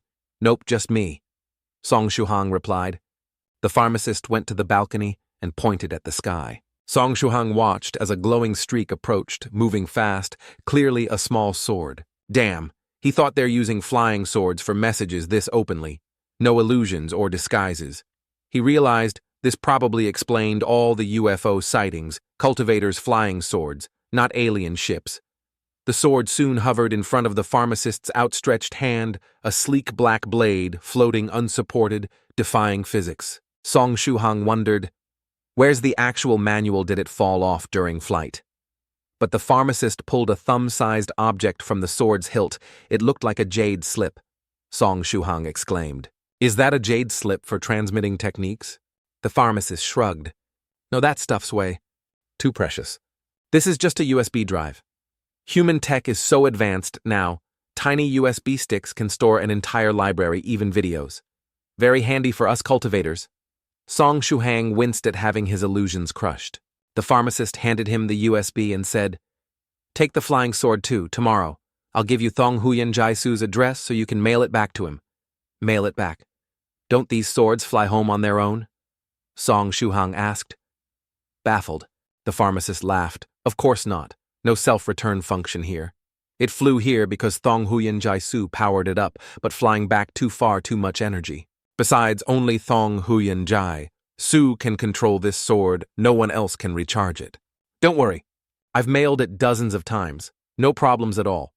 There's a concealment array on it, so only you, me, and Thong Huyan Jaisu can see or sense it. It's invisible to everyone else and very light, so just stick it in a shipping box and it's fine. Even if it gets lost, the sword has a tracking imprint to recover it." He then gave Song Shuhang the USB with the foundational diamond fist technique and the true self visualization sutra. "Before you start learning these," the pharmacist cautioned, "know that unlike pills or weapons, techniques can't just be shared. You need the creator's permission, and if you pass them on, that person also has to follow the same rule. Thong Huyan Jaisu gave me permission to share these with you." Song Shuhang plugged in the USB. It had two files, the Diamond Fist Technique and the True Self-Visualization Sutra. He opened the Diamond Fist first, finding 18 images showing the moves. Each picture captured a portion of the martial arts form. Song Shuhang clicked the mouse to open the first photo. Although the name Diamond Basic Fist sounded somewhat plain, it didn't matter as long as the technique itself was powerful. Usually martial arts moves have grandiose names like 18 Dragon, Subduing Palms, where every move sounds imposing with names such as Dragon Rising from the Fields or Dragon Salutes the Tail. This only made him more excited. But when he looked at the name of the first move, it was simply Basic Fist Technique 1. Song Shuhang's eyes widened in disbelief. Was that it? There wasn't even an embellishing title like Diamond Demon Subduing Fist or anything. Just a plain Basic Fist Technique 1. He opened the second photo, Basic Fist Technique 2. Still unwilling to accept this fate, he quickly clicked on the third image, Basic Fist Technique 3. The senior pharmacist noticed Song Shuhang flipping through the images so quickly and curiously asked, "What are you doing?" "Checking the move names," Song Shuhang admitted. "Yeah, but I didn't expect the names to be so simple," the pharmacist calmly replied. "As long as they're practical, that's enough. Fancy move names can be a mark of different martial artists, but for the purposes of training, numbering the moves is perfectly fine." Song Shuhang nodded in agreement, though he couldn't help but feel a bit disappointed inside. He imagined a scene where he might face an opponent in a duel atop the Forbidden City's peak. His opponent would call out dramatically, soaring into the air, sword drawn in an elegant posture, like an immortal descending from the heavens. Meanwhile, he would have to respond with Basic Fist Technique 3, which sounded so uninspired that it would lose half the momentum before he even threw the punch. The pharmacist ignored his lament and said, "Stop worrying about the names of the moves. It doesn't matter. If it bothers you that much, you can always rename them yourself later. Let me explain the different cultivation realms and the significance of foundation establishment first. In the cultivation path, there are 3,000 great ways and countless techniques.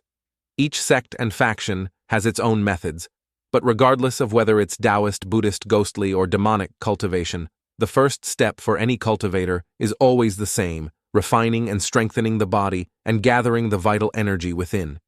This foundational step involves practicing basic martial arts forms, punches, body refinement, and basic sword techniques until one's blood and energy surge within the body, ready to be harnessed. Afterward, the cultivator practices meditation techniques to collect and concentrate that surging blood energy within the heart aperture. Without the aid of medicinal pills, through relentless practice, the energy fills the heart aperture until it overflows, breaking open the aperture and forming a torrent of blood energy known as foundation establishment, or opening the aperture. With the heart aperture opened, one truly steps onto the path of cultivation, surpassing ordinary mortals and reaching the first rank of transcending mortals. Song Shuhang, upon hearing this, began to sit in meditation, practicing the basic martial arts forms. At first, his movements were unsteady. Gradually, the entire scene before Song Shuhang's eyes seemed to transform into rows of bones. What's going on? Am I seeing things? He thought as he shook his head forcefully to clear his mind. After that, his eyes suddenly brightened, and he found himself staring at a vast, boundless grassland. What's happening? Is there something wrong with my eyes? Why am I seeing illusions like this? While he was puzzling over it, a lone figure appeared on the empty grassland. It was a man with a vague face, his muscles taut and full of strength, a ruggedly masculine type that many shut-ins would dream of having. Song Shuhang instantly raised his guard in case something unexpected happened, but the man didn't even spare him a glance, focusing only on practicing a single martial arts move on the grassland.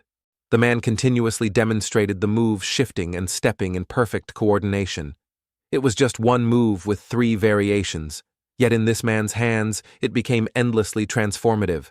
Every motion of his fists seemed to interpret the hidden principles of the world. Though Song Shuhang couldn't understand what was happening, he realized this was a rare chance, so he widened his eyes and tried to memorize every detail of the man's movements.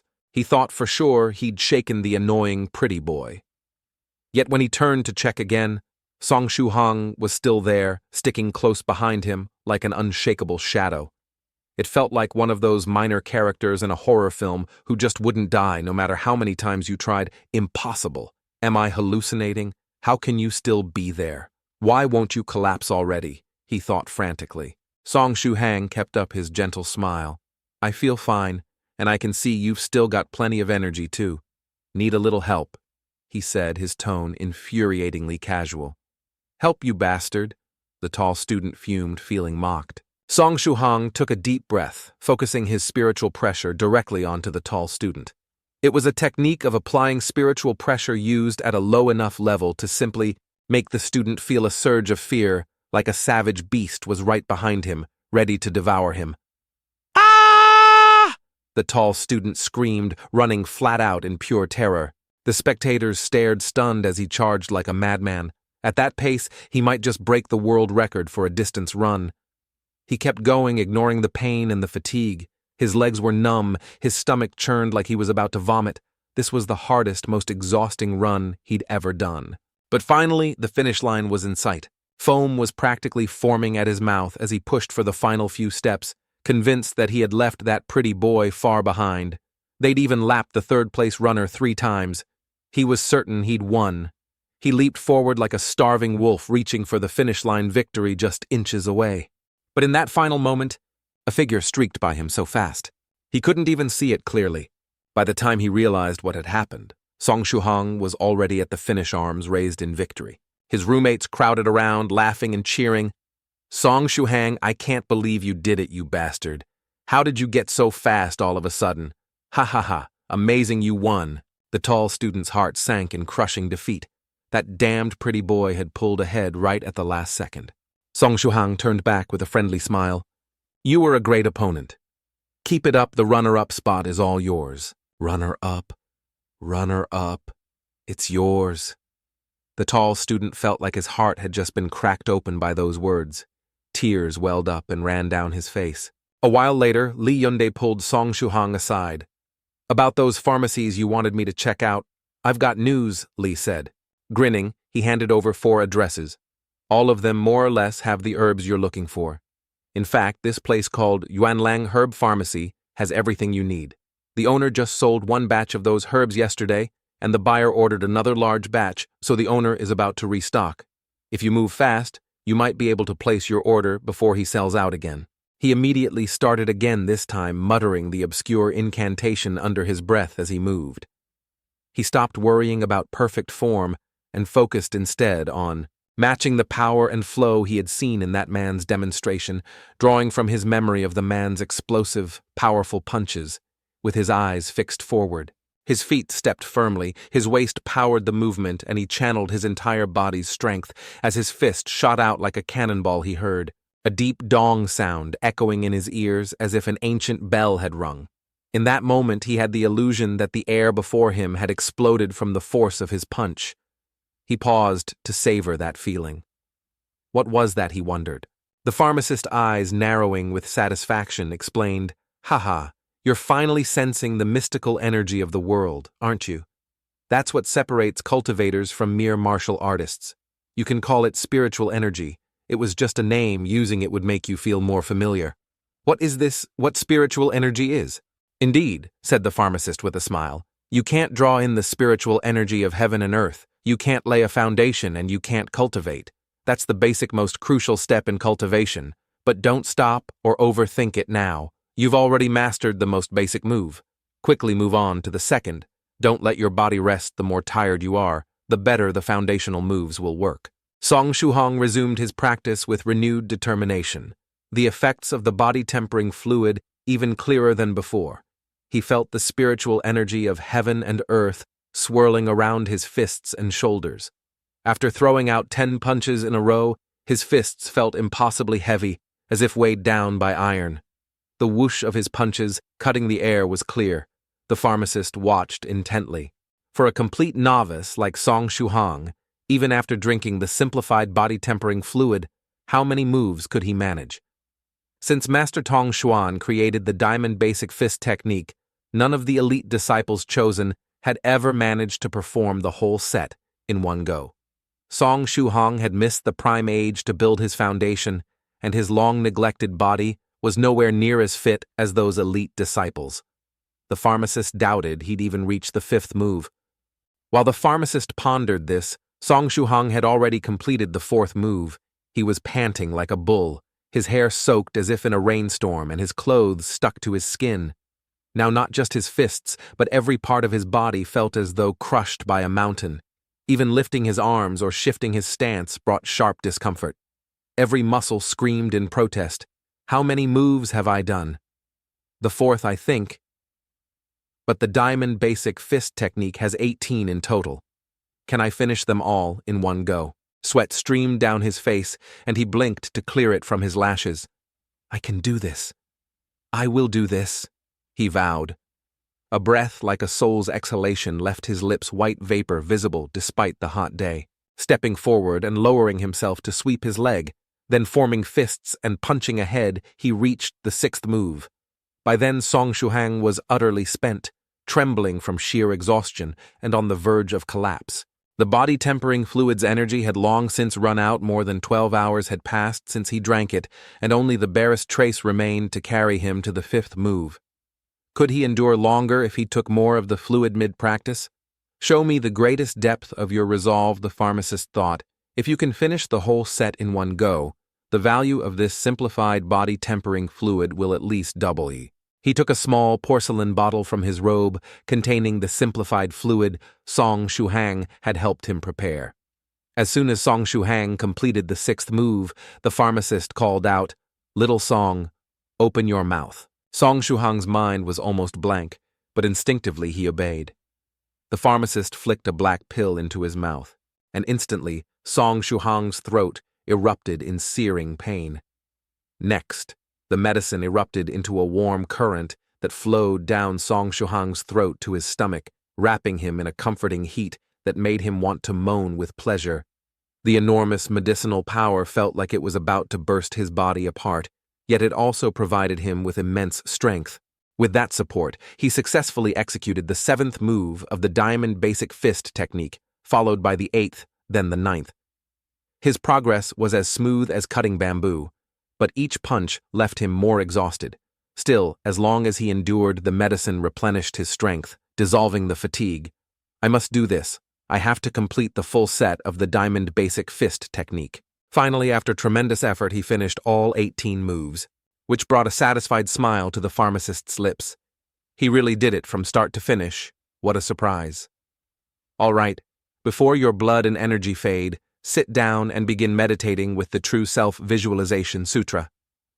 This visualization technique focuses the mind to eliminate stray thoughts, making one's spiritual force clear and calm, like a deep well, and gradually manifesting spiritual power. Song Shuhang took a deep breath to quiet. His excitement sat cross-legged and began. Though the Diamond Basic Fist was from Buddhist tradition, the True Self Visualization Sutra was different. It emphasized visualizing one's truest self. This true self wasn't fixed. It evolved with age, experience, cultivation, and status. It could be a child, a wandering swordsman in white, a fierce warrior, or even a calm elder shifting like the tides of life, even turning into a sea of blood under hatred. Unlike other visualization methods that were unwavering like a lake or serene like an ancient tree, the True Self Visualization Sutra was uniquely tailored to oneself because it was the self. Who am I really? Will my true self become the peerless swordsman I've always dreamed of? Song Shuhang opened his eyes and finally saw it. His true self looked just like him, plain shirt, black pants, sitting cross-legged and smiling gently. My true self is just me, so I'm still an ordinary mortal after all. Before he could overthink it, all extraneous thoughts were swept away as the visualization took hold, condensing his first pure thread of spiritual power. With this, he guided the surging blood and energy into his heart aperture. Who knew how long it took, but eventually he felt a warm pulse where his heart was beating with new strength. Slowly opening his eyes, Song Shuhang realized he couldn't maintain his sitting posture. He flopped backward with a thump. "What's going on, senior pharmacist? My body feels like jelly. I can't even lift my arm." The pharmacist explained. "This is normal for the first time using the True Self Visualization Sutra. You drew in so much blood and energy that it slightly exceeded your limit, causing brief weakness. It'll pass in a few minutes next time. Remember to save a little strength for yourself, Ao." Song Shuhang laughed in relief. "I see. But senior, my true self was so plain, does that mean I'm still just a normal mortal?" The pharmacist laughed. "Haha, no, Song Shuhang, you're a good person." Your true self reflects that Song Shuhang was taken aback. "Wait. Senior, don't just slap the good person label on me," but the pharmacist just smiled. "No. Truly, your true self shows your kindness." Little Song. Song Shuhang's mouth twitched. True selves can show that. The pharmacist patted his shoulder. "Now you fully grasp both the True Self Visualization Sutra and the Diamond Basic Fist technique. In fact, the way you threw those punches, I almost thought you'd been practicing for years. I have nothing more to teach you today. Take some time to lie there and reflect on the feeling of practicing the moves and your visualization. It's an important part of cultivation. I'll be going now." With those words, his body turned into a flash of sword light and vanished before Song Shuhang's eyes. So, was that the legendary sword light flight song? Shuhang thought, amazed. "Wait a minute." Senior Song Shuhang called out weakly, stretching out a hand and speaking with a bitter tone. "Senior, could you at least send me back to my dorm first? Also, there's something important. I forgot to ask the person investigating me. Is there any way to find them?" But before he could get an answer, 2 hours later, baked under the hot afternoon sun, he finally dragged his aching body back to his room. Zhao Nian furrowed her brows and closed the notebook. Shuhang medicine isn't something you can just drink on a whim. This formula mixes a bunch of potent herbs taken together. It can be extremely strong, even deadly. Drinking. This is like jumping headfirst into a death trap. If you're sick, see a doctor. Song Shuhang's face turned pale as he tried to explain he was still weak from the true self-visualization sutra, and now he was sure Zhao Nian would misunderstand even more. He had to clarify before she dragged him to the hospital, because if she told his mom she'd fly over tomorrow and Aunt Zhao would definitely haul him to the clinic. Sis, it's not what you think, he began desperately. Back when he didn't know about the world of cultivation, he would have just told her straight up that this was a recipe shared by some bored kids in a fantasy chat group. He'd only copied it to warn them not to drink it. But now he was basically one of those kids himself. Zhao Nian crossed her legs and fixed him with a sharp gaze. Speak, she ordered.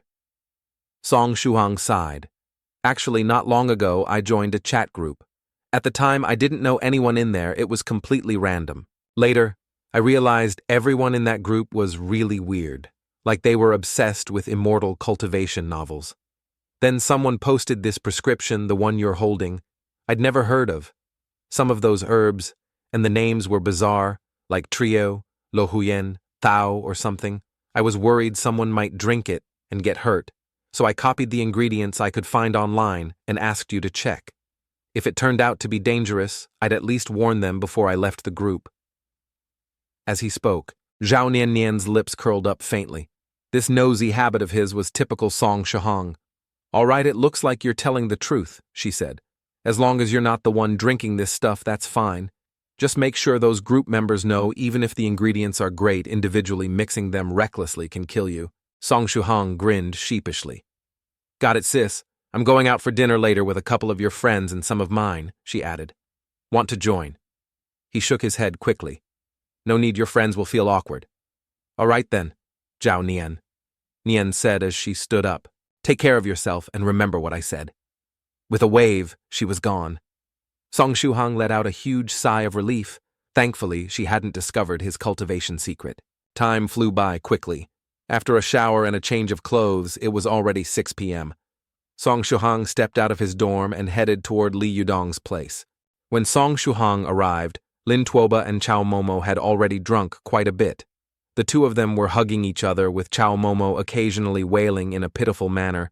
Lin Tuoba was hugging him tightly, speaking words of comfort in a loud voice, repeatedly trying to soothe him. Although they were clearly speaking Mandarin, Song Shuhang couldn't understand a single word, and only the heavens knew what these two drunken souls were actually talking about. Li Yangde gave a wry smile as he opened the door for Song Shuhang and asked, right away, Shuhang, do you have any idea what's going on with Chao Momo? He showed up acting like he wanted to die, pulled Tuoba along to drink, and after a while, he started wailing that he'd been defiled and didn't want to live anymore. It's insane, he's a big guy, yet sitting there sobbing about being defiled is honestly kind of scary. Song Shuhang chuckled. I know what happened. After a while, Li Yangde changed the topic. Oh right, Shuhang. The school is about to hold a big sports meet. You probably don't know about it because the class only announced it at noon today, and you were off being dragged around by that weird friend of yours. Anyway, there's something funny about signing up this year. No one in our class volunteered for the men's 5,000 meter run, so after everyone kept pushing it around, it finally landed on someone who'd taken leave and wasn't even there. I suggested someone with the surname Song. Song Shuhang, who had been listening carefully, immediately spat out his drink. Damn it, I'm going to curse set me up to run 5,000 meters. That's basically a death sentence. Li Yangde just laughed. Too late for complaints. The sign-up list has already been submitted. On June 7th, you're running whether you like it or not. If you don't show up, someone will drag you there. Just try your best. If you win, you'll even get some bonus points. Song Shuhang thought to himself that if this had been 2 days ago, he might have actually died running that distance.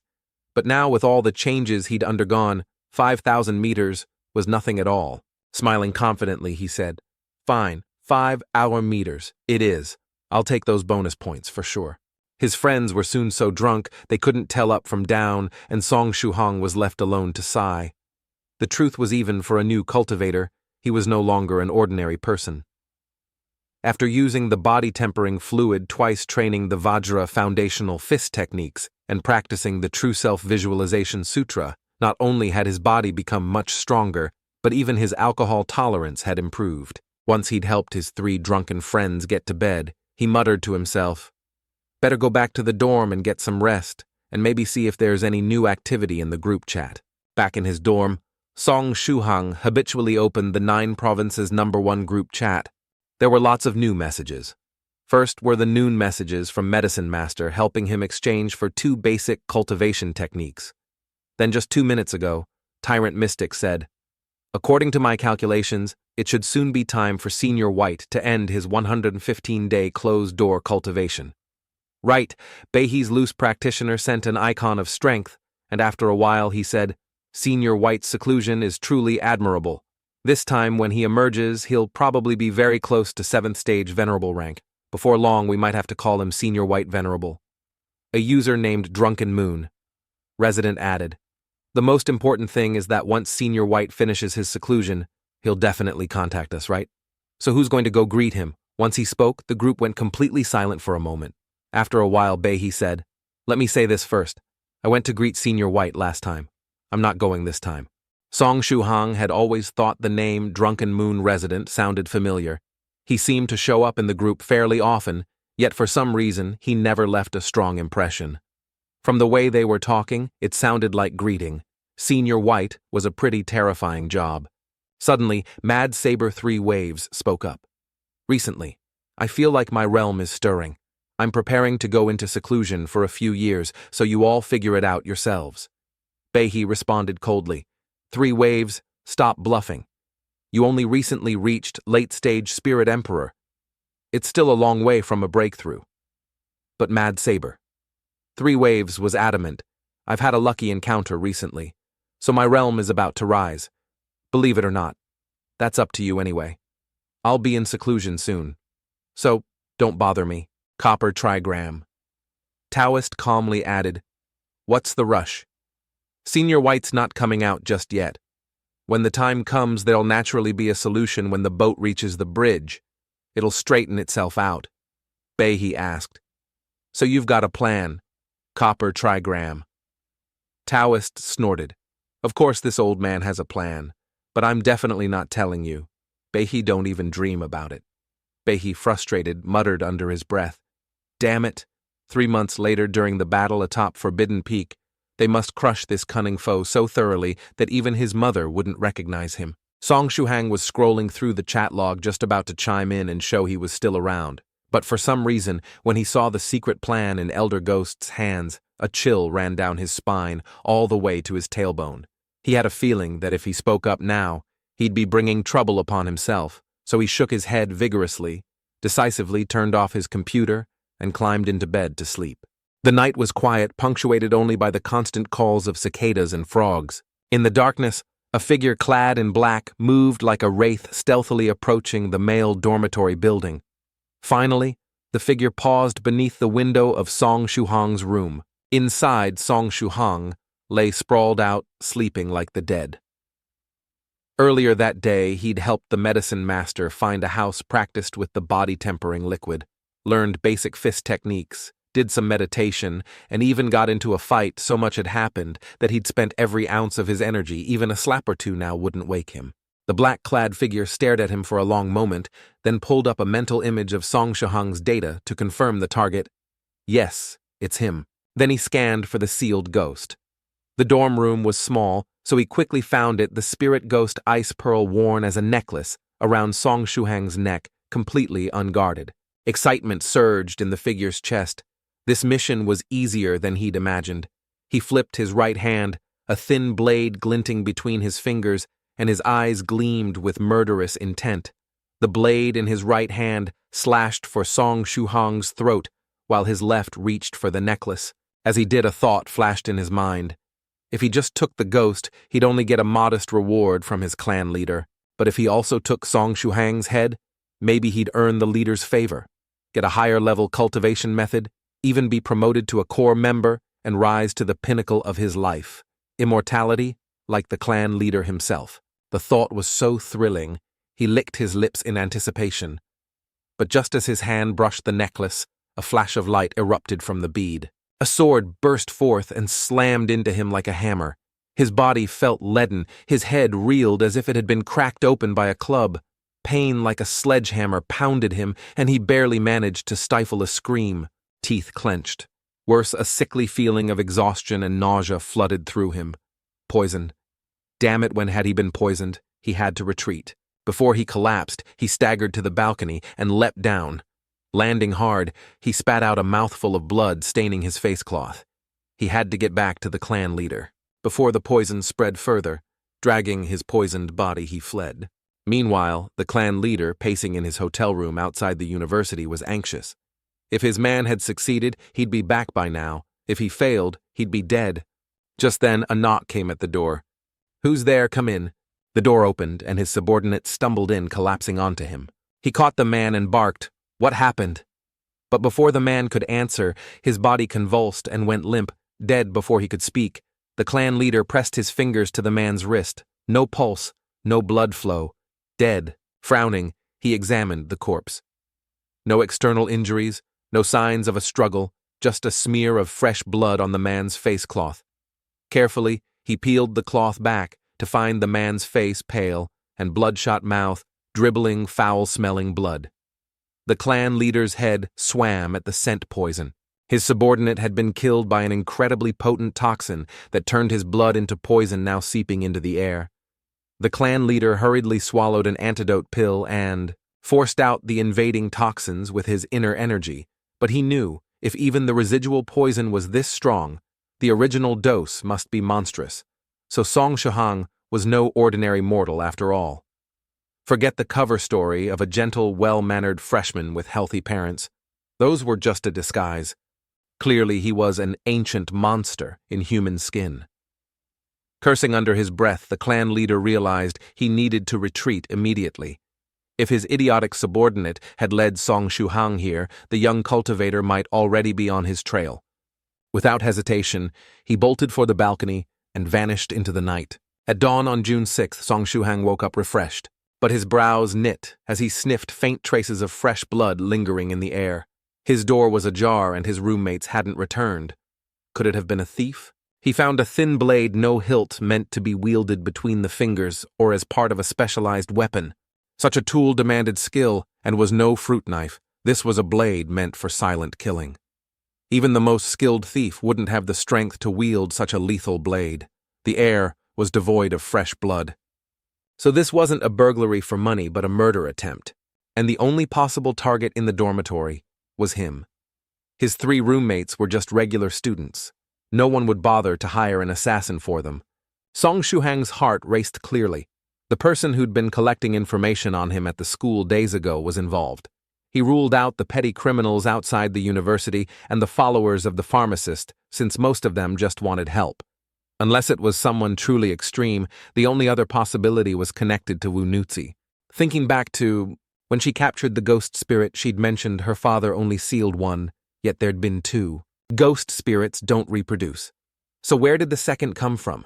Could someone have deliberately put it in the Ghost Lantern Temple? If so, were they trying to raise the ghost spirit? Was that person one of the Lantern sect?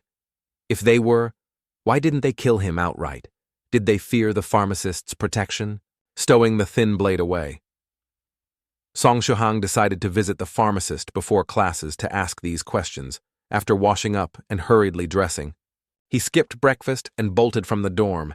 As he was leaving, someone called out his name. The voice sounded familiar. Turning back, he saw Zakat Nguyet catching up. "I found out who was investigating you," Zakat Nguyet said. "He's around 183 meters tall, lanky arms like a monkey's, wears dark sunglasses. His lips are so thick they look like sausages. He also spoke with an accent that sounded like someone from Jiangnan or City G. Wasn't that the Latin Square region? Definitely tied to the ghost spirit."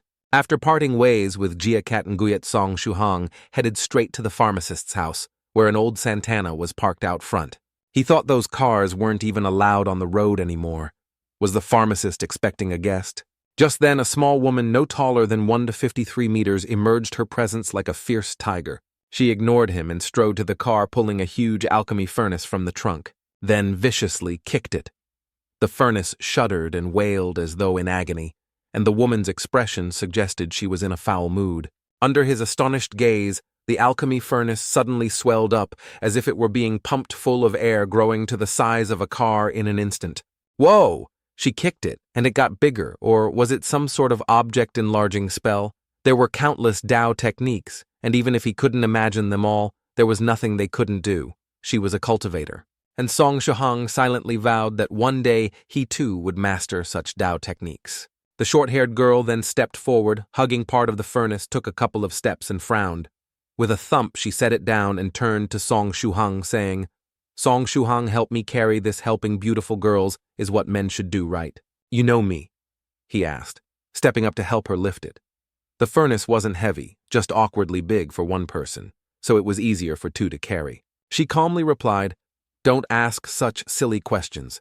Anyone who even glances at us can tell how close I am to the pharmacist. How else would I know about you?" Song Shuhang thought who on earth could figure out their relationship with just a glance.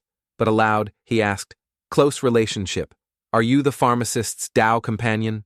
"No," she said. "I'm just his disciple, Zhang Ziyan. My name for the past 30 years and probably for many more. The pharmacist is off to Jiangnan for research, so I'm moving this furnace for him. He gets so absorbed in research that he forgets everything. Someone has to be around to keep him tidy, remind him to eat and cultivate on time." Chatting as they walked, they soon reached the 3rd floor, the pharmacist's temporary alchemy room. Seeing Song Shuhang, the pharmacist smiled. "Ah, little friend, Shuhang. I was expecting you." "You knew I'd come by this morning?" Song Shuhang asked. The pharmacist gave a cryptic smile. "Ha ha, my gaze sees far. Something happened near you last night, didn't it?" So it was the pharmacist who had protected him. Song Shuhang silently confirmed it. "Yes. Someone broke into my place last night and left behind a thin blade. It still smelled faintly of blood, and I knew something was wrong." He handed the blade over, and the pharmacist's eyes narrowed as he inspected it. "You're right. It reeks of fresh blood and the resentment of the dead.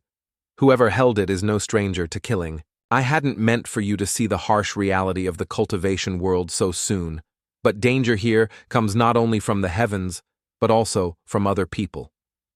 Little friend Shuhang. How did it feel to be the target of an assassination? "I felt a lot of things," Song Shuhang admitted. "At first I was scared that someone could get so close without me noticing. It's part of why I came here. I want to become more vigilant." He hesitated, then continued with a faint smile. But after that, there was a hint of excitement too. "Excitement, huh?" "Ha ha ha!"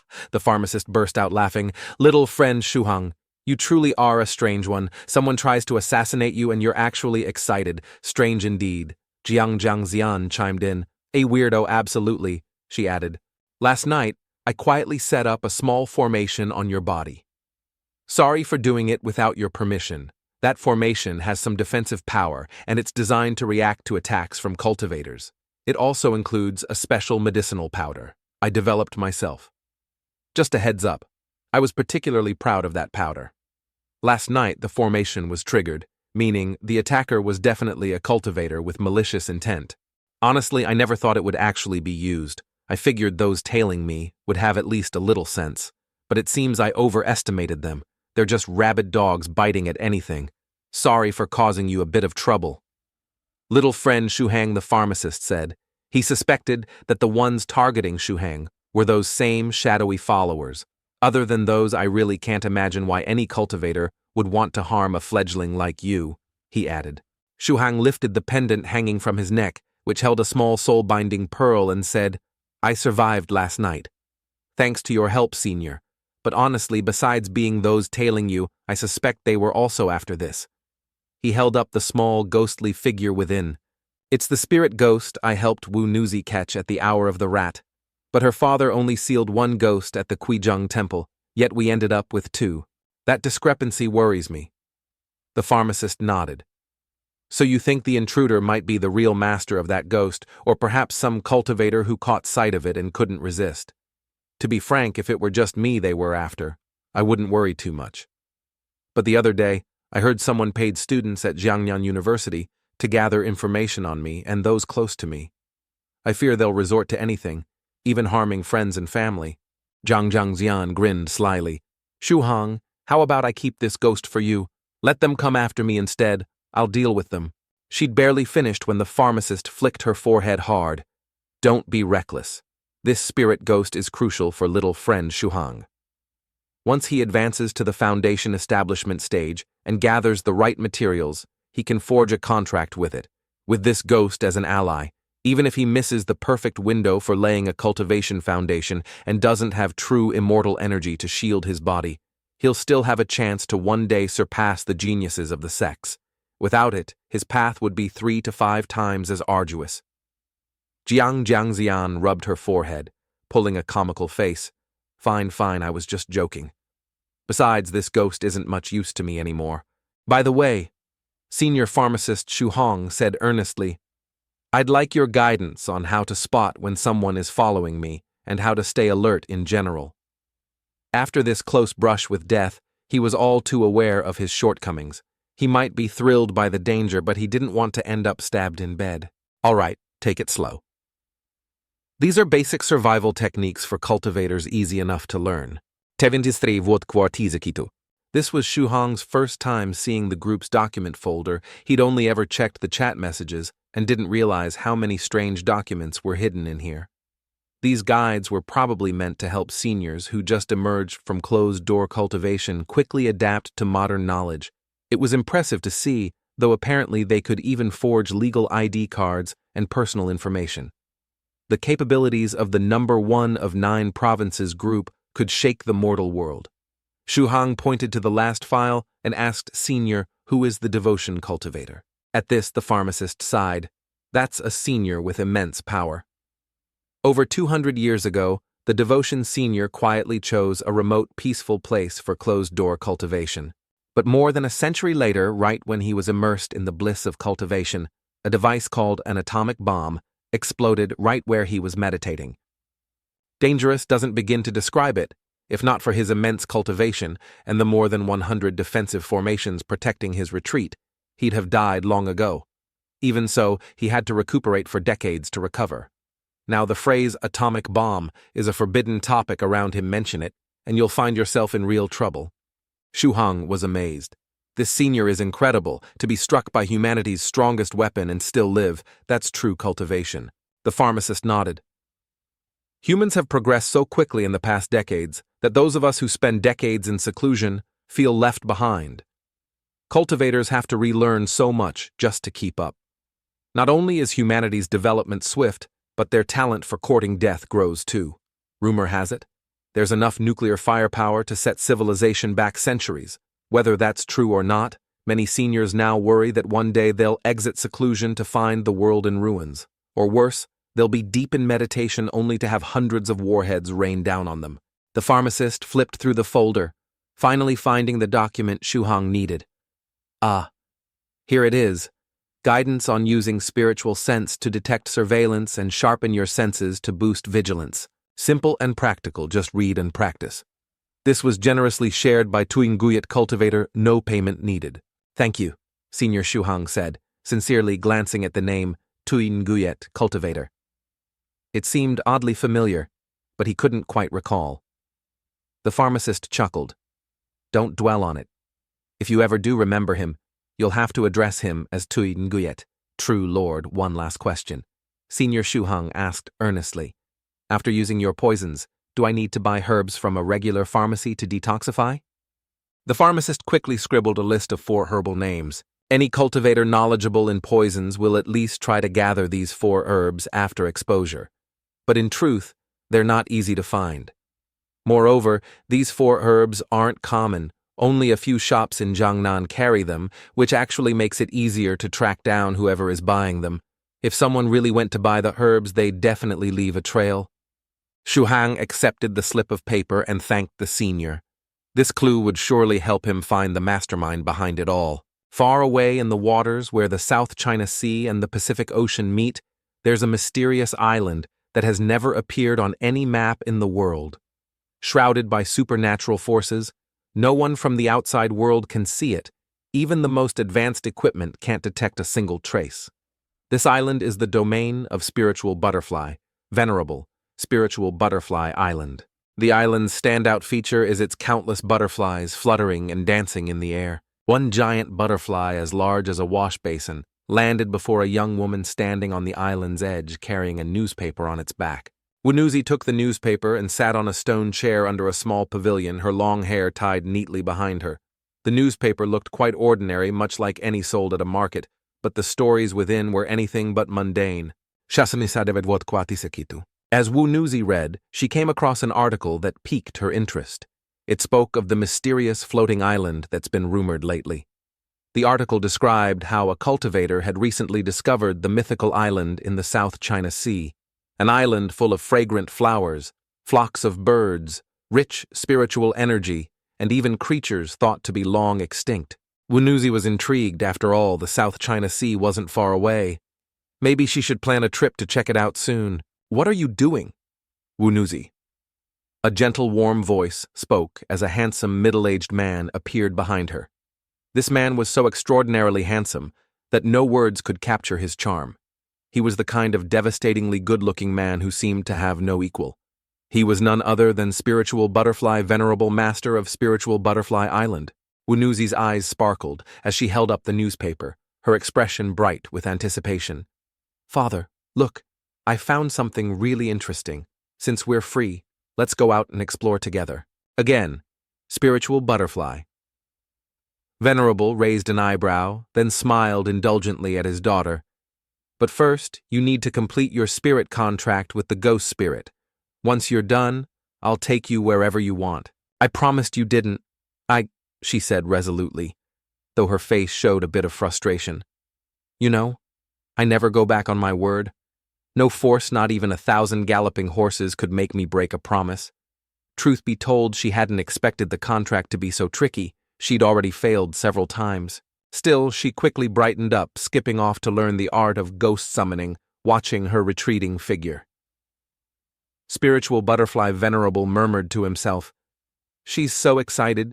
Could she have already met someone special on one of her trips out?" Meanwhile, his first disciple, Liu Jianye, was somewhere else on the island. Feeling a sudden chill on his back, was his master cursing him right now. He decided not to dwell on it. At 9:30 in the morning, Tucson opened his door. "Who's there?" Song Shuhong stepped inside with a basket. "I brought you guys breakfast. Want some?" Tucson's eyes lit up. "Not bad, kid. At least you've got some conscience." "Hey, where's Gao?" Momo Shuhang asked. Li Yunda pointed to a corner and said, "Still lying there like the dead. Where is he?" Li Yunda pointed to a corner and said, "Still lying there like he's dead. That guy was even sleep-talking last night, mumbling something about a wedding. Ya Yi, I'm sorry, please don't." The three heartless friends exchanged meaningful glances, eyes lighting up. "Got it. Next time he's broke, we'll use this as blackmail to get a meal out of him. That's brilliant." Near Southern City University, there's a place called Shixiang Stone Bridge. I really want to try it, someone added. Just then Gao Momo stomped angrily out of the room. "You three want to die, huh?"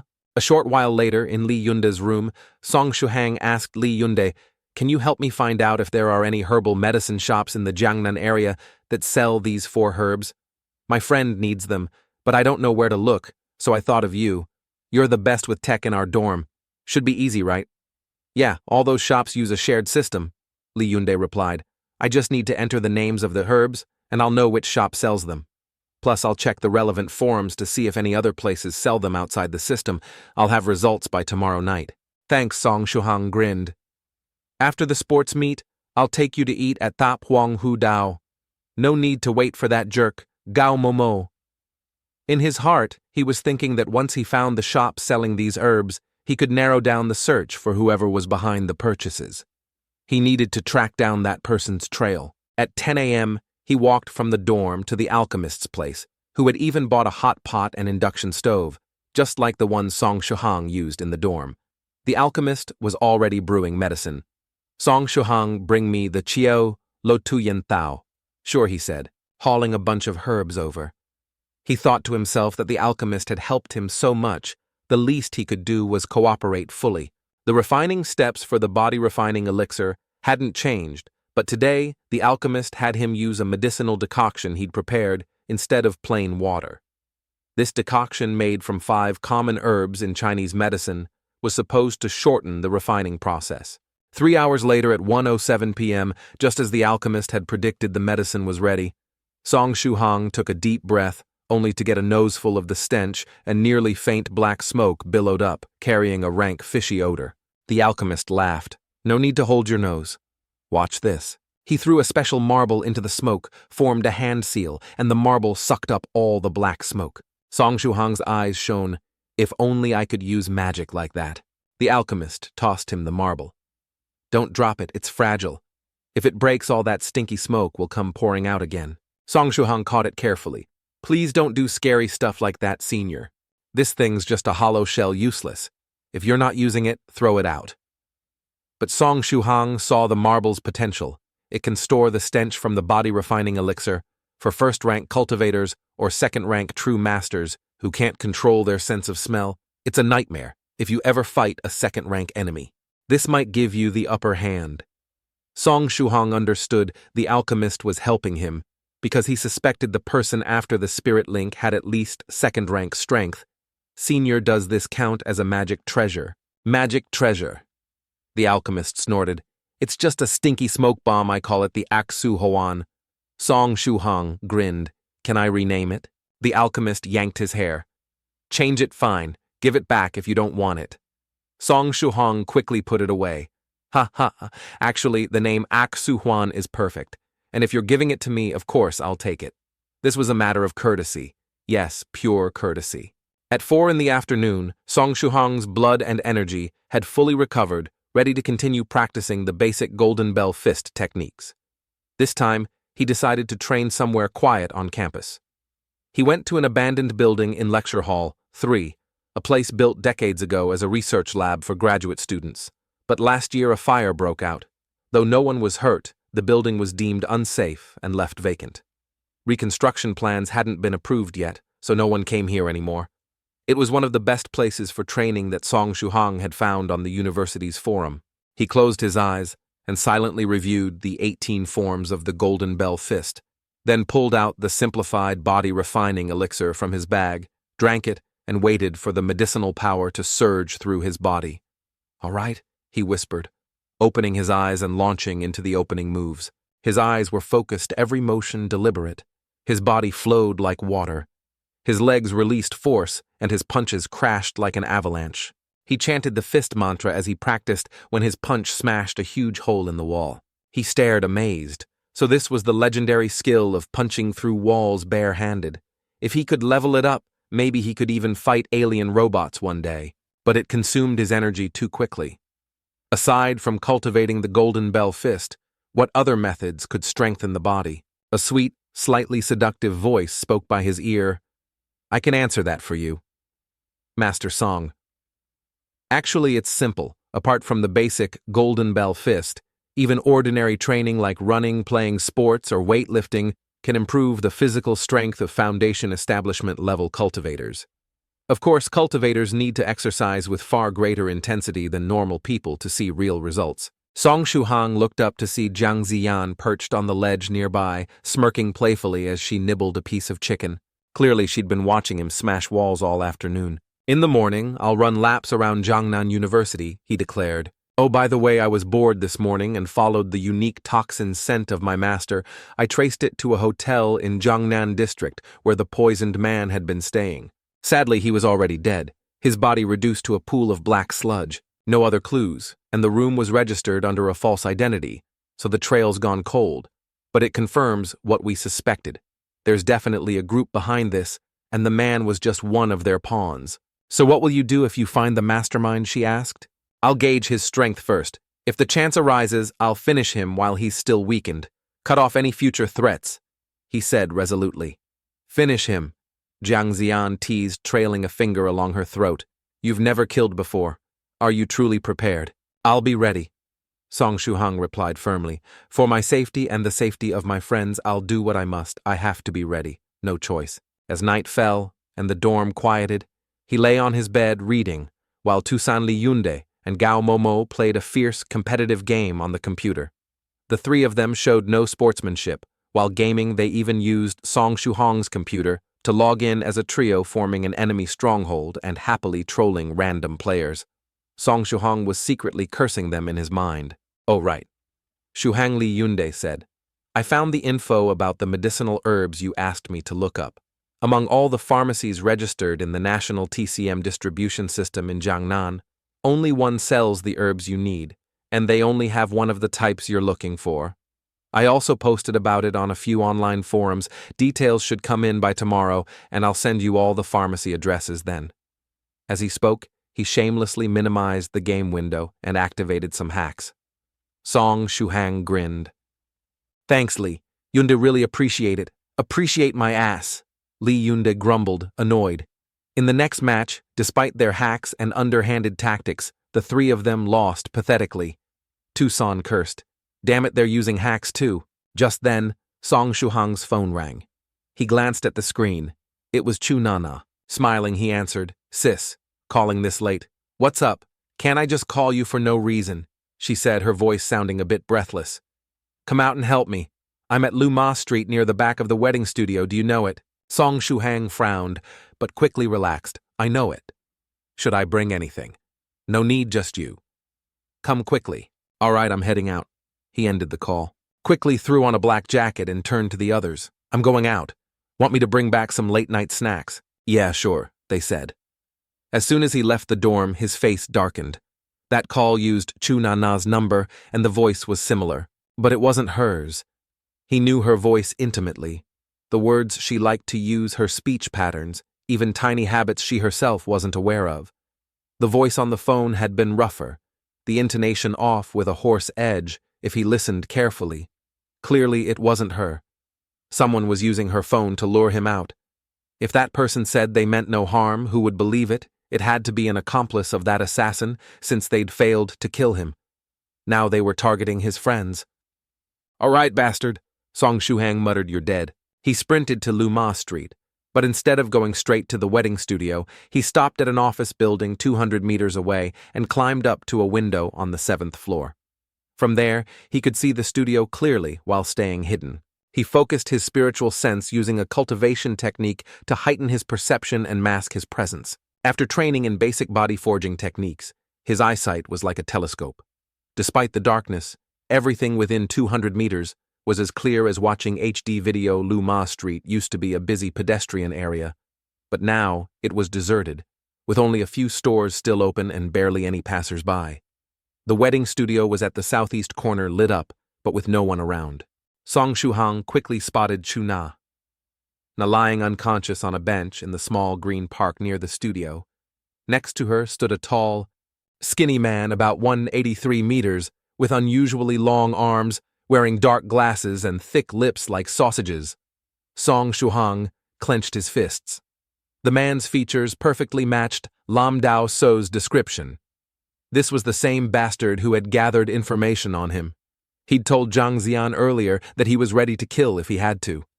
Now was the moment to test that resolve. Just then, the man with the long arms turned to look straight at Song Shuhang's position, then bowed his head and dialed a number on Chu Nana's phone.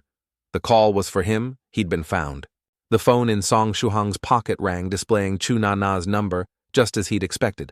After all, he'd only been practicing these basic techniques for 2 days and had just begun learning the spiritual sense method today. That the enemy sensed him was no surprise. Song Shuhang answered. The man smiled wickedly, using Chu Nana's voice. Found you, Song Shuhang. Then he hung up. Song Shuhang turned off the phone, calming his thoughts. Moments later, he appeared in an alley behind the office building, facing the man from 5 meters away. I'm here, he said coldly. The man clapped twice. Interesting. He chuckled. Back on that rooftop, you didn't even flinch when you saw me. You were just angry, so you already knew about me, huh? I wanted to give you a surprise. No need, Song Shuhang said, expressionless. But your coming here makes me very happy. It proves that you care about the girl next to me. She's your relative, right? How ridiculous to be so concerned over a mere mortal, truly laughable. The long-armed man removed his glasses, revealing eyes laced with blood. Now, Song Shuhang, answer me. Are you experiencing your mortal tribulation, or are you just an ordinary human? With that, his right arm suddenly swelled and took on the color of ancient bronze, launching a powerful punch straight at Song Shuhang.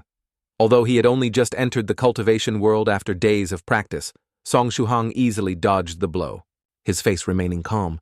Yet I've heard useful information, he said softly. I've checked all the intelligence on you. Every record from childhood until now says you're nothing but a mortal. The long-armed man's eyes bulged with madness. I can't understand why the sect master fears you. So he even thought you were a senior cultivator hiding among mortals, that all your files were fake. He believed your so-called friends were nothing but cover to threaten you. He even withdrew from the Jiangnan University area, completely rejecting the intelligence I brought him, and didn't even reward me with the body-tempering fluid I was promised. All because of you, Song Shuhang. You're just a mortal. Why does the sect master care so much? The man's voice was crazed. Now tell me, Song Shuhang, admit you're just a mortal. Then I'll kill you here in this dead-end alley, and I'll report back to the sect master that you're nothing but a mortal. I must reclaim the body-tempering fluid that rightfully belongs to me. So that's it. Song Shuhang realized. Back when he'd accompanied Wu Nuzi to Lakan Street in G City, someone from the sect had been watching. Hearing Wu Nuzi call him senior and seeing her powerful display must have convinced them he was a hidden expert, experiencing mortal life. And after the incident with the poison master, they'd grown even more certain of his strength. The fact that the sect master withdrew from Jiangnan meant he'd been lurking around here too, and the second person who'd fallen to the poison was likely the sect master himself. The thick-lipped man in front of him was practically foaming at the mouth, brandishing a long blade. Don't even think about escaping. I've already opened 2 of the 9 orifices. In this alleyway, no one will come to save you. I'll kill you, dissolve your body with the corpse-dissolving fluid, and leave no trace. Song Shuhang calmly pulled a small vial from his sleeve. The body-tempering fluid you want, is this it? He asked in a low voice. The body-tempering fluid, the man screamed. Throw it to me. Song Shuhang shook his head. Come and take it.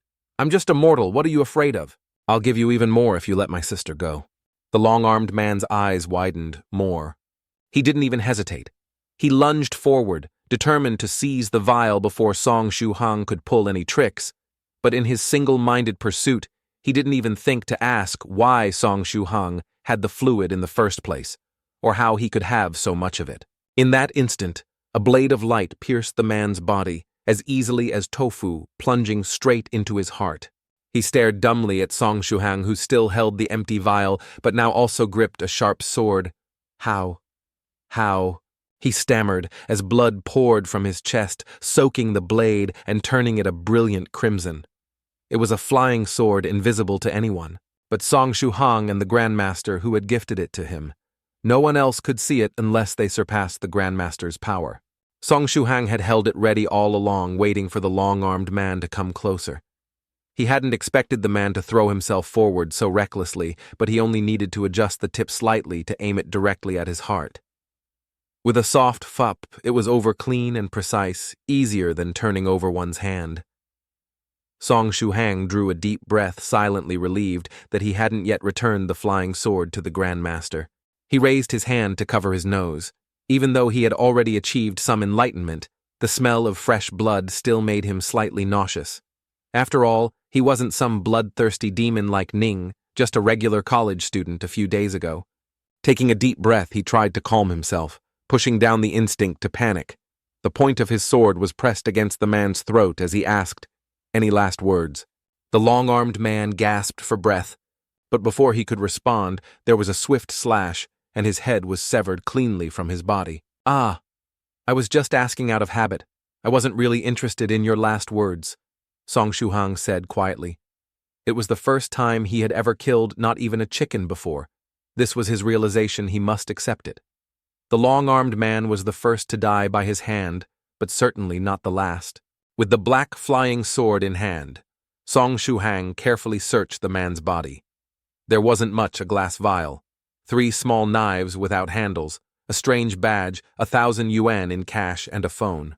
For a cultivator who has opened 2 orifices, you're dirt poor, he muttered. The badge was marked with 3 claw-like scratches, probably representing the man's organization. The pungent liquid in the vial must be the corpse-dissolving fluid he had bragged about. Damn, he actually carried this on him. Song Shuhang thought, pouring a little of the fluid onto the man's body. The effect was immediate. The first-rank cultivator's corpse dissolved in moments. Since it was just a corpse, there was no blood and chi to resist. But it was clear this liquid could be a lethal weapon if used cleverly. A few minutes later, Chu Nana felt a sharp pain in her neck and woke with a start, confused by how her bed was shaking. She groaned in annoyance, but the shaking only grew worse. Damn it, can't I get a good night's sleep? She snapped, opening her eyes to find herself being carried piggyback by someone running at full speed. What the hell is going on? She thought, panic, clearing away the last of her sleep. But relief washed over her when she saw the familiar figure. Song. Shuhang. Where are we?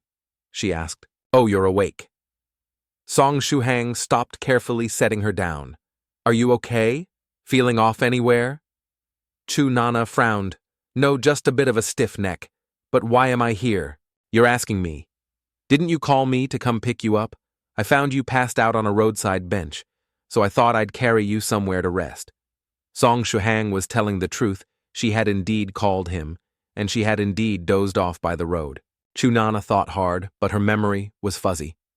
She vaguely recalled going out for drinks with 3 friends and should have gone home afterward. Could I really have gotten that drunk after just 4 drinks? She wondered, studying Song Shuhang's face. He looked completely serious, so she decided to drop it. Whatever, let's just go home, she said. And Song Shuhang gave a warm smile. All right, I'll walk you home. His smile was like sunlight, filling her with trust. It's only been a day, but you've grown so much, she thought, not realizing that the moment Song Shuhang had raised the sword and decapitated the long-armed man, his soul had already undergone a profound transformation. Really must be your imagination, he said lightly. After they left, Jiang Xian emerged from the shadows beneath a nearby roof. She pulled out her phone and reported to the alchemist, Song Shuhang has returned safely. And one more thing, alchemist, let me tell you, I will never give up. Stop trying to get rid of me. It's useless. With that, she didn't wait for a reply and hung up. Whatever I want, I'll get it no matter what. She jumped down from the roof and headed to the spot where the long-armed man's corpse had been dissolved by Song Shuhang's potion. Song Shuhang had done well, but to cultivators who knew how to track auras, there were still plenty of traces left behind. Jiang Xian was cleaning them up now, using a small spell to thoroughly wipe away all signs of the scene. Once Song Shuhang's cultivation improved, he would be able to handle this himself, so there was no need to worry. After bringing Chu Nana back to safety, Song Shuhang stopped by a convenience store to buy snacks and drinks for his roommates, but they were too busy gaming to care, telling him to just leave it somewhere for later. As usual, the first to respond was the ever-online Beihei Sanren, never seen or heard of an organization with a badge like that. Probably just a small-time unknown group, he said. Hearing this, Song Shuhang was relieved. Beihei Sanren was like the group's information hub and knew everyone's situation intimately. If he didn't recognize it, then this badge definitely wasn't linked to any senior in the group. Before Song Shuhang had been worried, it might be related to some hidden force under a senior's control, which would have been troublesome to resolve. Even Wu Nuzi was online. Song Senior, is that group important to you? She asked. Song Shuhang replied, personally, yes, it's very important. All right, I'll go ask my dad, she said, going offline quickly to find Lingdi, Zhenjun. Beihei Sanren continued. Are they enemies or friends? Enemies. Song Shuhang replied simply, can you handle it? I've found some leads. If I really can't do anything, I'll ask for help, he explained. Beihei Sanren sounded relieved to hear that. The alchemist is still with you, right? Yes. He might stay a few more days, Song Shuhang replied. Beihei Sanren felt reassured. At that moment, Wu Nuzi returned and said, Song Senior, this seems like it's from some small-time group. Anyway, once I finish my contract with the spirit ghost tomorrow, I'll help you crush them. It'll also be a good chance to test my new spirit. Her cheerful words instantly lifted Song Shuhang's spirits. Thank you, he said. Once we wipe out that little group, Let's go explore that mysterious island near the East Sea. Together. Senior. I've heard people say there's a floating island covered in exotic birds and flowers, rich in spiritual energy and home to ancient creatures thought to be extinct. It sounds amazing. She was already letting her imagination soar, her excitement infectious. Tyrant Saber was online too, chiming in as usual. But Wu Nuzi, you'd better finish that contract with the spirit ghost before you run off to play. Her virtual battleship was immediately blown up by a cannon shot. All right, fine. Tonight I'll do whatever it takes to finish that contract, she declared. Just then, Song Shuhang got a private message notification. Ding ding ding, someone wanted to talk to him directly. Song Shuhang opened the message and saw it was from Wu Nuzi, who had just gone offline. Senior Song, did something happen today? You feel a bit different somehow, she wrote. Different Song Shuhang was puzzled and reviewed everything he'd said earlier, but didn't see anything unusual. How could she tell he was acting differently? Was this that legendary sixth sense of women? Meanwhile, in another part of Spirit Butterfly Island, Spirit Butterfly Venerable looked at his daughter's chat with Song Shuhang and felt like crying. He was secretly logged into her account again, tears streaming down his face as he sipped his wine. Who is this Senior Song, really?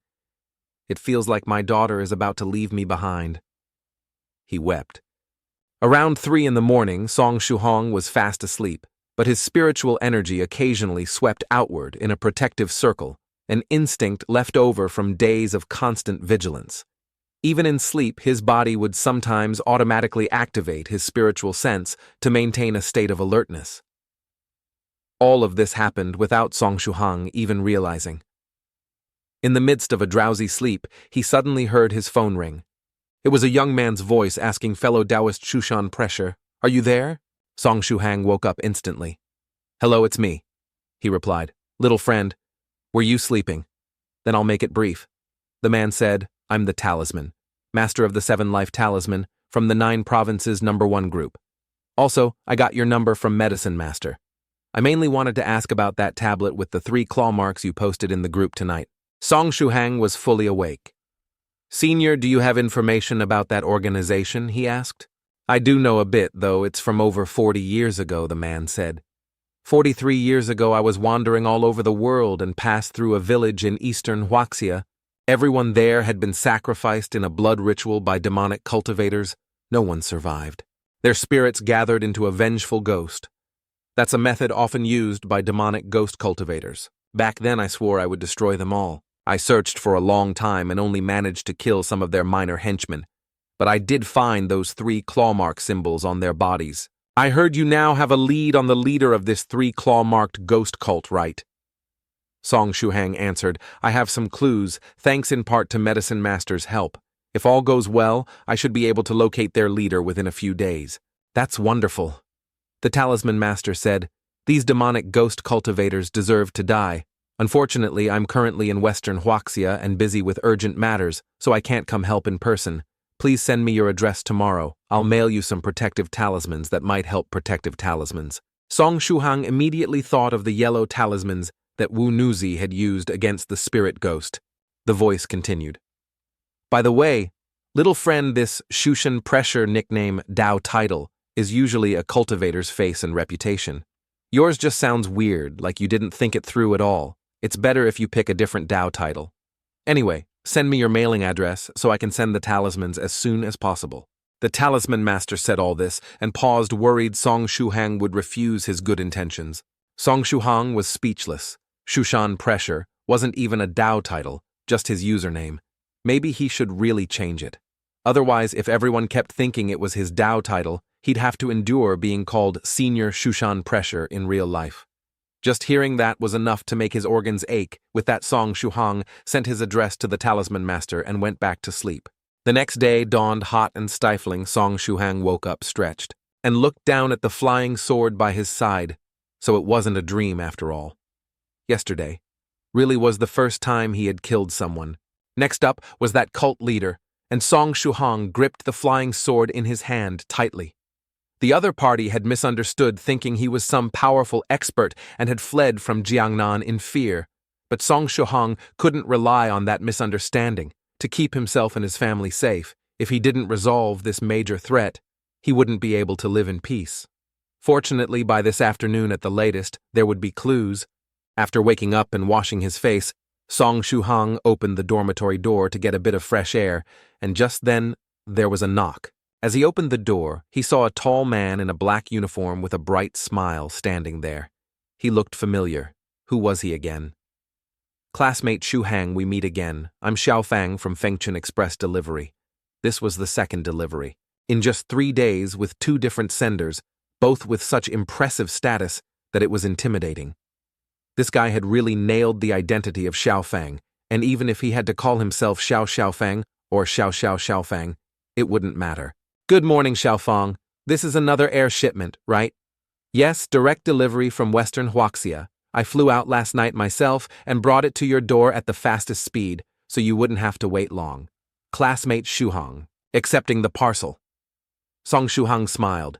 It's perfect timing. Thank you for your hard work. Where should I sign? He thought to himself.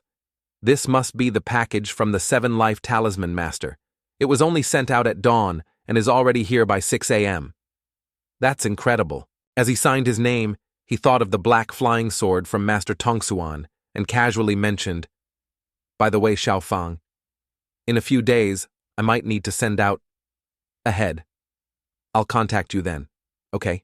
Sima Fang's eyes lit up immediately, and he eagerly asked, You're sending it out. Want me to ship it by air for you? It'll be quick. Sima Fang offered enthusiastically. No need. Song Shuhang replied, The recipient isn't in a hurry, so sending it by normal delivery is fine. I'll contact you when I'm ready to send it out. Sima Fang smiled, his service attitude worthy of a 5-star review, and waved goodbye cheerfully. No problem. You can call me anytime 24 hours a day. Holding the package, Song Shuhang felt a surge of anticipation. He wondered what those protective talismans the 7 Life Talisman Master had promised him would look like. He placed the box on his table and carefully unwrapped it. Inside was a small stack of bright yellow talismans, each inscribed in red ink with mysterious runes and spell formations. There was also a note from the 7 Life Talisman Master, explaining the functions of the 20 talismans in total. The top 5 were armor. Talismans, exactly as the name implied, they could activate protective energy and form a shield to block attacks from cultivators below 3rd rank. Using them was simple: press your thumb to the formation and use your spiritual energy to draw out the latent power with a soft shout of armor. Each one could only be used once, but they would be enough to protect Song Shuhang 5 times in total. The next 5 were sword talismans, obviously offensive. They worked the same way, activated with a single shout of sword, and could unleash a sword strike at the power of a 3rd-rank battle king. Unless an opponent had some special defensive means, a 2nd-rank true master would lose half his life to such a strike. The final 10 were demon-breaking talismans specifically designed to combat the demonic ghosts and sinister beings used by these rogue cultivators. These dark entities were immune to physical attacks and had stealth abilities that made them hard to detect. For a weaker cultivator, they were nearly impossible to counter. But with these 10 talismans, Song Shuhang would be able to banish or destroy such threats. Holding the box of talismans, he felt like the 7 Life Talisman Master hadn't just given him life-saving help in the nick of time. It felt like he'd also provided warm clothes, food, and shelter in a snowstorm, a truly unexpected blessing. With these talismans in hand, Song Shuhang even felt confident that he could face the cult leader directly. Of course, he wasn't foolish enough to throw his life away in a headlong assault. His only goal was to eliminate the threat by any means necessary. He didn't care about the process, only the result. After carefully stowing the box of talismans away, he knew that everything was ready. All he needed now was the right opportunity. Just then, his 3 roommates burst into the room, nearly startling Song Shuhang. "What are you doing? Why are you tying me up like this?" he protested. At 7:30 on July 6th, the Jiangnan University sports meet was about to begin. Song Shuhang, forcibly roped in by his 3 roommates and several close friends, was escorted to the event. Next up, the 5,000-meter men's run. All participants, please get ready at the starting line. Song Shuhang found himself pushed forward by his friends, all of them cheering and urging him on. "Come on, classmate. Shuhang, you got this. Screw you guys, go check yourselves. Song Shuhang shot them a middle finger. Still, he'd drunkenly promised he'd take first place, so he supposed he'd have to show them what he was made of. At that moment, a tall, dark-skinned student next to him gave him a cold smirk. Pretty boy, you think you're gonna win this just because you're good-looking? I'll give you a whole street's head start, wanna bet.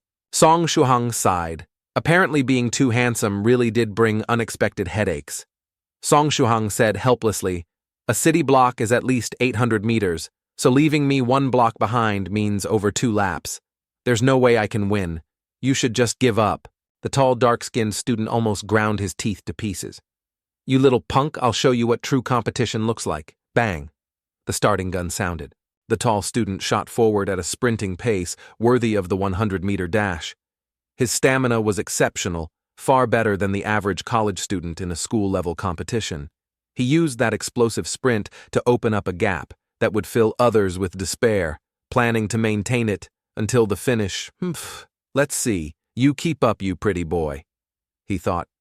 1 city block is an understatement. If I really unleashed my full strength, I'd leave you 4 laps behind. Feeling confident, he turned back to see how far he'd left that pretty boy in the dust. Surely he was already choking on his tailwind. But to his shock, Song Shuhang was right behind him, less than a meter away, keeping up effortlessly. His eyes widened in disbelief. Are you nuts? You're going full speed, right from the start. With your stamina, you'll be completely spent after 1 lap. Song Shuhang, still sprinting, gave a calm smile. No worries, I'm just running at my normal pace. You don't need to worry about me, he said. Wow, you're actually worried about me. So thoughtful, he added lightly. Thoughtful my ass, the tall student cursed silently. Let's see how long you can keep up this act. I just hope you don't collapse after 1 lap. But as he ran another lap,